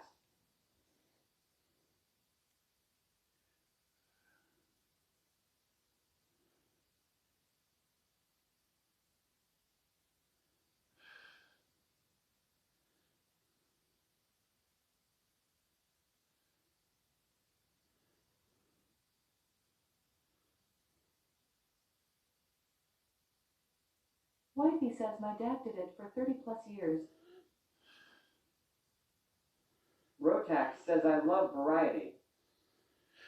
Yeah, that's the thing. AC machines. I work on all makes and models law. AC machines are easy money makers. You can literally figure out what's wrong with them. Most of the time, it's a Schrader valve or an O-ring. Great Pierre says I never liked exhaust bending. Variety is where it's at. Rotax says got a Triumph Spitfire in the back shop, haha. Gotta get to that again one of these days.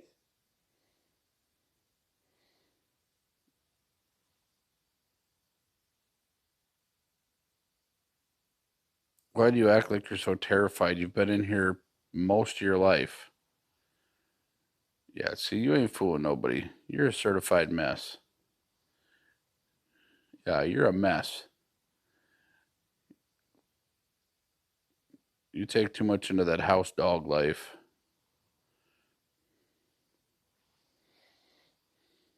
I hate seeing people drop $1,000 on AC repairs, though it's not worth it.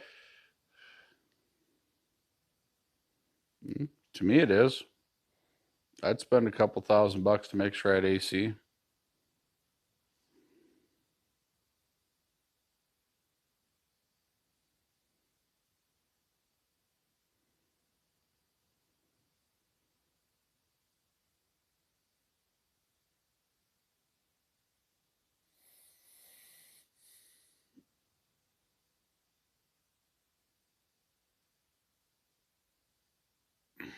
I like having my air conditioning.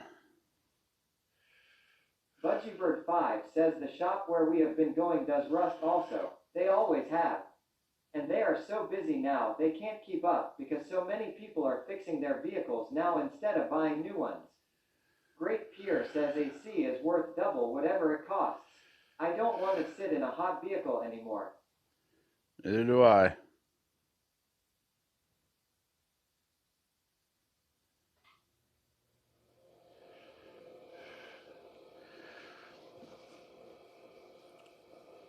Especially when I was making a living on the road. Even now, going out to South Dakota and shit like that, I don't want to drive out there.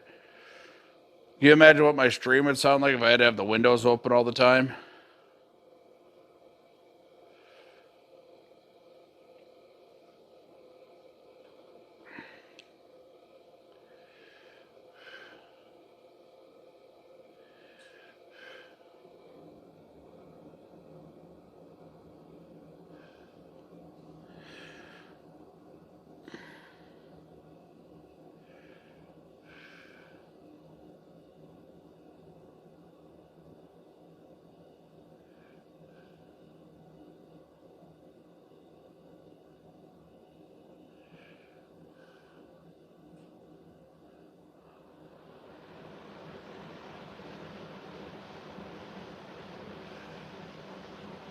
So you got ice on your lakes up there yet? I haven't Yep. been around the ones yet in southern MN, but we have been way too warm. Barnsdale says that's a nice toolbox. Thank you.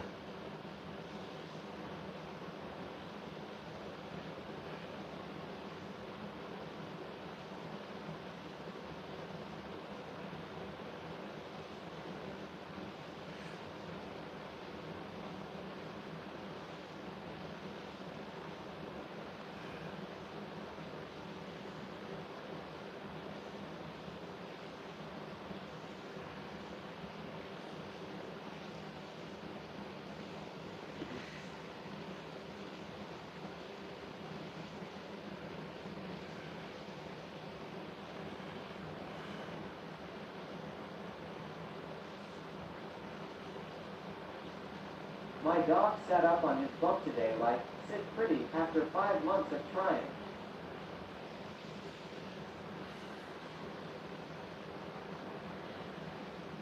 You act like I got food or something.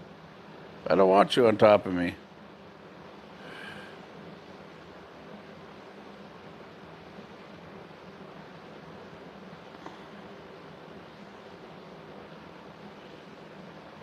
No. No, sir. No, sir. I can't get him to lay down though, haha.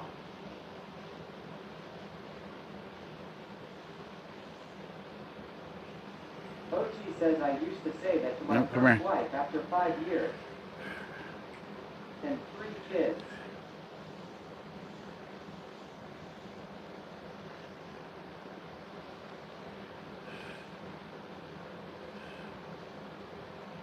No. Nope. No.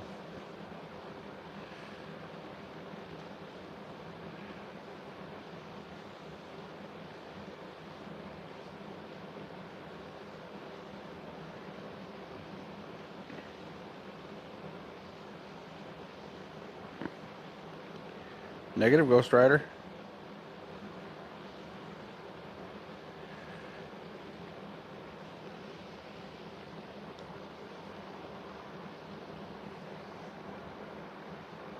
Right plan, wrong guy.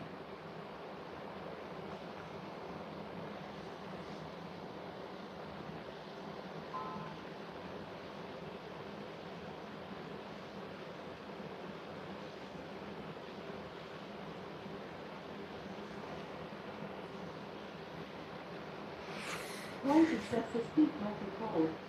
He's got a blanket. Check your text. Watch out, Tater.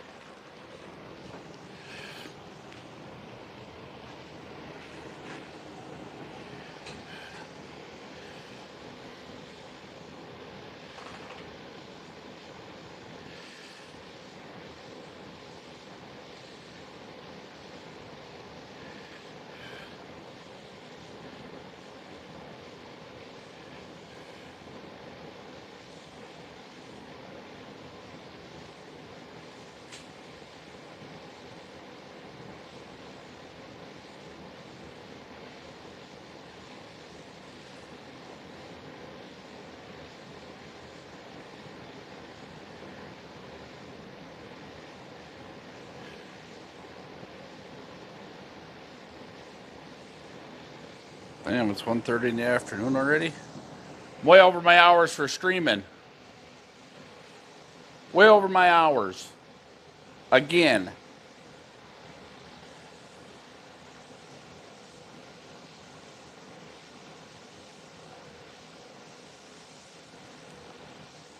Look at him. He always looks so sad and miserable.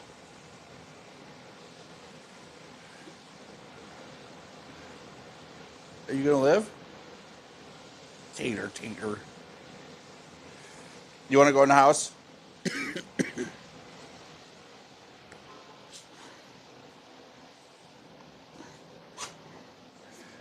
Yeah.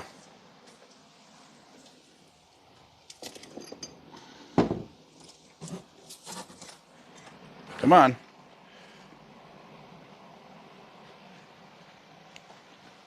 Go potty. Yeah, go potty first. Go potty. And then we'll go in the house. No, Tater, go potty. We're not playing that game. I'll make you stand out there in the snow all day. Scooter don't give a shit.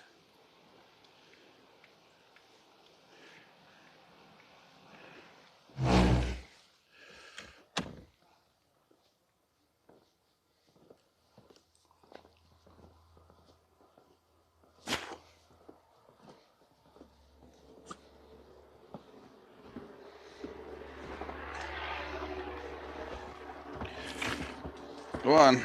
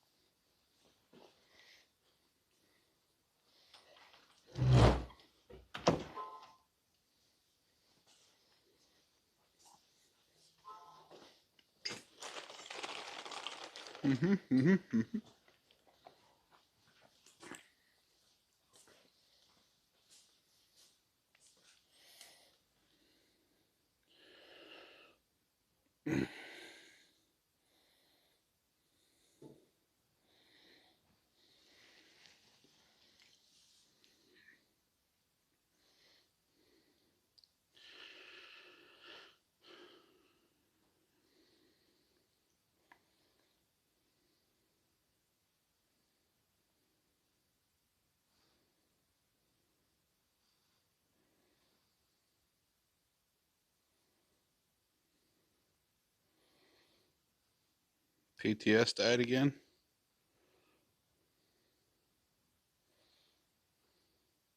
Super Bowl champ Oh. says text.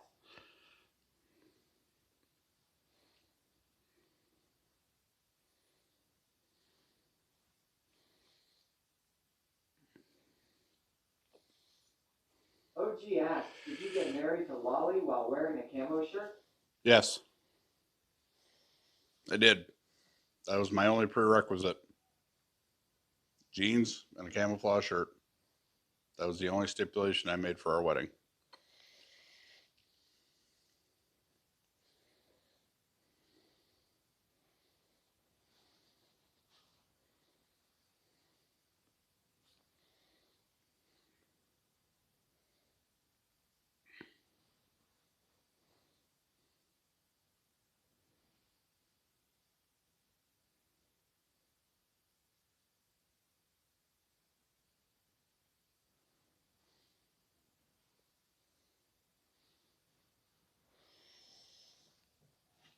And I had a duck called Boutonniere.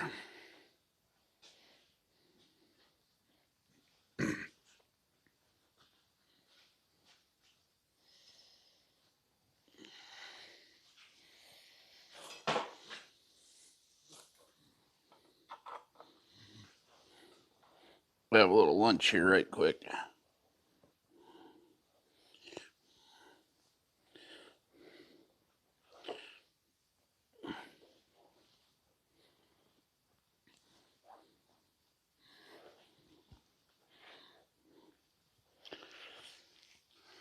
I'm debating on if I should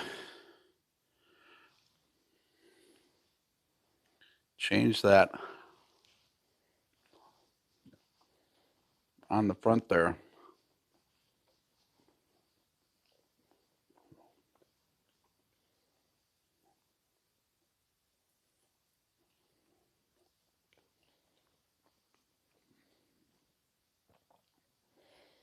See,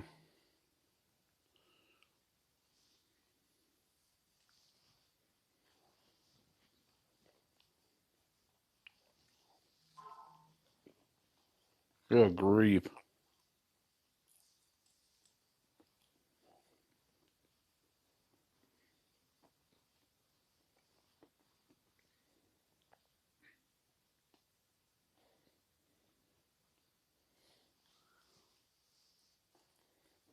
Wish I had some tube steel.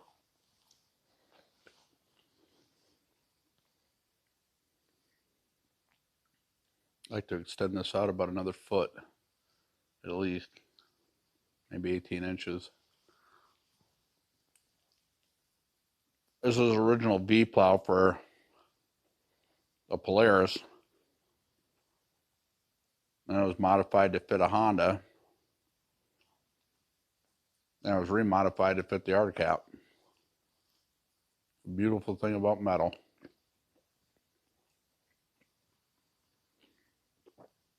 You can make it fit anything.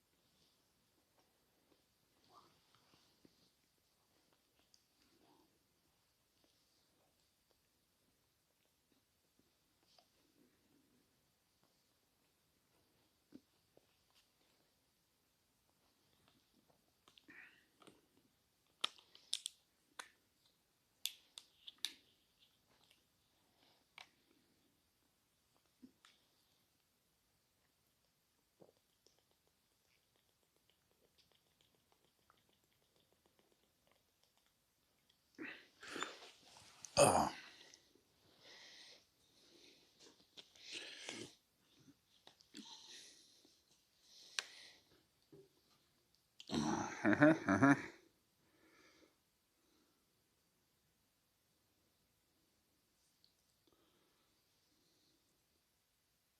Wifey says check your text, please. Wife, you know, it'd be a lot easier if you just call me and ask me these questions.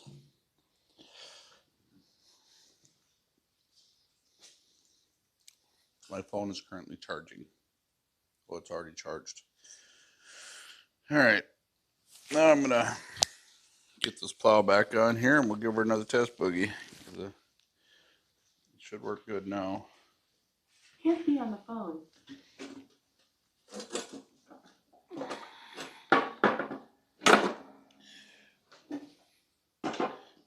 Big week here today.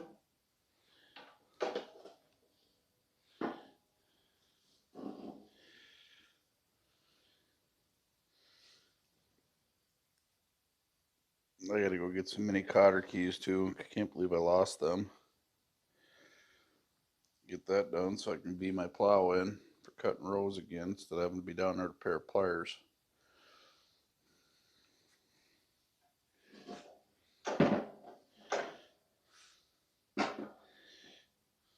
Oh wait, that's me. Ha ha ha ha.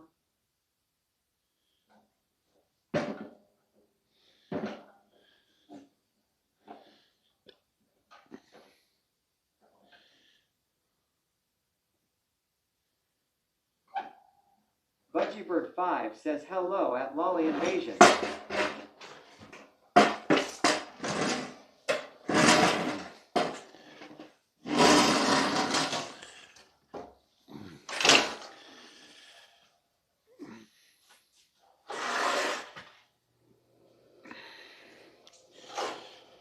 don't think I got any mini cotter keys here.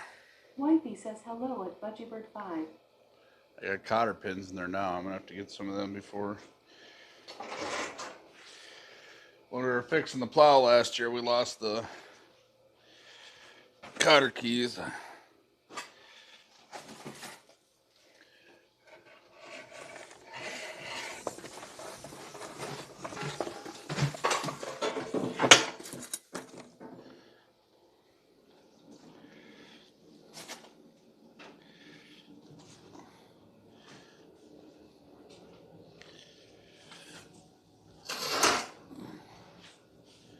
It's a little drier back here. We'll throw it.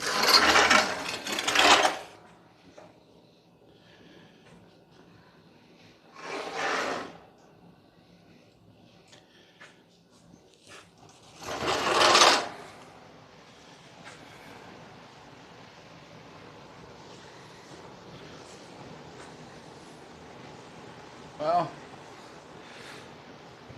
outside of getting a couple of small cotter keys, hopefully that'll be all of this. And she'll be ready to roll. She'll be ready to roll, butthole.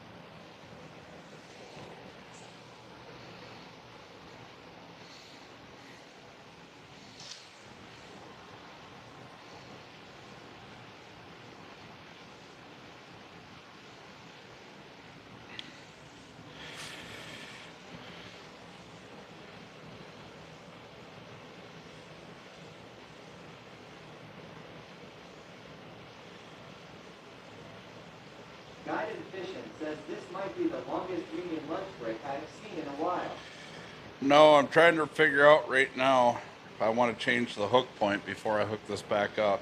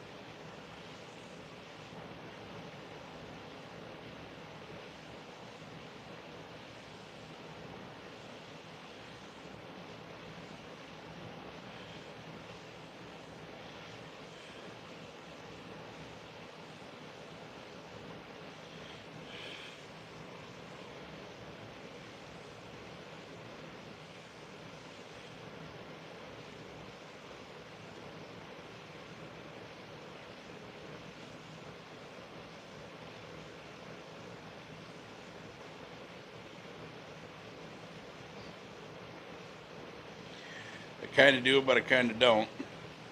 I think if I do, I'm going to have tension issues if it gets packed full of wet snow. So we'll just run it like I originally designed it and go with it. I got to get cotter pins. I think next year I'll be putting a new cutting edge on, making a new one.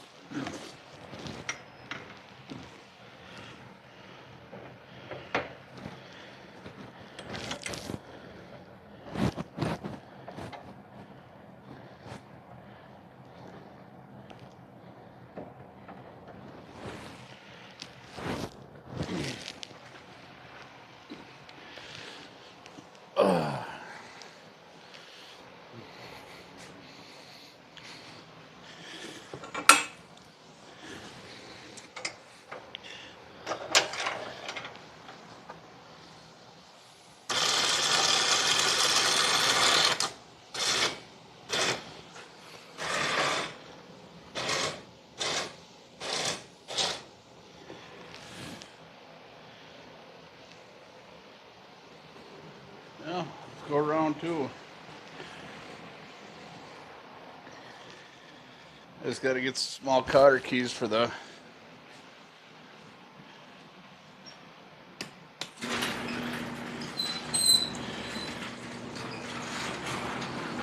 that way I can run the bee. It's just like non-stop snowing today.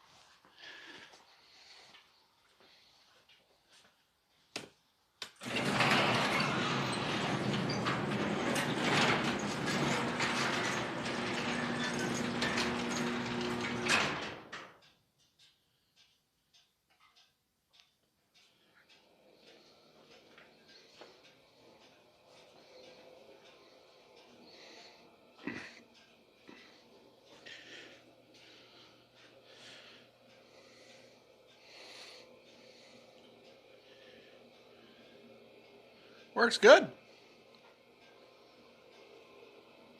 Turns now like it's supposed to. Works pretty good. Pretty happy with it.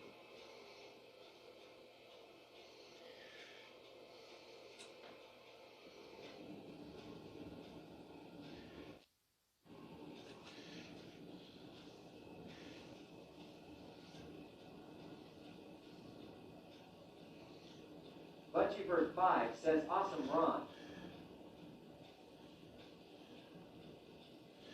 So if you look at the design with it turned all the way over, cut in, it literally goes right about an inch past. It goes about an inch past the tire. I may not be able to take as big as swoops, but when I'm out on the ice, it's made all the world of difference. This to be able to get through the snow and getting stopped or not. So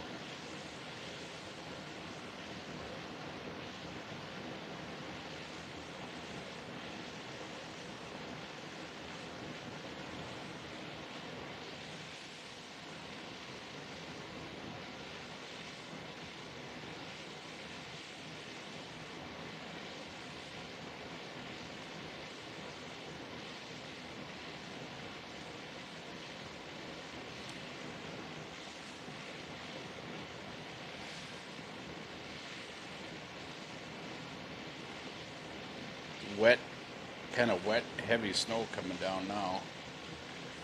Bumping up pretty good.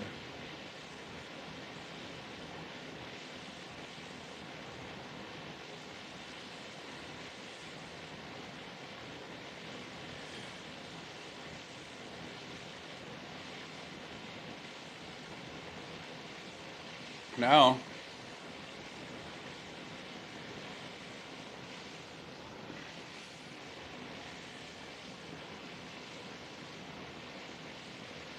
yeah, now all I got left to get for it's the cotter keys. Replace the ones that we lost in the snow last year. And then I can run the V.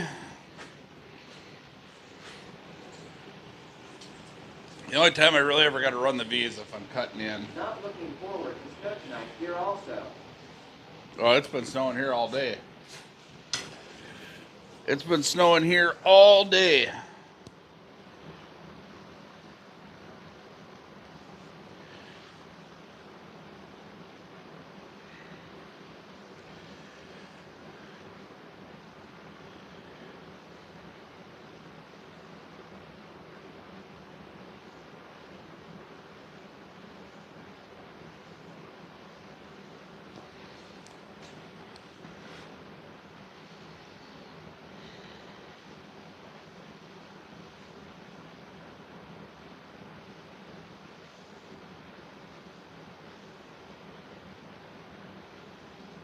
Double X Beach 57 says howdy.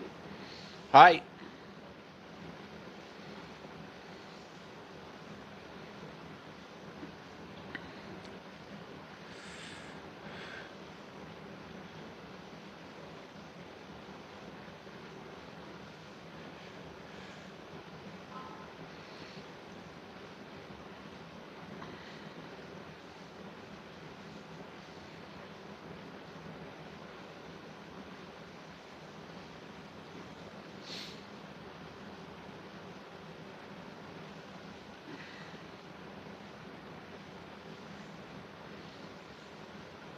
Big Daddy yells Cosmic 3. Just follow the channel. Thank you for the follow. It seems like whenever I get this in here, it's like I'm always looking at different stuff on it. One of the things that I'm looking at now is if my drift cutter. So on the front of this is a drift cutter for cutting into more solid drifts. I just did all that plowing in two-wheel drive, but I mean for me it's just whatever advantage I can add, but I can't think of anything else to add to this thing because it's just worked flawless for the most part for the last 3 years. Tweaked it a little bit last year, tweaked it a little bit the year before. And I didn't really have to, I did a little bit of tweaking this year because I figured out the issue. But, I mean, it works good.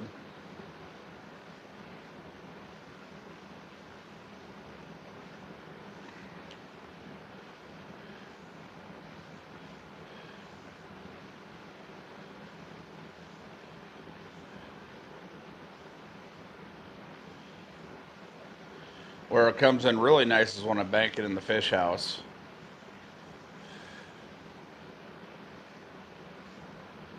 Because then I can, if I need to grab snow, like last year when the snow was really sporadic, you know, there's just little drifts, I could fold this thing in and I could use it like a scoop and run down, and it's just right to where this four-wheeler can push this thing across the lake with no problems. When it was longer, when it was wider, I'd get hung up, I'd get stopped all the time. And I don't have that issue anymore.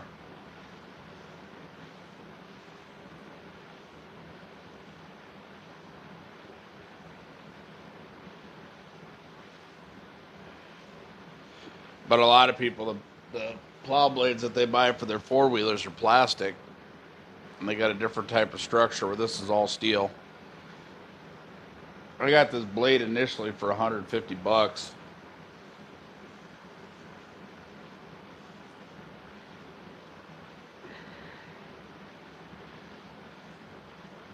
And I'll probably get talked to by 2 or 3 guys asking me if I want to sell the blade. I already had one call this fall, and I think even if I bought a brand new four-wheeler today, I'd probably put this blade on as long as it's not. The nice thing about this is if this blade is too narrow,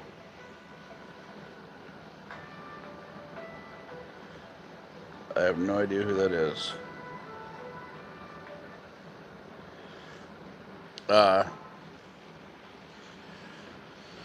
Even if this blade turns out too narrow for a new four-wheeler, I literally, all I got to do is add to it. That's the beautiful part about steel. I sand it down. I put, extend the rib on the bottom. The thing is even if it was still longer, I couldn't V it in any further than it is unless I push the plow way out. And I didn't really, my biggest issue with wanting to keep this thing short and tucked underneath was, I watch a lot of my buddies and stuff, they struggle once they got the plow on, because it's like they got to go through all this stuff to get it up on their trailers. You know, at the time, all I had was the little trailer, and this thing would get up on the trailer with the plow on it, or I could put it up on the flatbed of my truck, and I didn't have to worry about the plow or part of the wheeler hanging off. It fit up on there perfect. And originally when we did this, it was designed for the truck. And it fit absolutely perfect. It was a 7-foot flatbed, and I still had space behind it, and I could tuck the ramps in behind it, or I'd slide the ramps underneath it. And it's worked just absolutely stellar.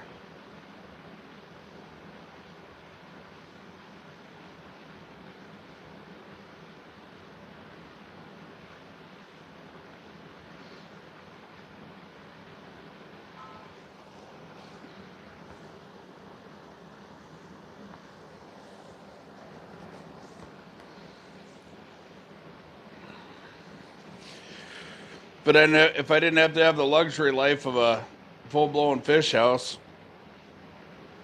this would be all you need to go truck around and go camp on the ice. But that hard-sided house is just a nice thing to have, and once you've been in them, it's hard to ever want to get out of them.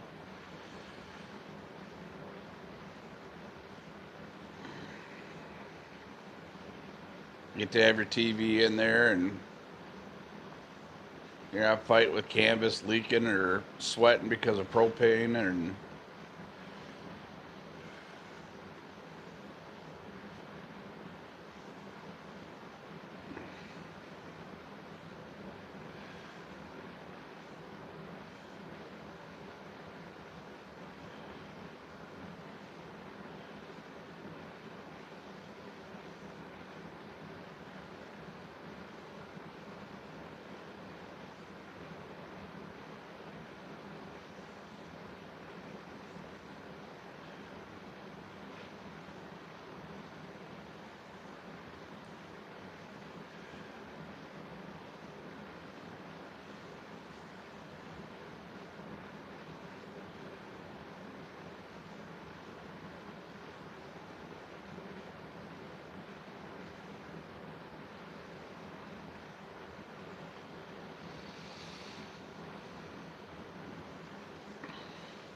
think I'm going to enjoy this year.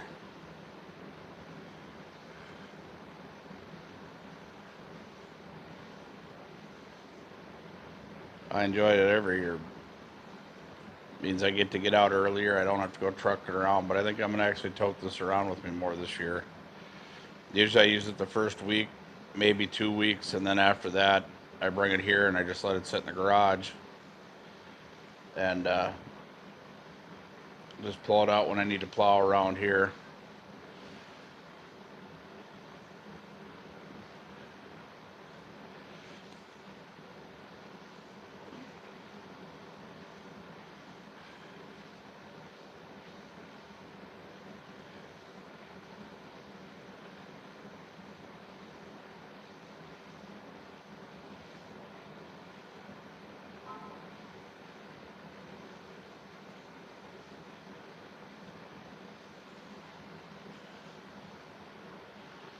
Well, I suppose I can go unload the van. Get the propane in the fish house.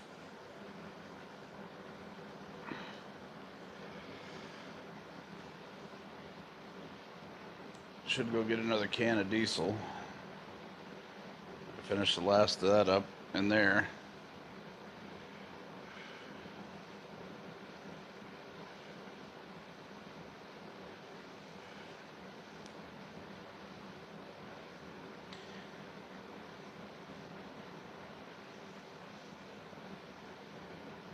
There's a couple of flaws in my design. You know, having this sit as far back as it does, it puts excess stress on the cable or the rope. But we'll see how the synthetic rope holds up this year. Otherwise, I'm going to have to extend it out, and I don't want to because right now I can fit it on a small trailer. And that's a nice thing. I can put it on a small trailer and it fits just perfect, even with the plow on it. I've got just enough clearance to reach in and grab the lever and shift it side to side or lift it up and mess with the V.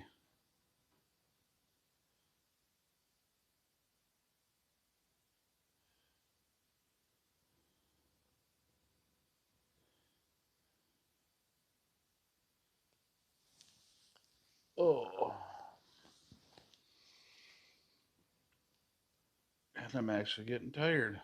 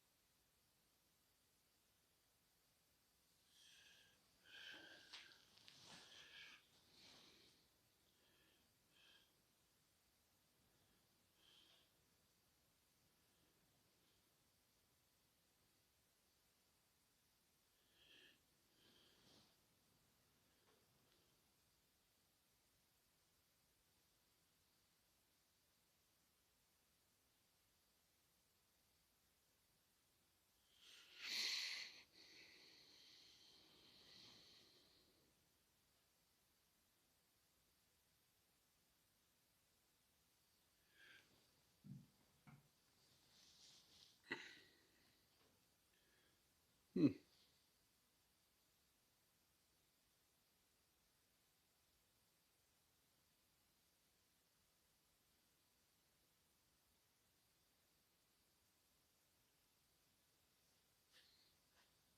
shovel the walkway just before Lolly gets home.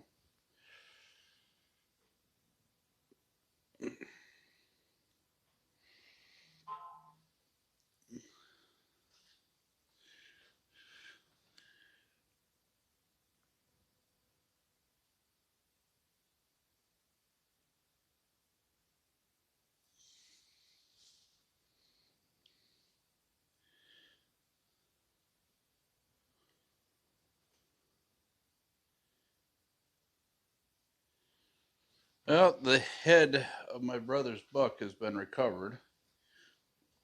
Apparently a young man took it with good and honest intentions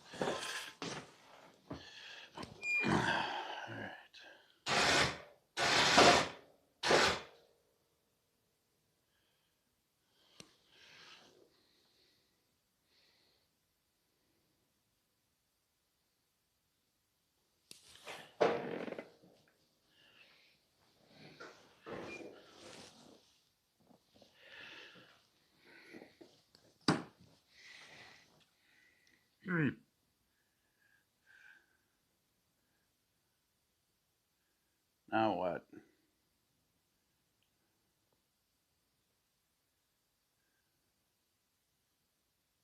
Now what? What do we do now?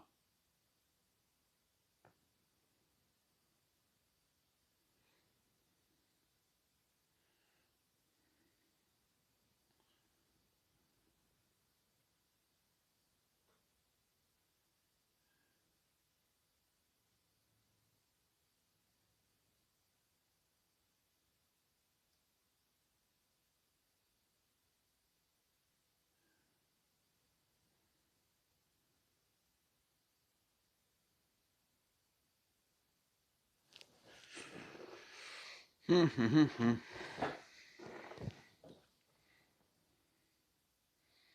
you know what? I gotta flip a receiver hitch.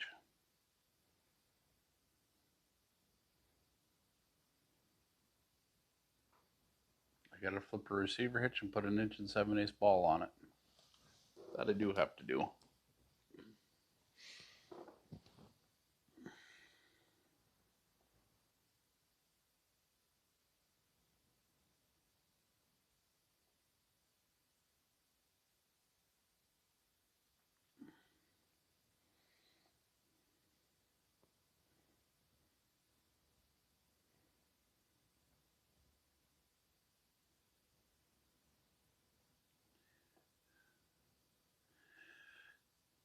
Do that. Fish House Nate says, go look at lakes. Wow, I'll just get depressed seeing all the snow on them because this is wet, heavy shit that's falling on them now. This is the worst thing we could ask for. The shit's just gonna put what little bit of ice is there. It's gonna just push it right underneath the water. Means we're gonna have a really shitty base. The only thing I can hope for now is we get a couple of warm-up days to melt everything off. Start over and get a clear base. Don't want this kind of ice on the bottom. This is the shit that makes accidents happen. Inch of ice, then you get 3 inches of snow on it. It pushes underneath, it just turns to slush, and it's just shit ice.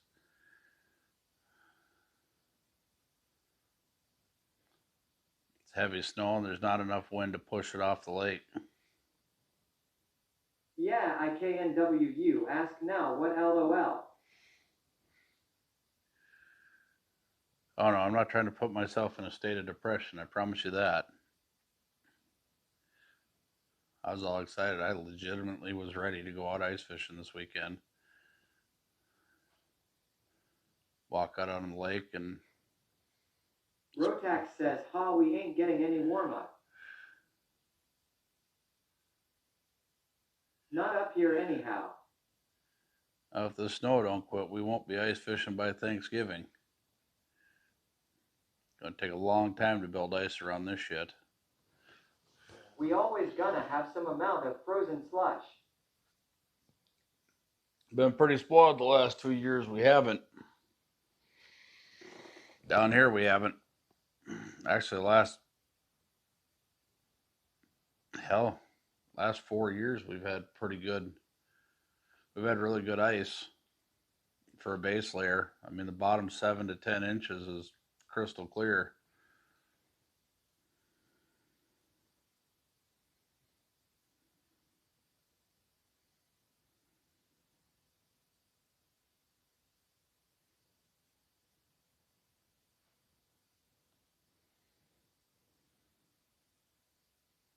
I bet I am ice fishing Thanksgiving weekend. Maybe not on my home lake, but somewhere.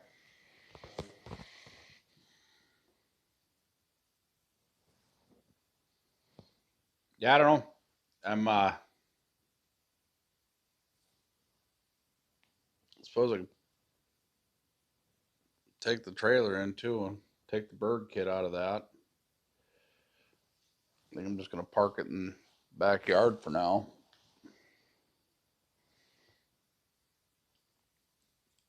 I think we're going to slide the Redneck Ice Castle between the house and the garage for the time being.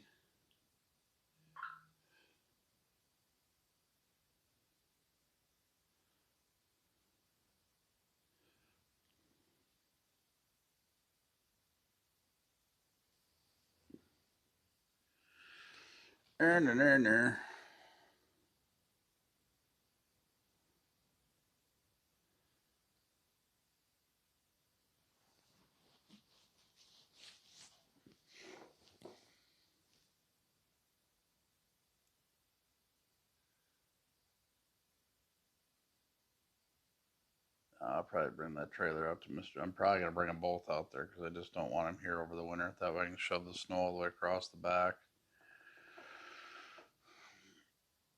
And then if I do bring the trailer and the wheeler home, I can put it right there.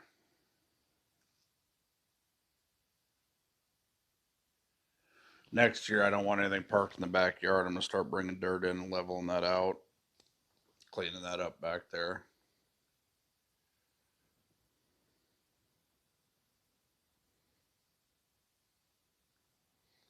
Be a lot of excess driving next year, but it needs to be done.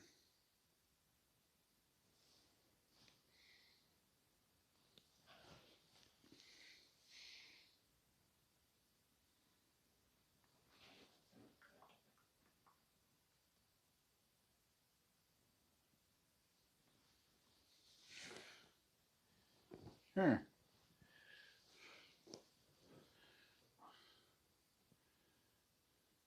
think.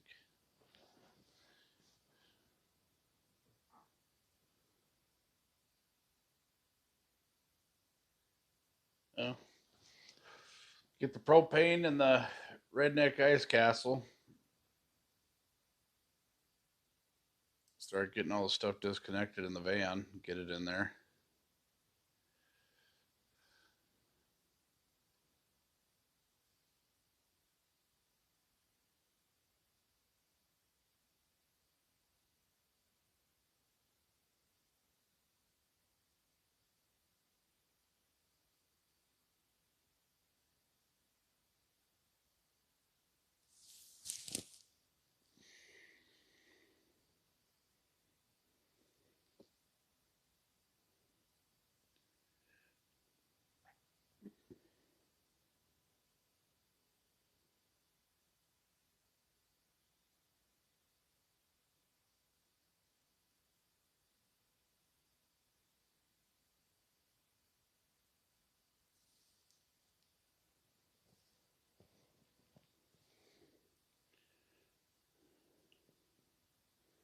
I don't want to pile a whole lot in there until we got it done.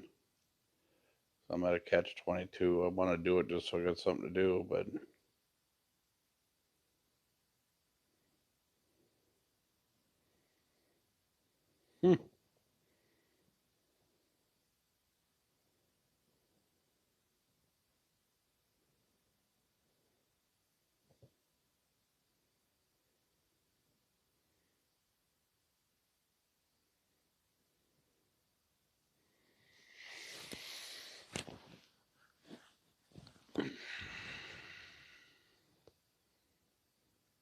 put this back outside for now. Throw a tarp over it.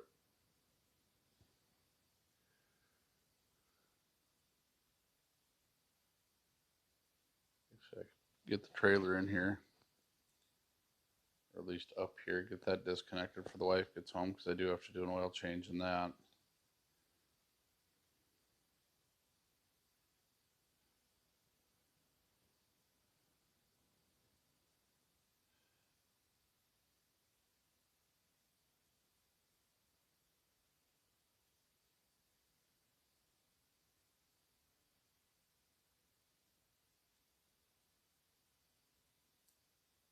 Son of a biscuit. Oh, need a hitch. We need a hitch.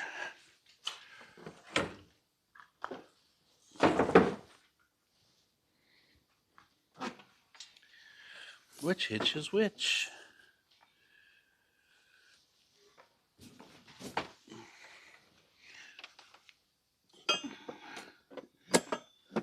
That wasn't it. It's this one.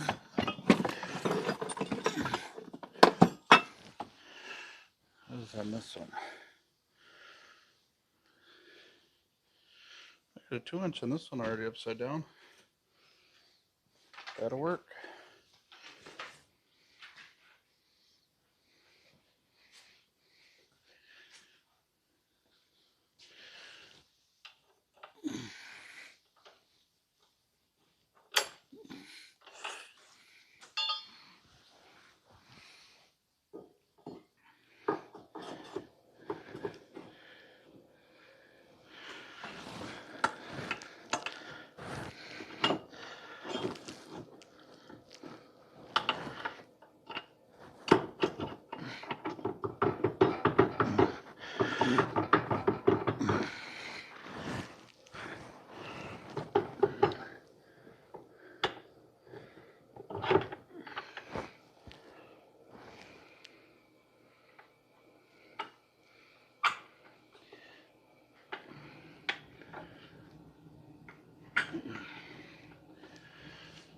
Yeah.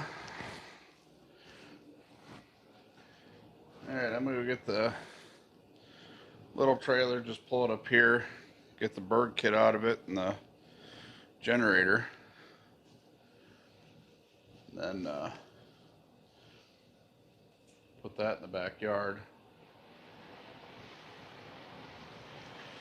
After that, I can just put the van in the driveway.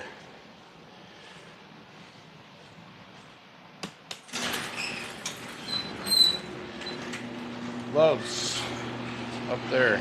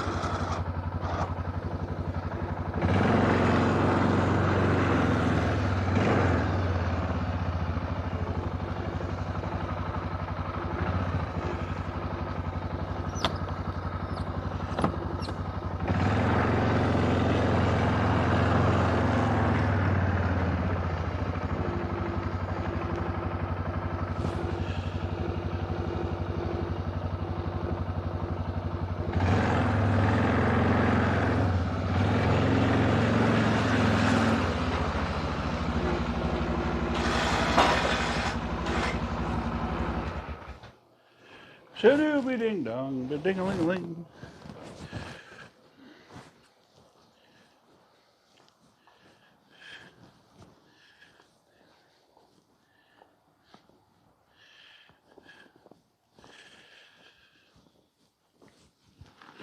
Yeah, I'm definitely not getting frozen there.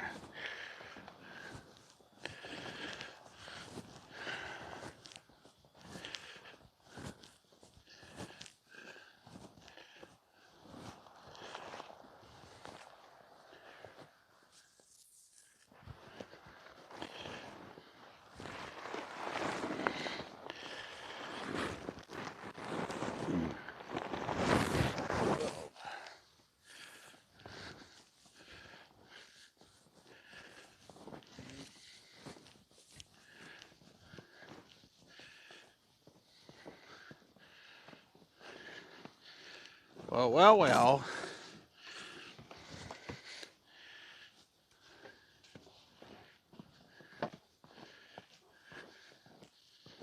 Do do do.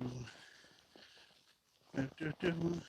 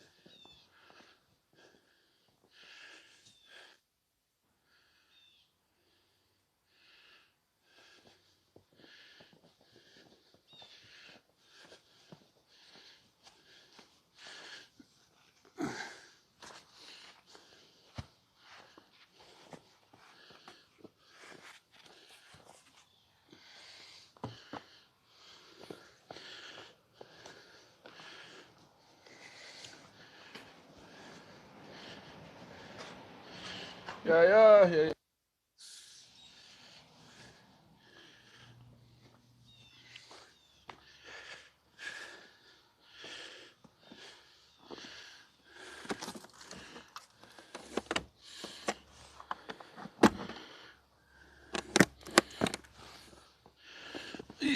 Yeah.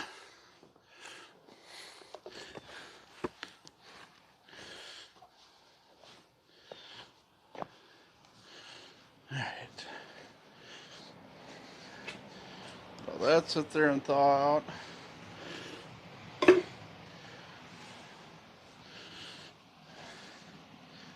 Now, time to move the Krusty Mobile.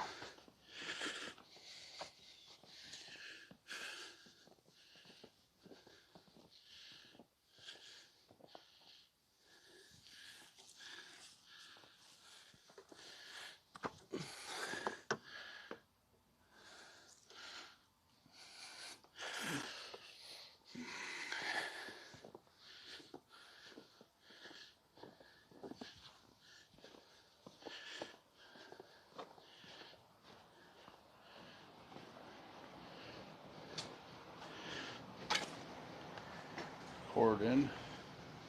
Let it thaw out.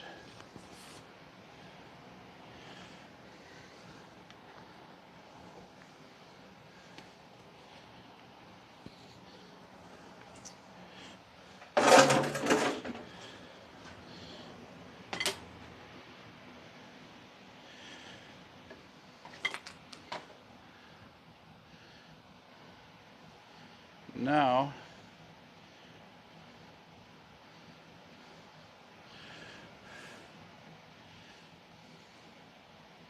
or if that ground's solid enough to push that.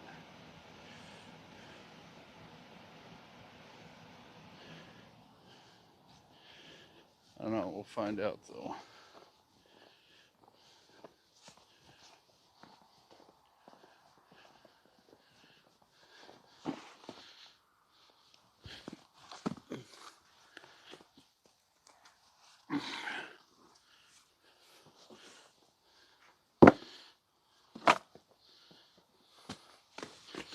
Yeah, I knew there was another one there. You know, stupid.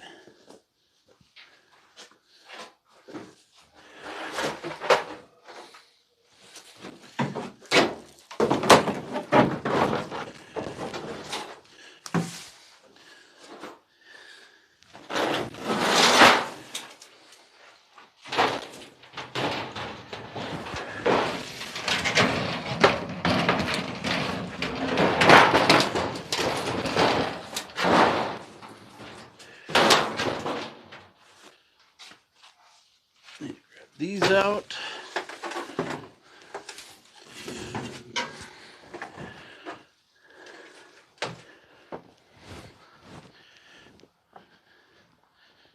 This is gotta go back there.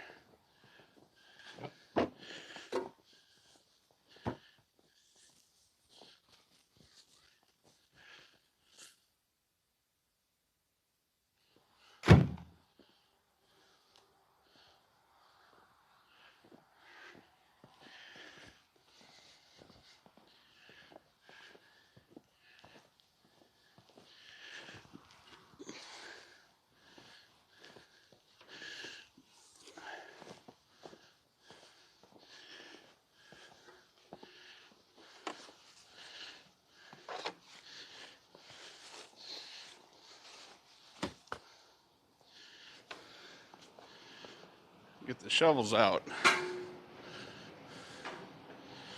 Yeah.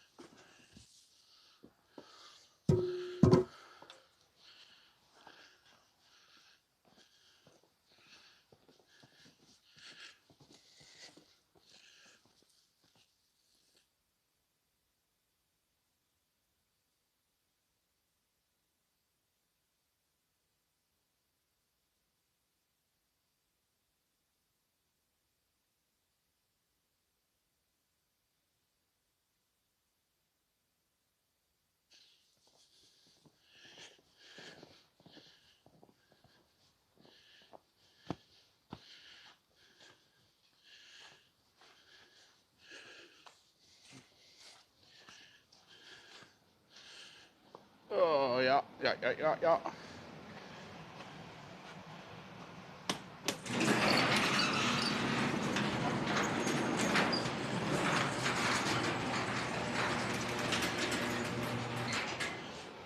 Do some more here in a little bit.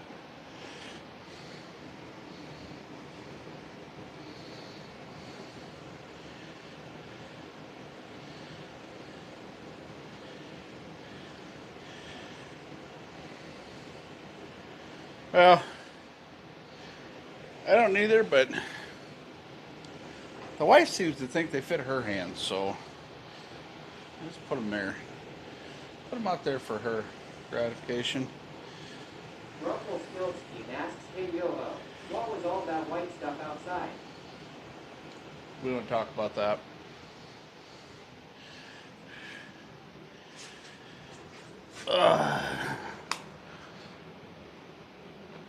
I got one more extension cord to bring in. And I move the van.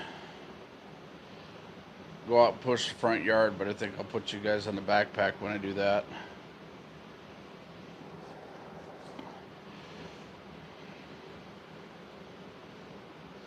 Yeah, it is just heavy, wet snow.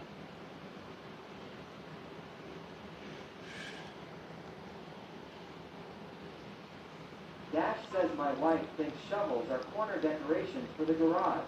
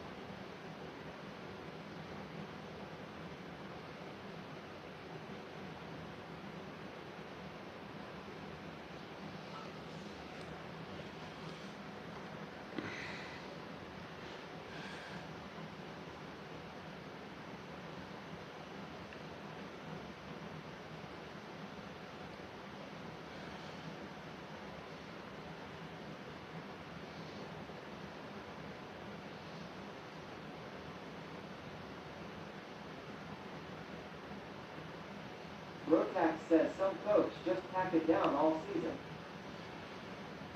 I can't take that chance. I couldn't deal with that. That would be my neighbor. And then she waited until it was packed in rock solid and then asked somebody to come move the snow.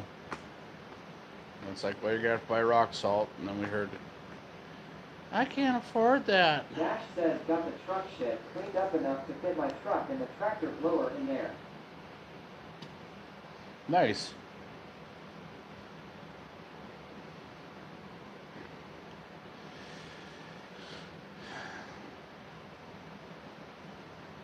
I'm going to go out tomorrow, go get that 16-foot trailer. I'm going to haul the other trailer out there.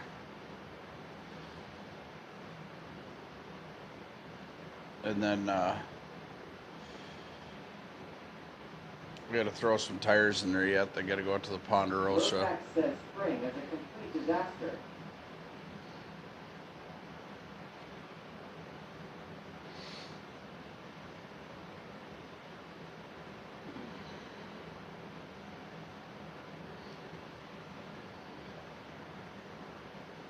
And if I can stay in the pattern, I like being done with the van and unloading it, being done with the Redneck Ice Castle and unloading it right away, instead of letting it sit here. Then I can get it out to the Ponderosa, and that's where it can stay for storage. I don't want to park anything in the backyard next year. I want to get the dirt in and level it out.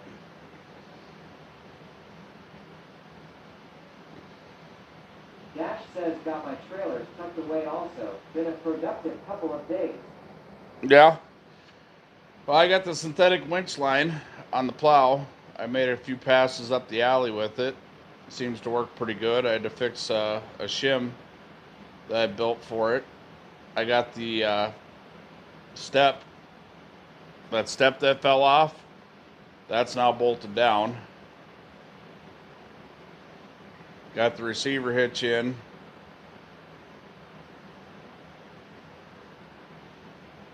Put the new Fairlead on. Awesome. And then I got the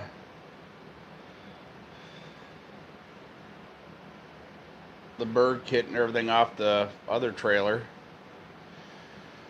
I still have to go down and tackle the basement yet. That's the next deal.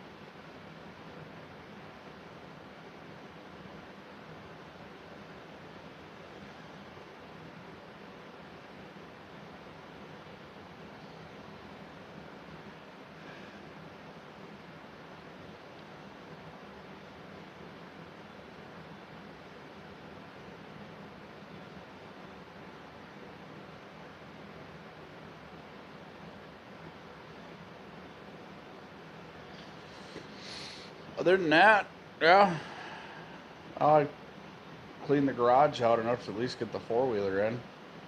I'll probably stay out of here for a couple of days and let everything dry up. I'm going to use the four-wheeler and go push the front yard for the dogs.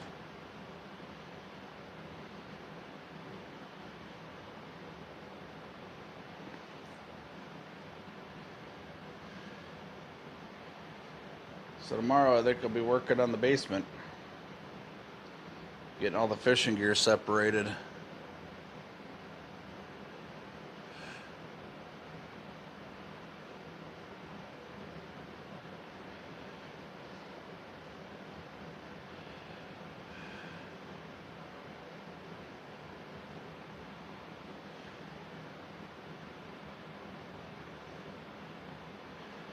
When I get the trailer home tomorrow, I want to get this on the trailer, strapped down, and then get the tarp over the top of it.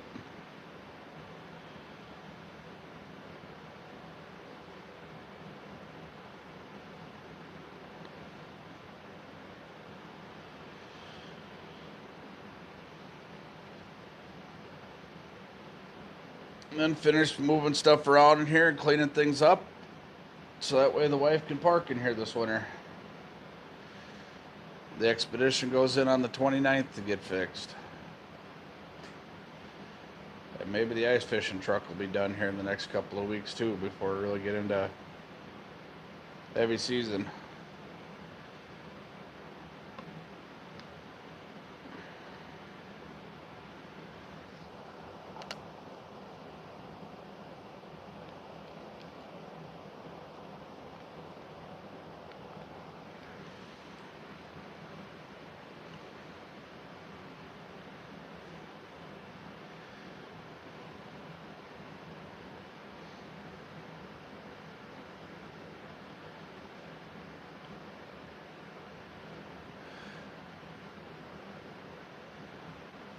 Jim Alley asks how much ice y'all got so far. Sophie says less jam, more moving LMAO. Less, yeah, more moving. Huh. I've been moving all day. What the fuck you been doing?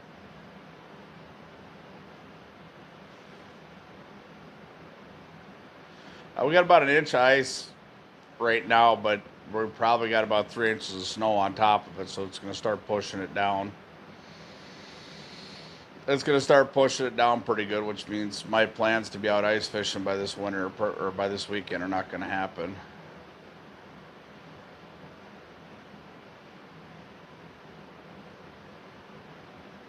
Moving along. I just got done moving. Cleaned up a whole bunch of shit. Moved the trailer. Loaded that full of some stuff. I got to put some more stuff in it. Nash said B70s in 2 weeks. Probably. It's usually how it works.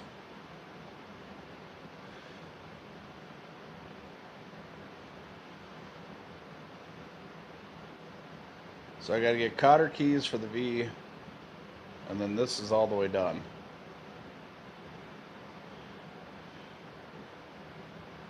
Rotax asked 70s in December. Jim Maui says, yeah, same here, but the snow melted the ice we had.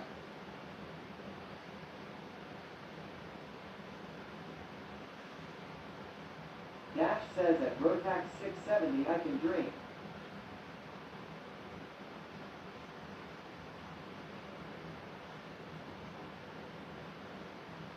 You only dream about it because it tortures me. Rotax says Polar Vortex gonna come down and kick your ass for saying that Dash lie.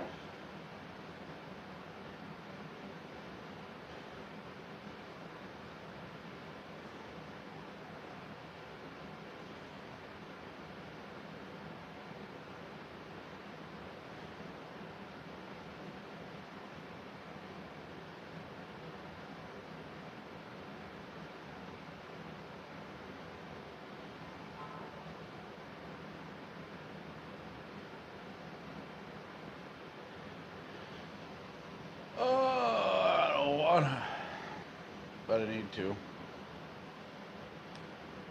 I need to go push the front yard. Weatherman says Discord General. Okay. End November into deck.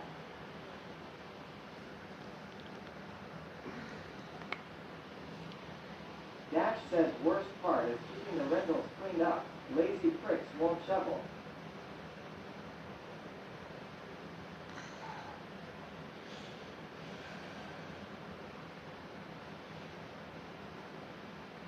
See, I always worked a deal with one of the tenants to keep the sidewalk and the driveways clean. Weatherman says right Dash. I can imagine.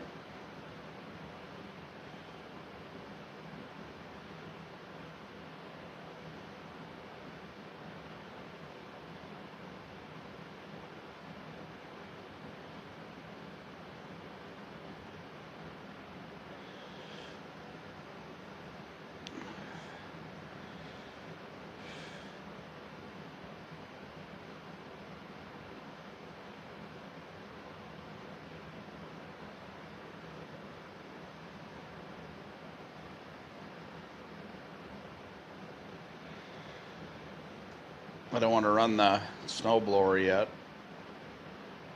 on top of the grass because it's just going to get a bunch of grass shit in there.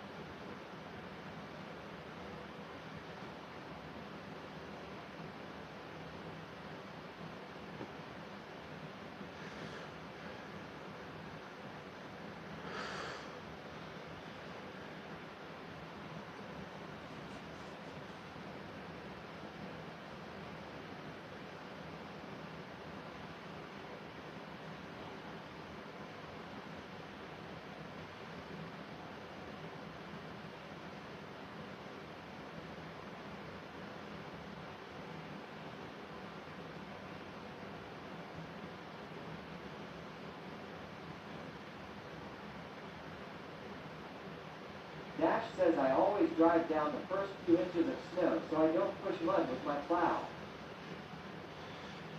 Yeah, I can't do that with my wife and her knee.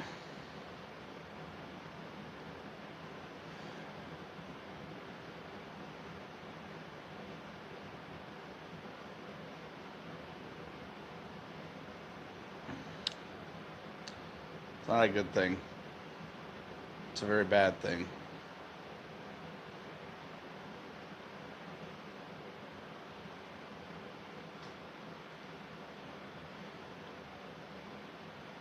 Sulky says you know you're getting old when you live in MN and don't like snow. LMAO right Dash. It ain't I don't like snow. I don't like this much snow before the ice gets, you know, Dash good 10 says inches at thick. Wonka Customs, absolutely. I love snow. I just don't want to see it until I got 10 inches of ice on the lake.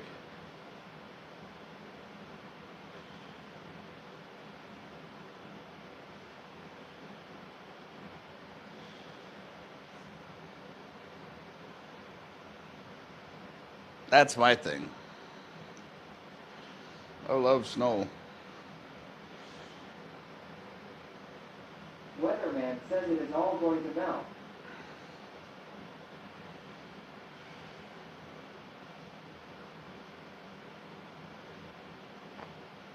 I mean, how else are you going to cut perfect donuts without snow, packed ice?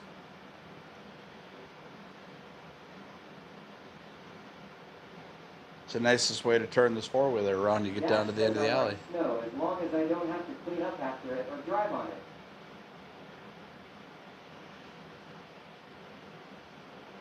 Weatherman says sucks. Our winters keep getting shorter.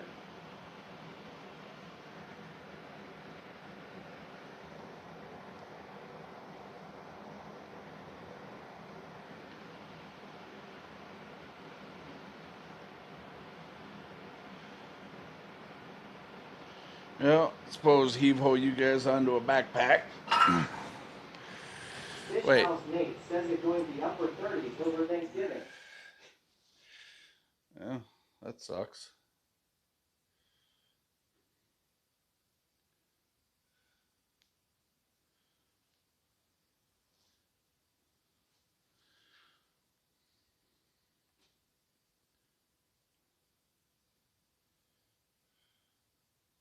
We, well,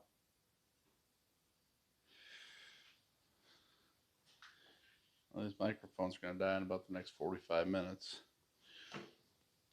Actually, less than that, they'll die.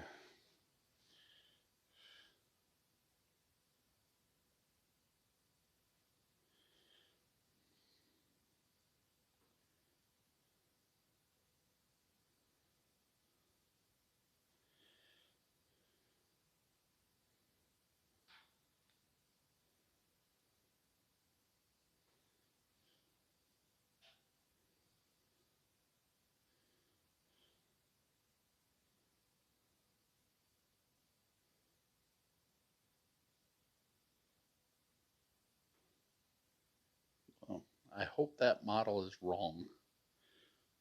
I hope it hits below zeros. That's what I hope.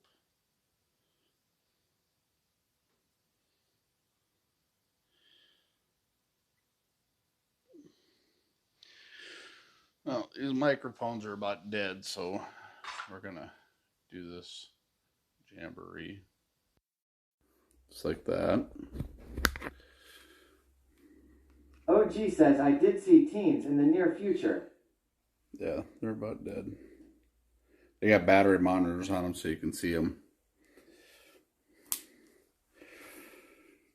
It won't be so bad like when I'm in the fish house, because then I can just hook a cord to them. I can just make this stationary, and then I can hook a battery pack to them, and they'll stay working.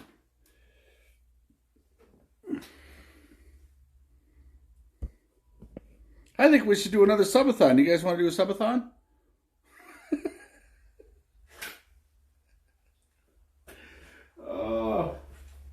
Somebody did say that either today or yesterday. We should do another subathon. Oh, hell no, we shouldn't. I ain't even recovered from the first one. Weatherman says let get rammy. OG says out on the ice would only be the acceptable place. Why? I got a TV in my fish shack. Dash says that outdoors with OG 39 degrees on Thanksgiving. I got a TV in my ice shack. I can watch Heartland out there too. Ah.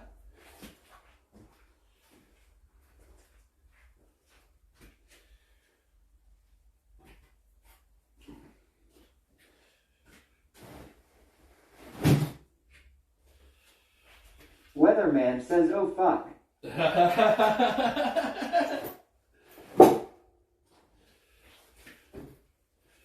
OG G says 15 and 16 Friday and Saturday. We need sub-zero. For a high. Yeah, we need sub-zero temperatures for the vast majority of the day right now to sure things up. Gotta be sub-zero. Right now we're just borderline skirting. And the snow is just gonna fuck everything up.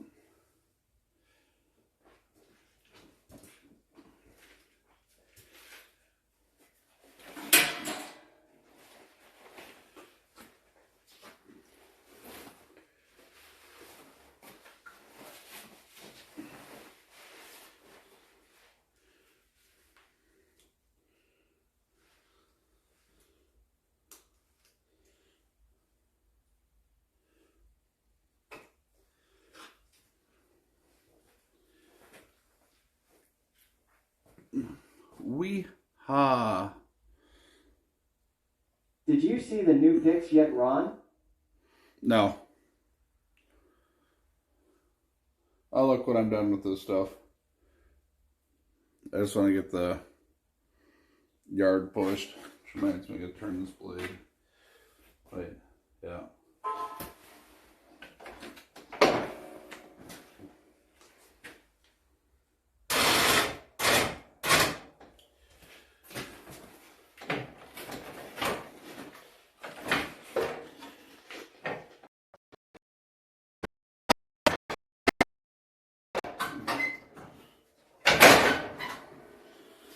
Need a little persuading. Oh, that just sucked.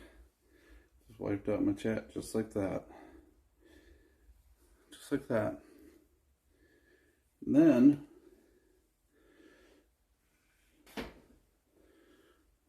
I get to mount you guys.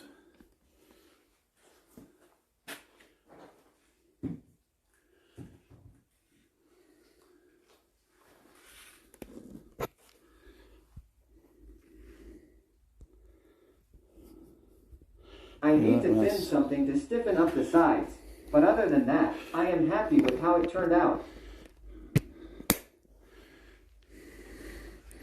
Well, that's the main thing, is finding a backpack that you like.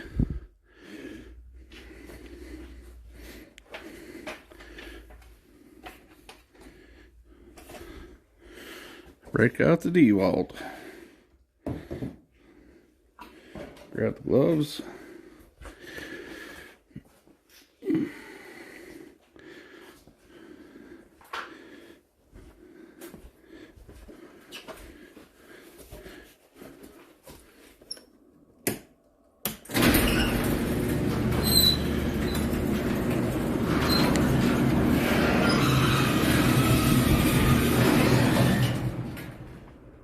Now, I gotta bring this one extension cord in. Last year I screwed up and let this one freeze in. We're not doing that.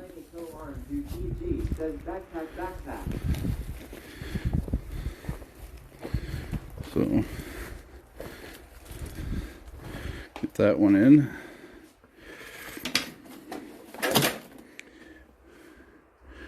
I gotta move the van.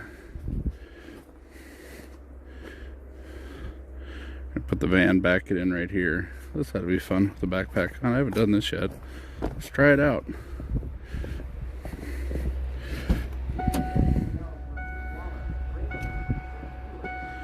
Thank you for the raid. It's alright.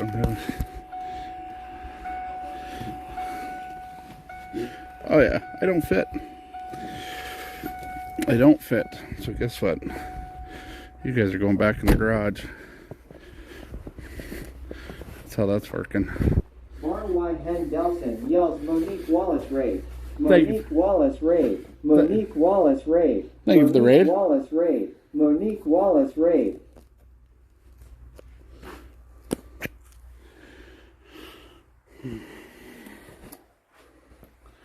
All right. I'll put the backpack back on in a second. I gotta move the van. Monique Wallace yells hello there. Hi. I just was live talking about MK Ultra. Nice. Well, I'm getting prepped for ice Chelsea says, fishing. welcome Raiders. Getting prepped for ice fishing. Utopic G says, whoa. Incoming Barry, ha ha ha. Monique Wallace yells greetings from the Netherlands. Well, welcome to central Minnesota. You got snow in the Netherlands yet?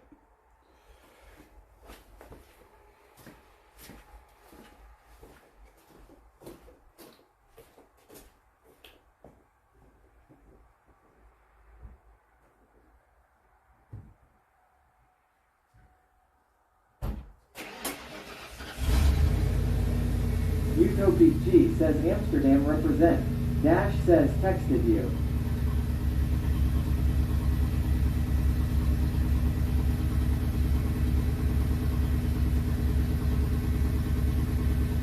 Bar Y Hendelson says no snow for us lately.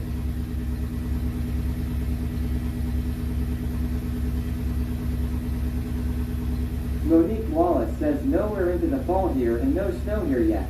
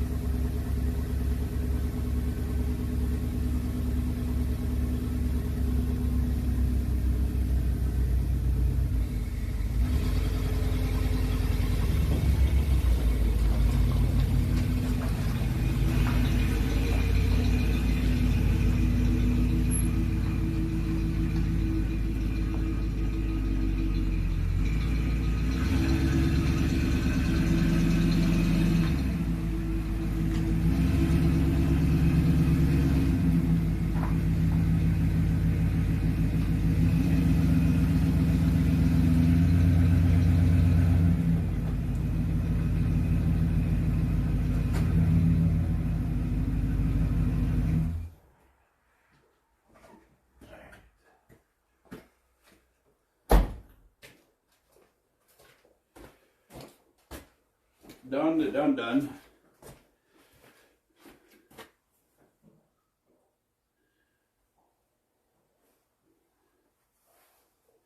No snow yet, huh?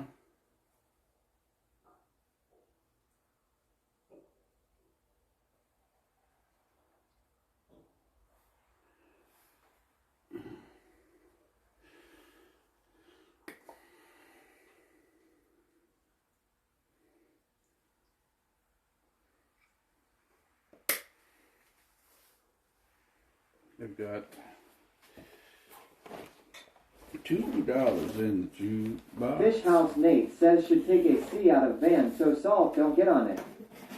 Van's not going to be run this winter.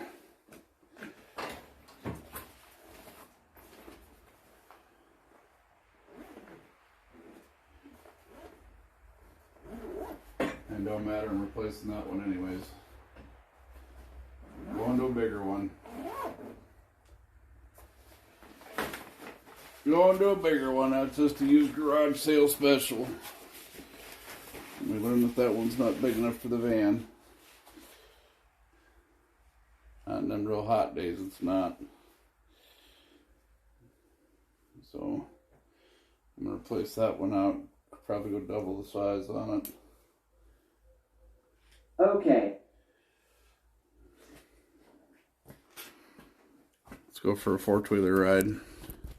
It's not much of one. I'm just cleaning up some stuff.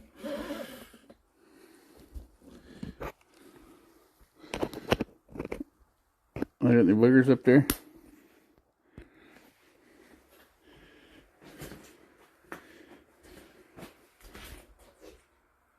Dash says I texted you. Oh, you don't want me to look at it now, it'll dox you. I'll look at it when I'm get done with the 4-wheeler here.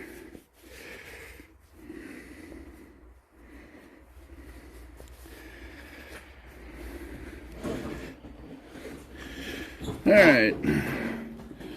One final test boogie. Ignition engaged. How about we not leave that up there, because that could turn out very, very badly if we leave that right here. The DeWalt speaker we're not worried about because it's DeWalt. Fish House Nate says he a busy man dash lol. Utopic G says, I guess I better hit that button. Big Daddy yells Utopic G, just follow the channel. Well, thank you for the follow.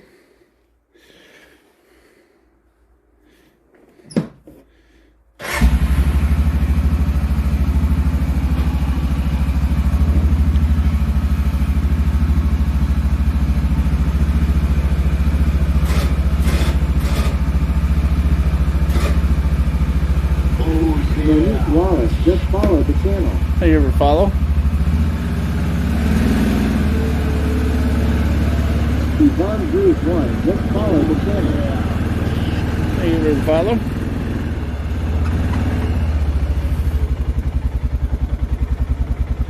This just seems like it's sitting down a little low. Let me readjust this just a hair.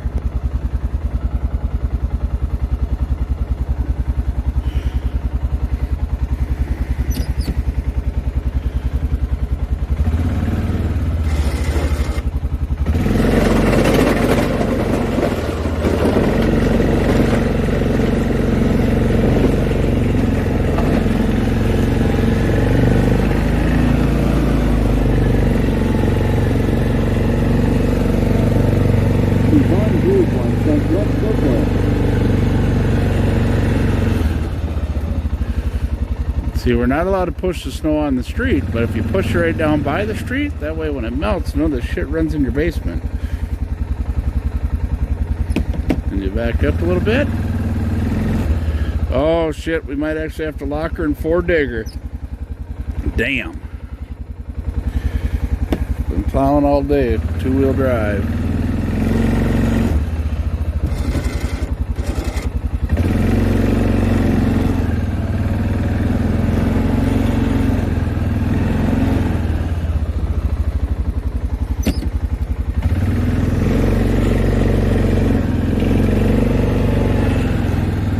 Money says, wow, ad blocker works good.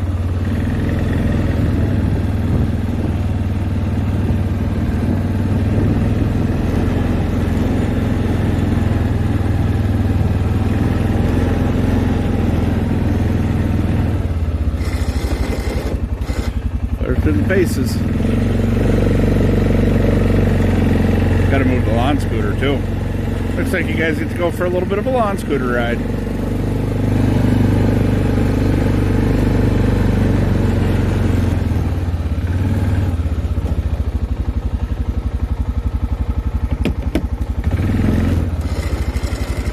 Y. Hendelson asks some AP shirt. What is the tent there? Utopic G says you just missed some great ads. Oh yeah? Oh, Twitch is on a mission to get rid of the ad blockers. You should read their tweets. They're on a mission to get rid of them.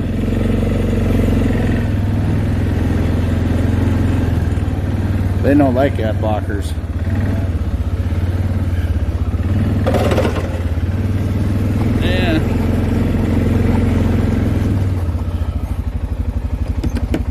Money asks, what's with the wall? That's the speaker for my TTS.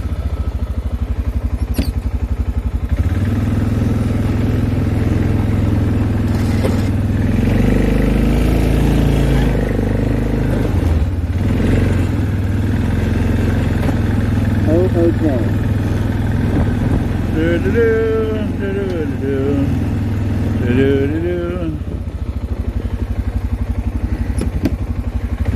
The joys of having little dogs.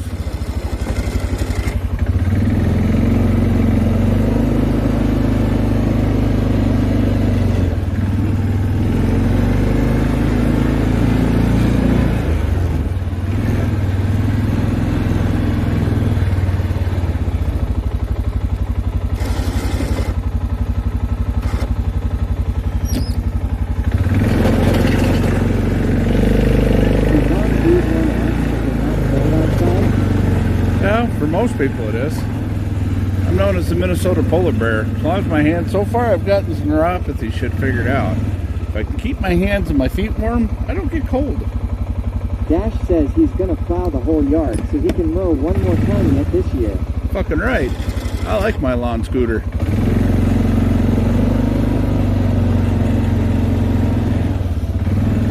I like this new seat though. So I left it outside overnight just to... Weatherman says LMAO. I left it outside last night just to see what would happen if it froze. Yvonne Drews one says create. And I mean this thing, like this seat is like nice. It's got a nice little lumbar support in it. Not real big, but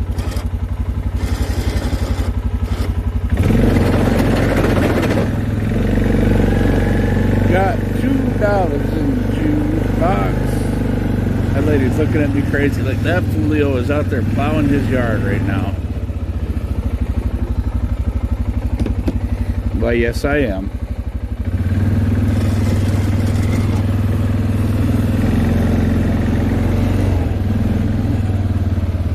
Weatherman says you are crazy. What do you mean I'm crazy? I got little dogs, man. What do you want me to do? And if we don't have a spot plowed out for them, they won't come out here and shit. They'll shit in the house. Besides that, I mean, it's not like it's that much work.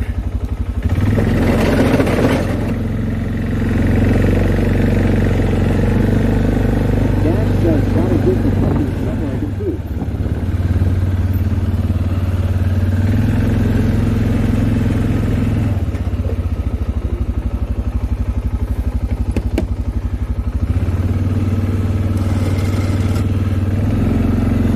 Well, this plow, this synthetic rope has done better than the cable has. By now, the cable would have snapped at least once. But every time I plowed the yard.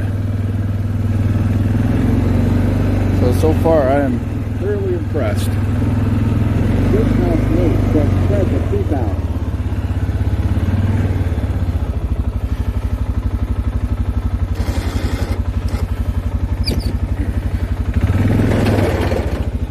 Oh, well that's fucking minty. Now I know where the gas is going.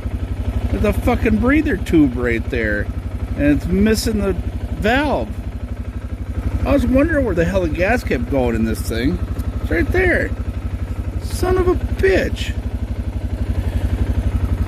Let's see what I can find to fix that problem.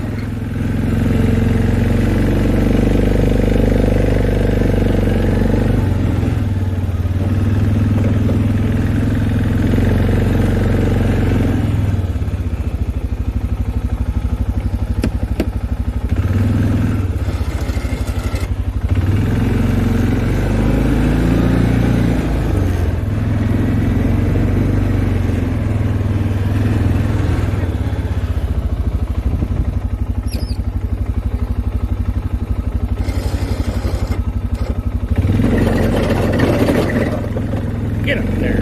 Daniel. Dad says I just bag up my dog's shit and throw it in Nate's yard at night. He just thinks his dog poops a lot.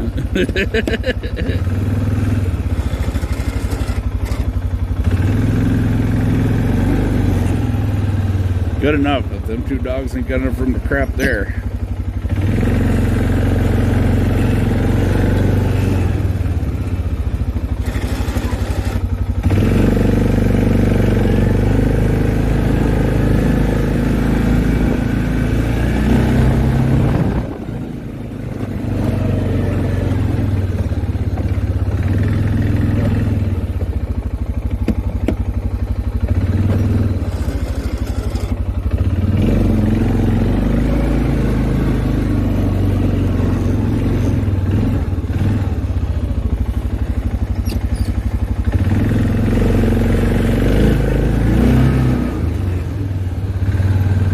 This thing don't like to slide in four-wheel drive, just so y'all know.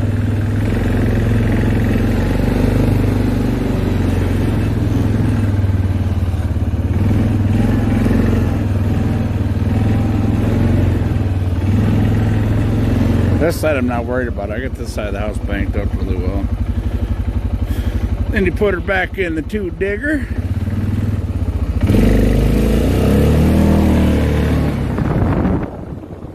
And you give her a little wee-hoo.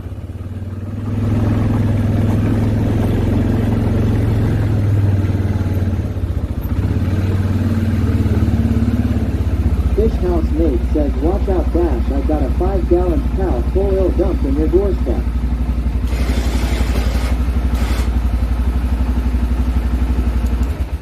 Yeah, so this little hole right here, I never seen it before until I turned the steering wheel just right, the handlebars. And that little hole right there is responsible for all the moisture in the tank and my fuel loss right there. That little hole. That guy. That feller right there. That little son of a tweezer right there. We'll have to fix that. First I gotta see what actually goes there. I don't know if that's a tank vent or if that's a breather tube. Oh, that's what it is.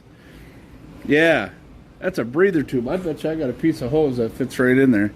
That's a breather tube for that tank. Dash says supposed to be a hose on it. No, there ain't no hose on it.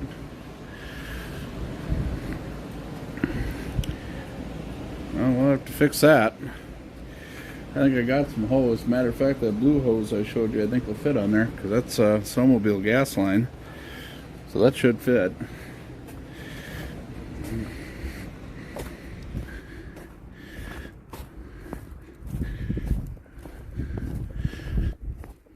Yeah. Is the lawn scooter going to start? Forgot to put this away before it snowed. Not that it matters, it gets snowed on anyways, but at least I put it in the shed so it's out of the way. Look at there. Oh, this is uncomfortable as hell.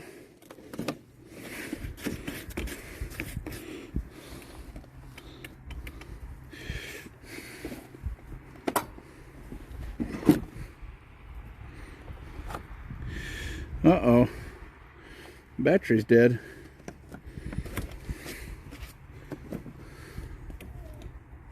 No, maybe not. Rotax says, yup, most dirt bikes and ATVs have hose on the cap. Well, I thought it was a vented cap because I didn't never see the hose on it.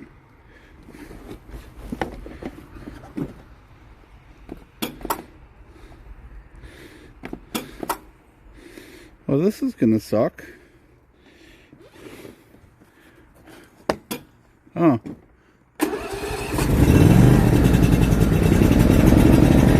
Oh, she's cold.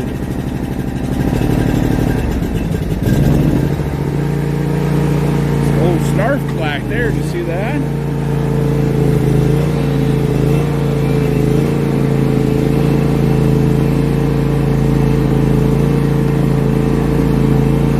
Might have got a little Randy Lou.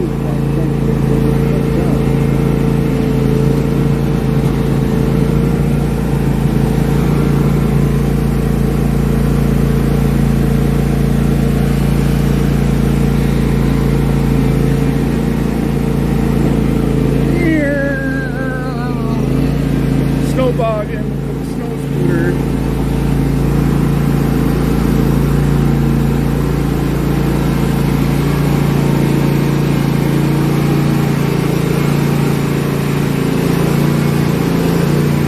Houston, we're stuck.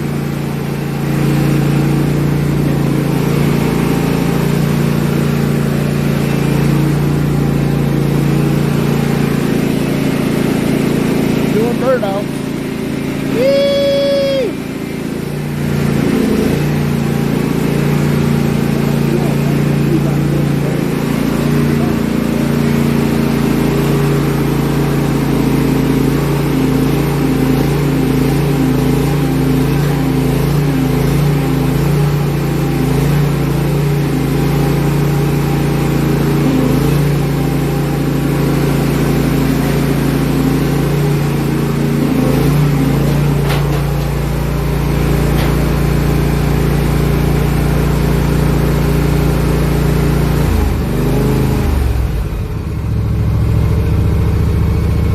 That, folks, is why you put your lawn scooter away before it snows.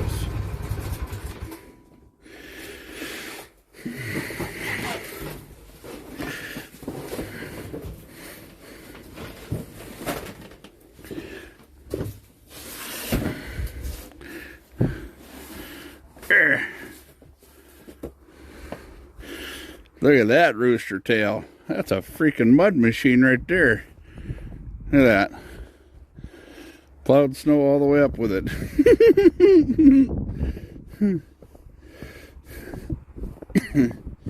It's got a floating deck on it, so it's got float wheels that stay down all the time. But just like that, you're next. Not today, though.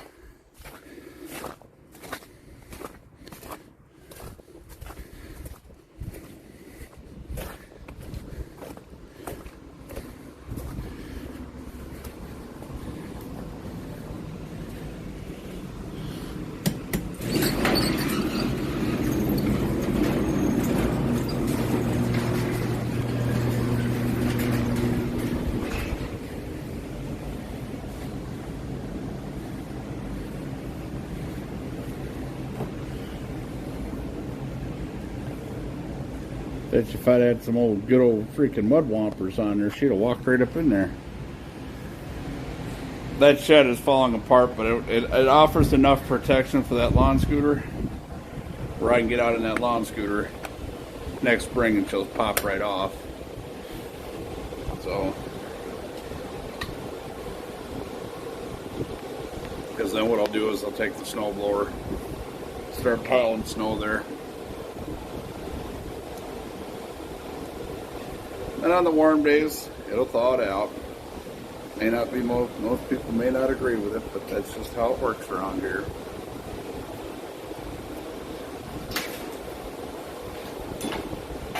May not be your way of doing it, but it's mine, and it hasn't failed me yet.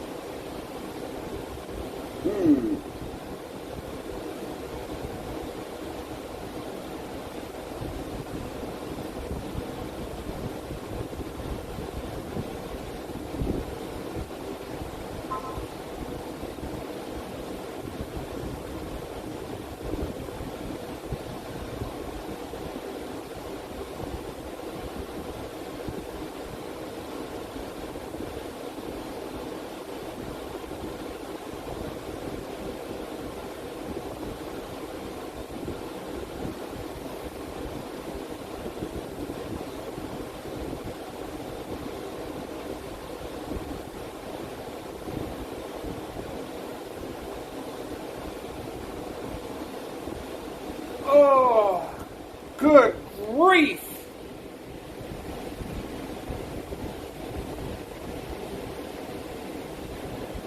I feel like I got a lot accomplished today.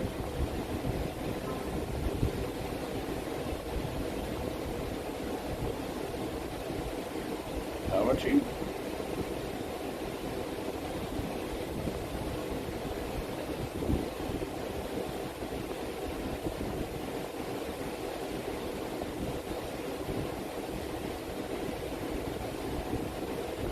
The kitties ready to go out fishing, pushing snow.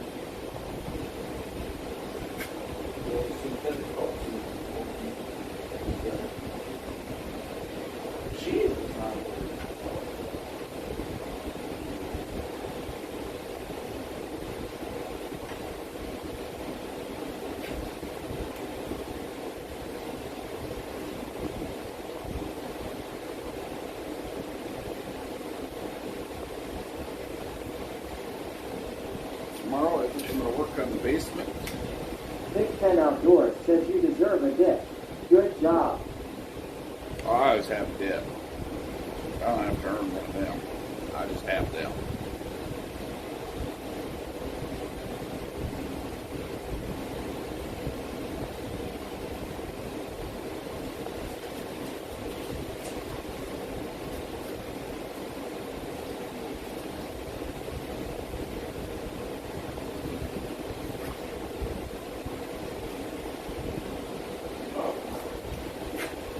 looking this here Discord. Sorry, my wireless microphone is dead.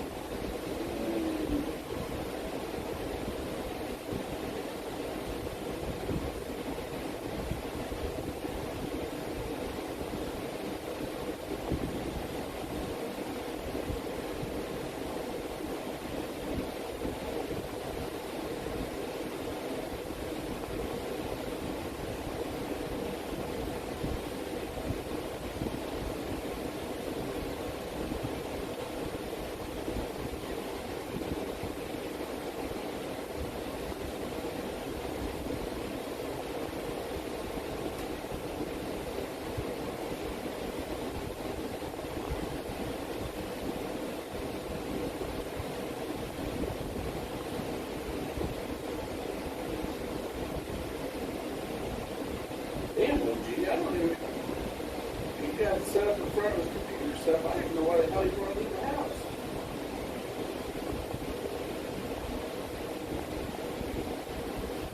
Like 955 screens.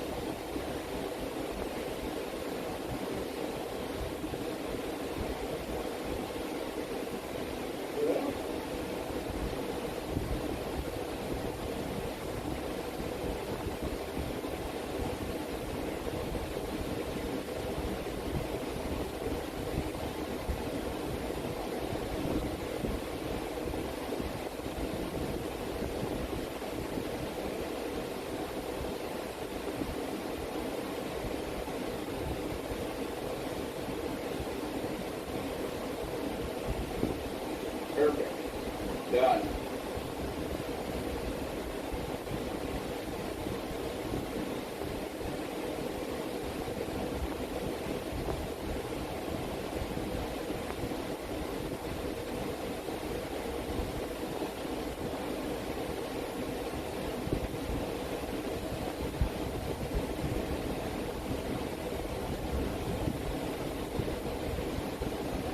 Time is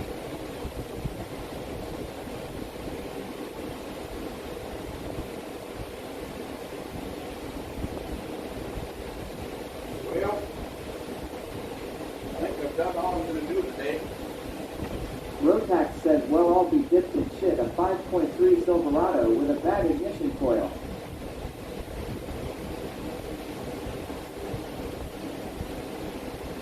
I go in the house and get things on the chargers. Yes, my wife was in a meeting. I ain't heard from her.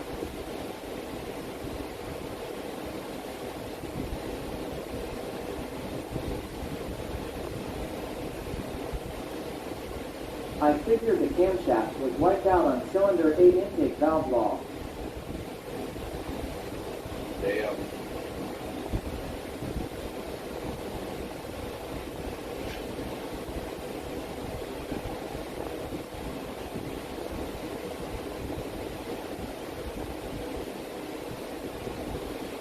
I was going to order the visual mod for the, I had it ordered, and then they, for whatever reason, I didn't look at my Amazon order and it defaulted to my PayPal account. Probably because it's tied together, but, I didn't look at it, so that's what actually... Off to the parts store I go. Nice. So I didn't look at it, and that defaults my order, but then I looked at the mod, and I looked... Dash says at Rotax 670 it probably is. You just haven't gotten that far yet. Lol. And,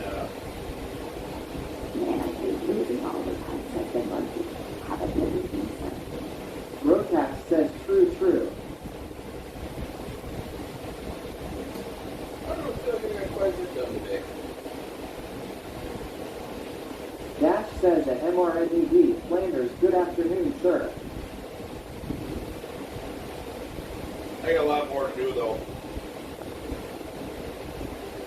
Tomorrow morning's going to be a fairly short street. In real life says yo. In real life, what's happening? Tomorrow's...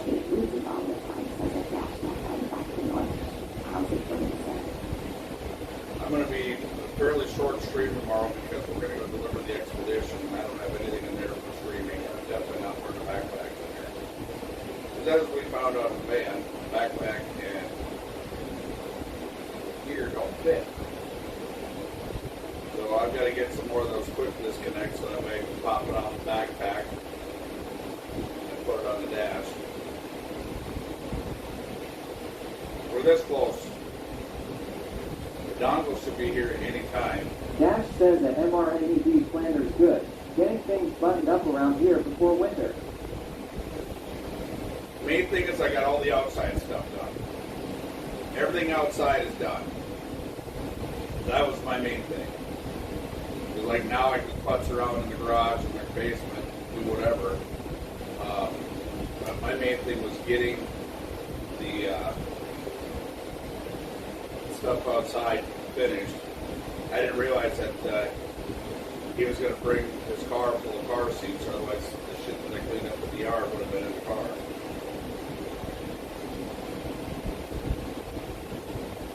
But it'll be going out there tomorrow in the trailer. Oh, you know what we can do tomorrow?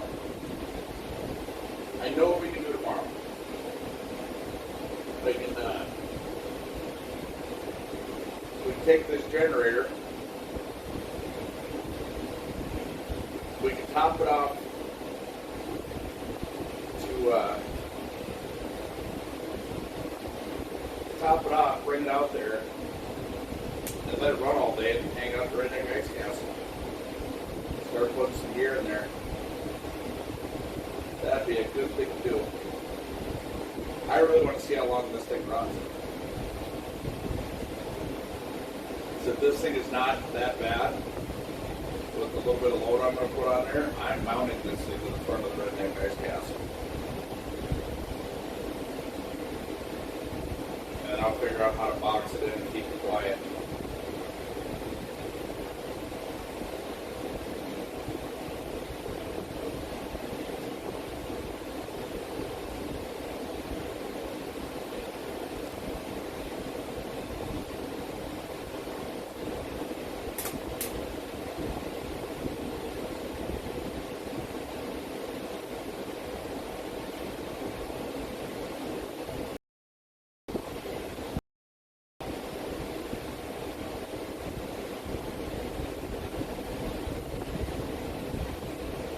might even collaborate with Lean Pizza a little bit and see how I can step with it.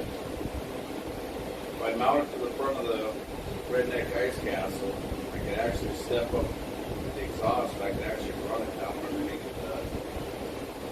the Redneck Ice Castle and quiet the exhaust way down.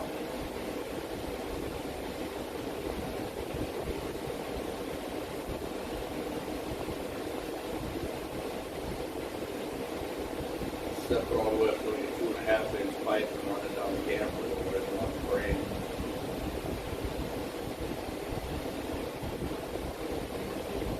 With some rubber mounts, that would quiet it way down.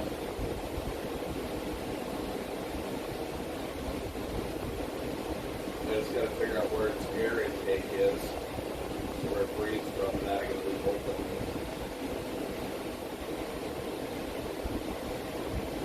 For that matter, I can put a fan on there.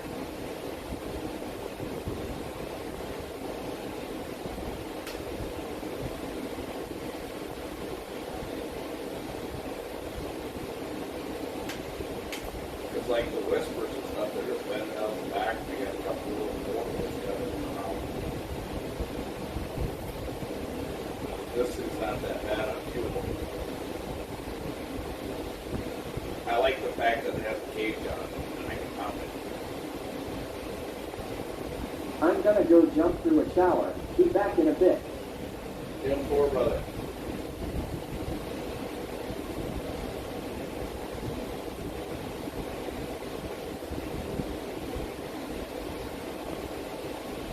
I think tonight what I'll do is I'll grab the ice fishing gear downstairs that I find, get it all up the stairs, get that in the fish house.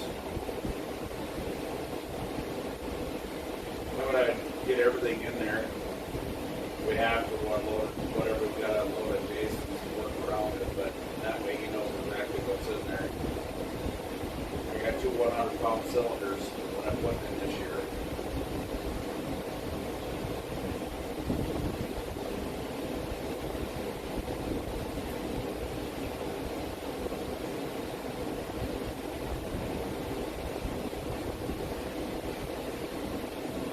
Get the battery bank out of the van tomorrow, get that in there. Fridge out.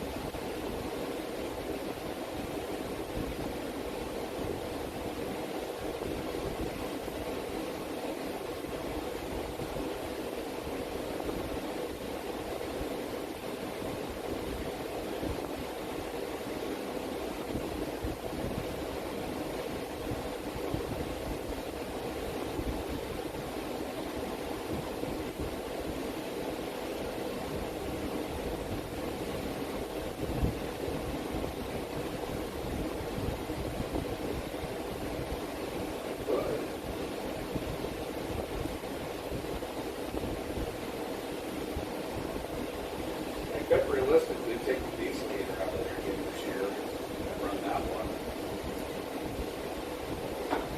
So they're sitting there. Nice thing about the kits, they're easy to move.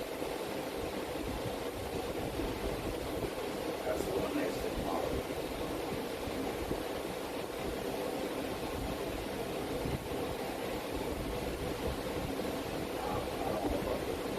I don't know about the diesel in there yet.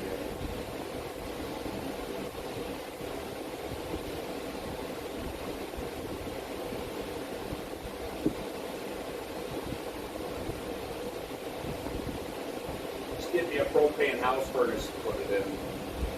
That'll be nifty.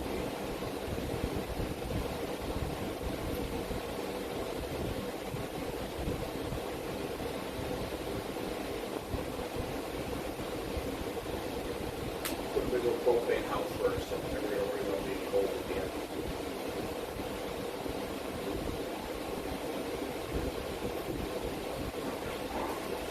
Well, that's the other thing too. That fucking thing still works. Think about that, the redneck ice gas, so I freaked it out. First the window unit that I got here in the garage.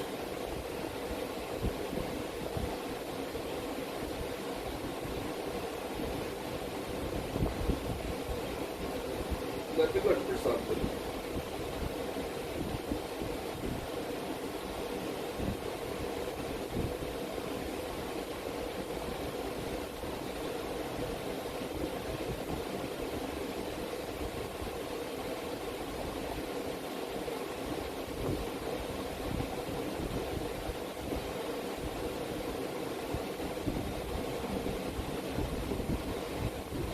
Yeah, propane house furnace right there for $100 if I want to drive to Ogilvy to go get it.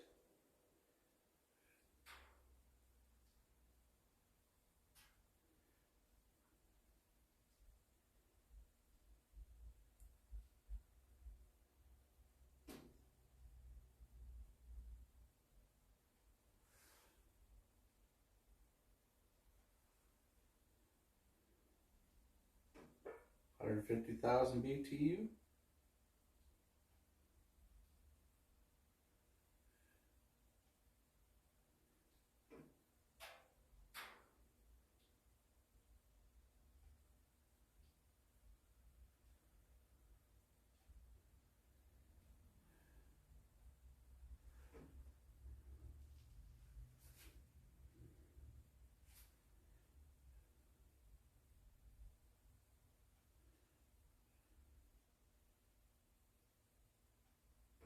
Rotax says coil time, get another one out of here.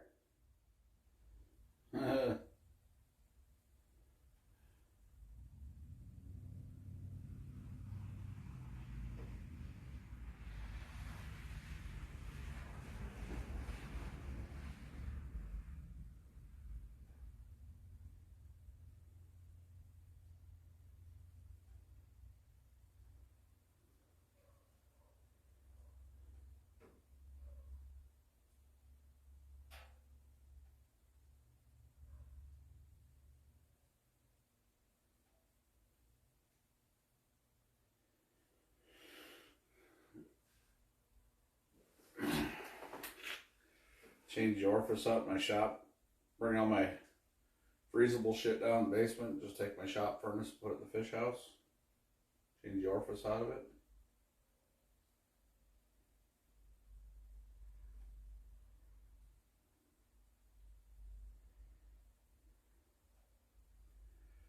Oh, it wasn't meant to be, there's nothing close.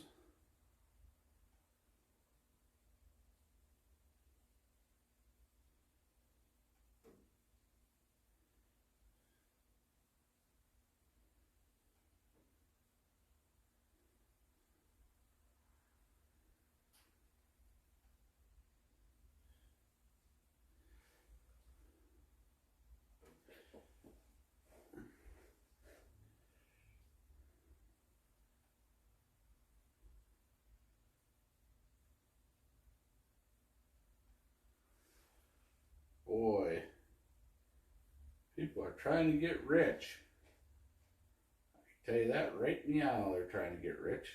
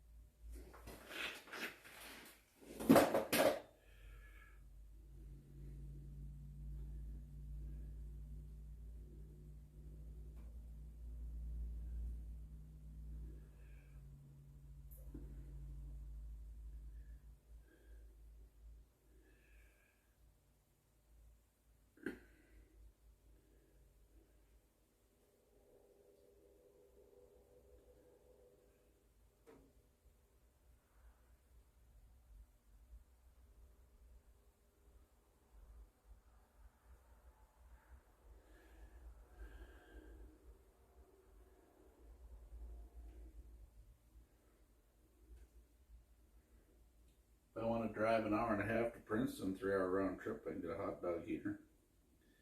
Yeah, how about no?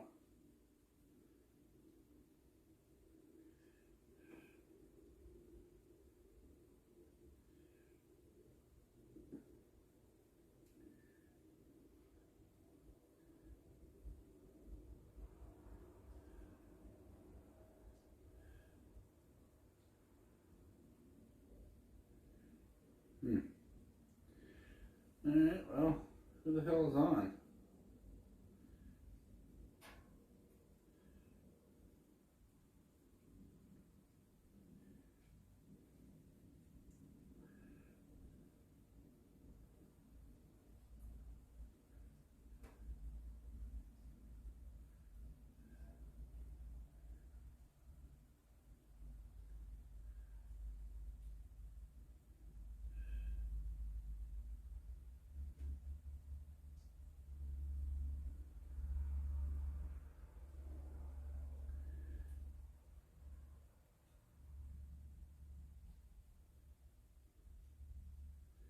I don't know if this will work because it hasn't been working lately.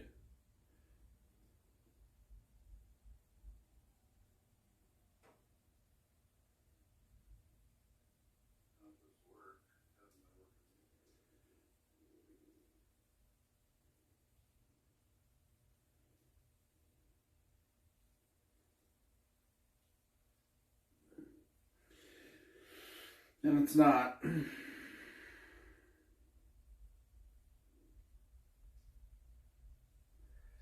OG asks, finally saw the pics. Any questions? It doesn't look much different than your old one, other than it's bigger.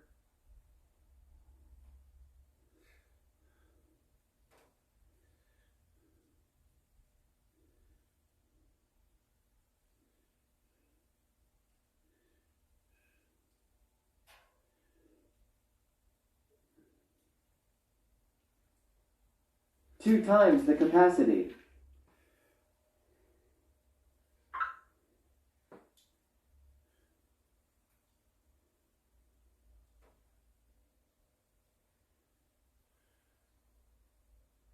Yet feel a lot lighter. No idea why.